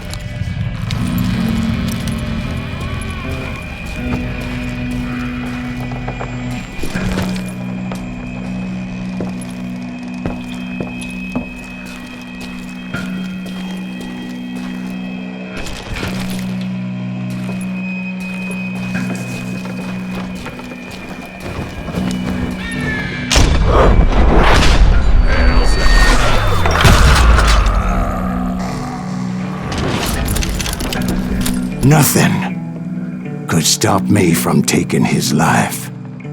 I'd been after that killer forever. from the time I rode with Billy the Kid. But that chapter of my story you already know. Chapter of that fairy tale, you mean? Suddenly it was 1910. There I was, an old man roaming a ghost town dead almost 2 decades.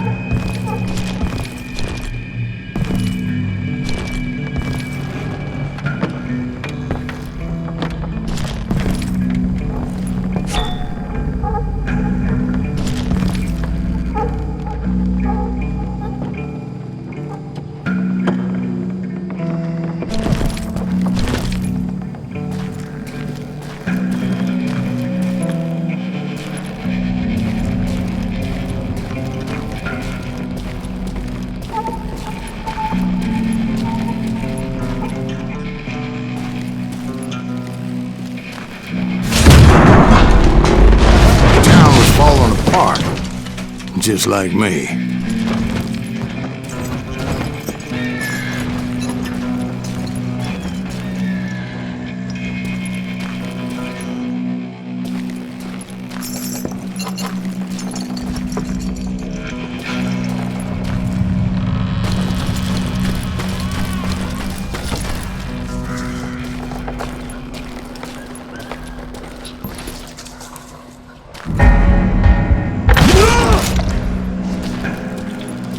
But I wasn't about to call it quits.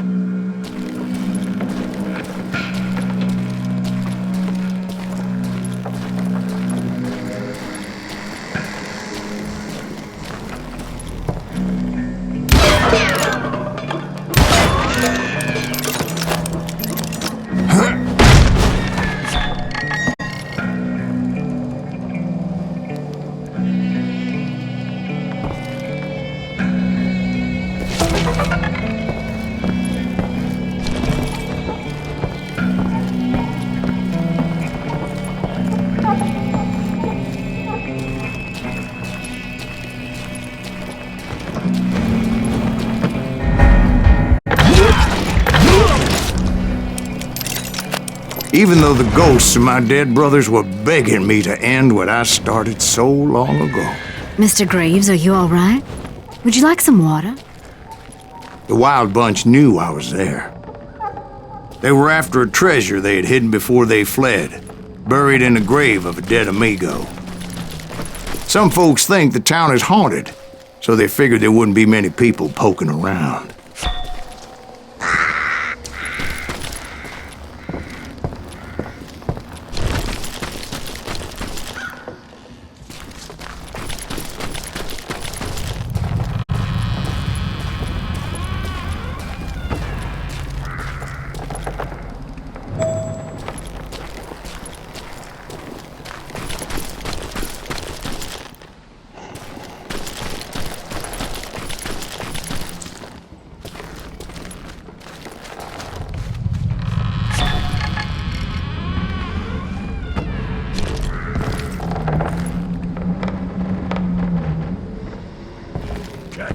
I intended to fill that grave with Bob Bryant's corpse. But like I said, the bandits knew I was on to them.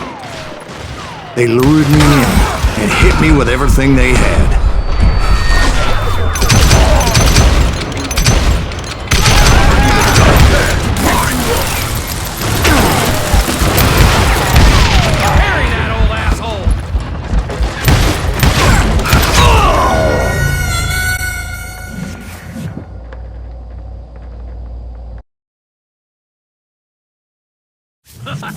This is gonna hurt!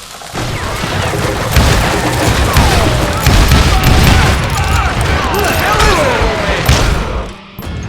Isn't absurd to die like that!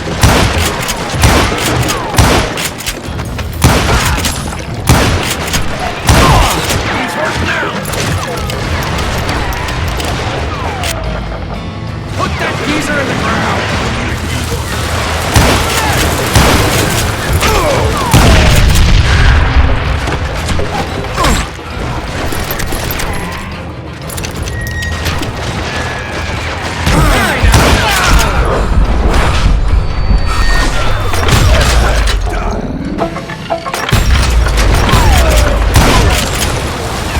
You obviously prevailed since you're sitting here telling us the tale. Actually, in that moment, I did not prevail. So I suppose we're talking to a ghost. Funny you should put it like that, Jack.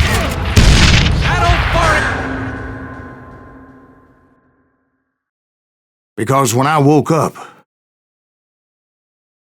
From the dead? There was silence all around me.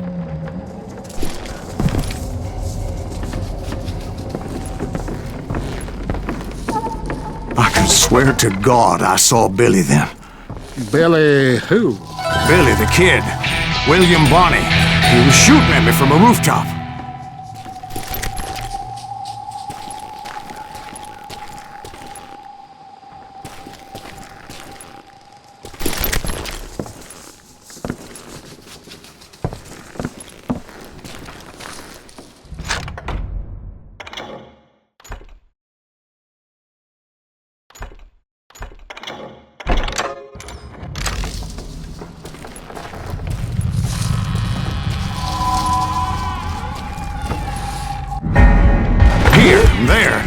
Even over there. So I am right. You are touched in the head. Mr. Greaves, perhaps we should switch you to coffee? You see that old Indian again, too? No, but I did see Billy's killer, Patrick Floyd Garrett. He came at me, guns a-blazing. But I knew that old war horse had died 2 years before. I wondered if maybe I was dead, too, and confronting the ghosts of my past. Perhaps all my sins were coming back to haunt me and drag me down to perdition.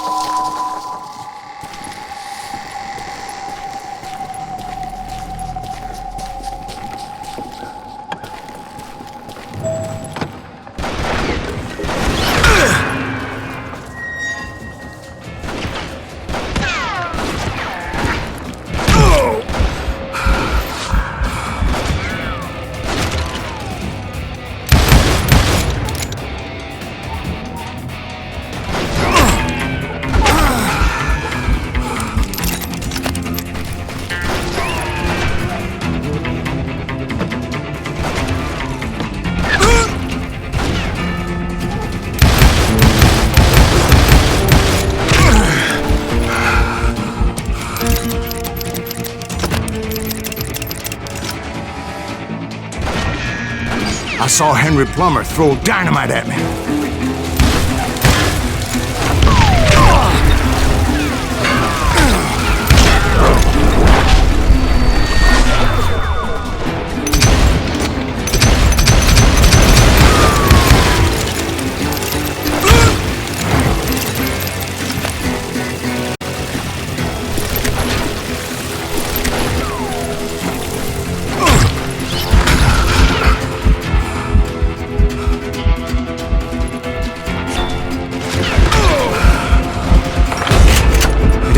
entrance of the cemetery, I saw John Wesley Hardin, just like I remembered him.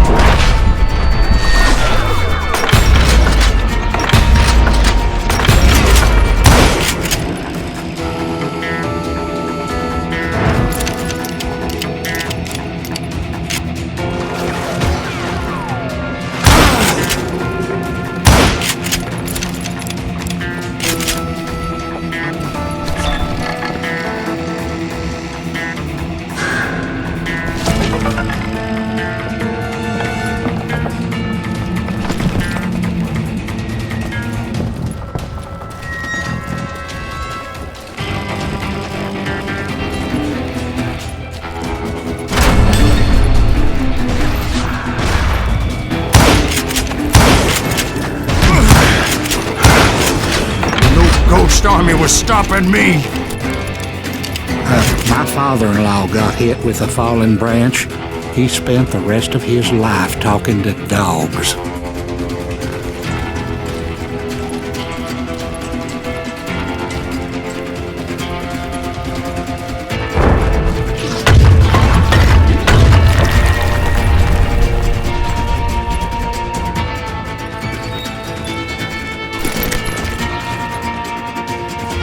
William Brocious, John Peters Ringo, they all wanted me dead.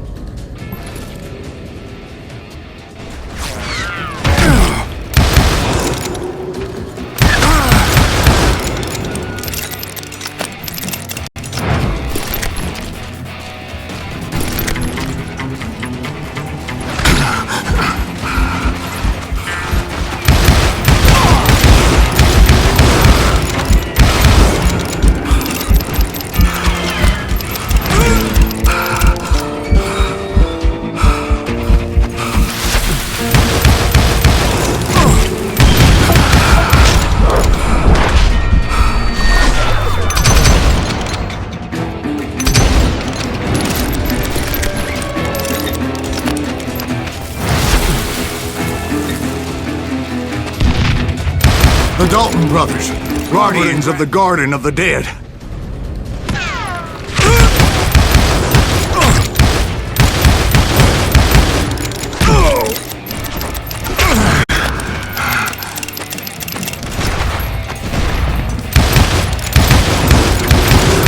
George Curry and Harvey Logan, alias Kid Curry, both thirsty for vengeance from the great beyond.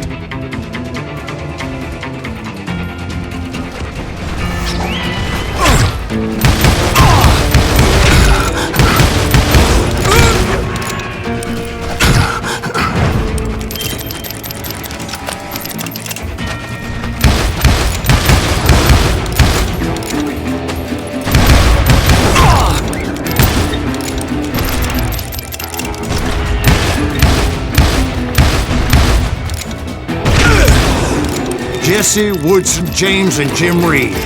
Each one deader than the next.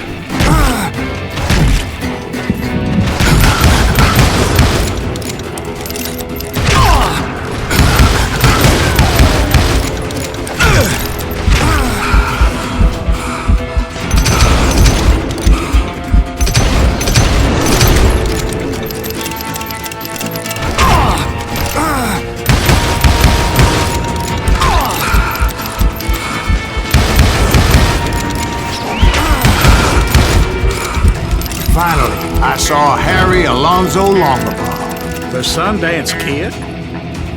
Like a general leading his... You told us before that you'd seen him alive. He was alive.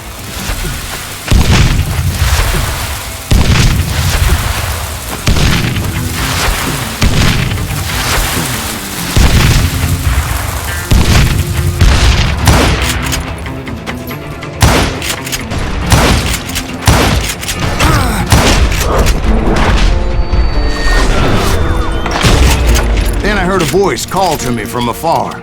It was Robert Leroy Parker, a.k.a. Butch Cassidy, coming at me from out of the fog. Thanks for taking care of that bastard.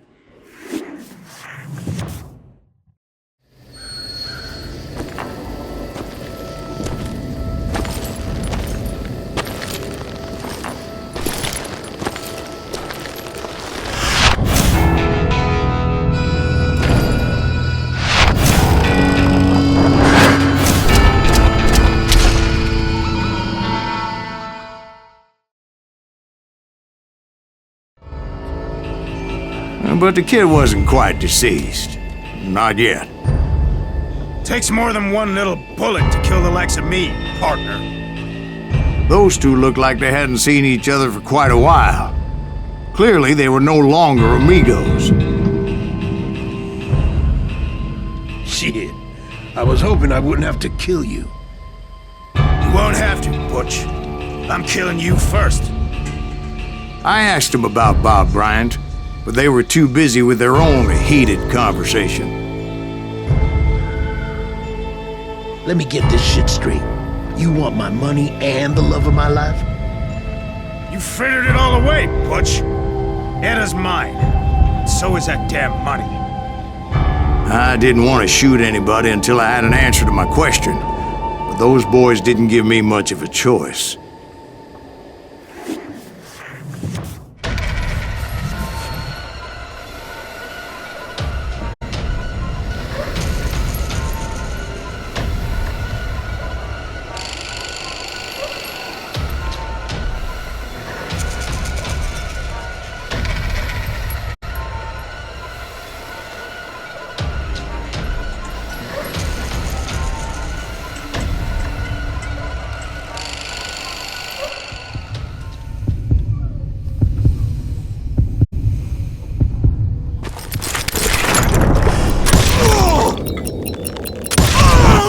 Butch Cassidy and the Sundance Kid died there in that cemetery not 6 months ago.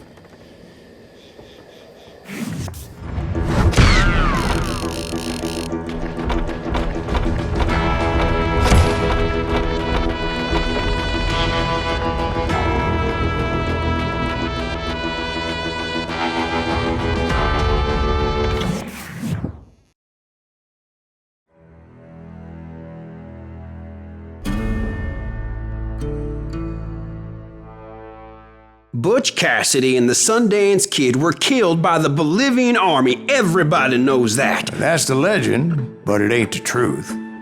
So, you never found Bob? There is no Bob. This old sumbitch ain't even Silas Greaves.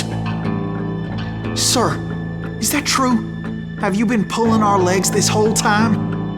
Well, not the whole time. Oh man, I think you've worn out your welcome here. Maybe you're right, Jack. Maybe it's time to pay. You see, Ben, or should I say Bob, your past always catches up with you. I was a different man back then, crazy. Drinking, I changed my ways, I swear to you. If I could turn back the clock, But you can't, Bob.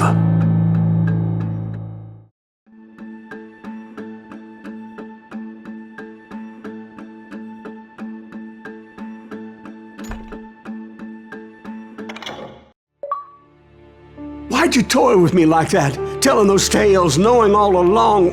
Why not just lay your cards on the table? Wanted to suss you out, Bob. See what kind of man you turned out to be. Maybe prod you into drawing on me. See, all those years on your trail turned me into a killer. Can't even remember who I was before you tried to murder me. You, on the other hand, walked that very same path in exactly the opposite direction. What do you mean by that? You think your life is worth sparing, Bob? Boy, what's your name again? It's Eisenhower, sir. Dwight Eisenhower. What do you plan to do with your life, Dwight Eisenhower? Tomorrow I'll be leaving for West Point, sir. So, you want to be a soldier? Well, then do it right, son. Don't tear down the world out of anger and spite like I did. You build it up. You do something decent with your life, you hear me? Sir? Yes, sir.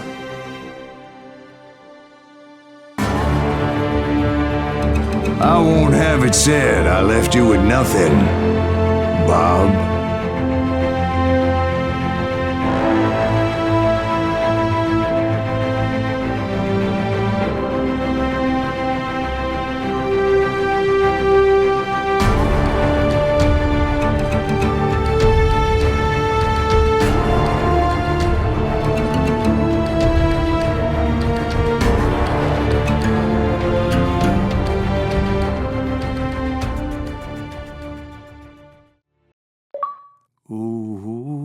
dear. Oh, dear. Won't you spare me over till another year?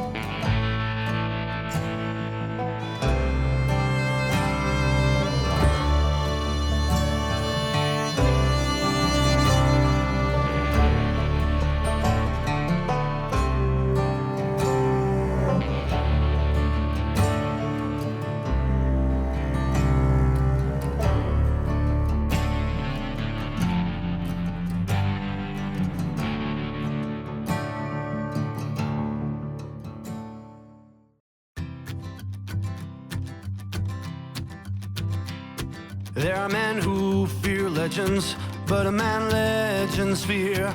He's a four-horse that reap crying bullets for tears. When a drought comes in justice, bullets make good rain. When the heartache has dried up, only blood heals the pain.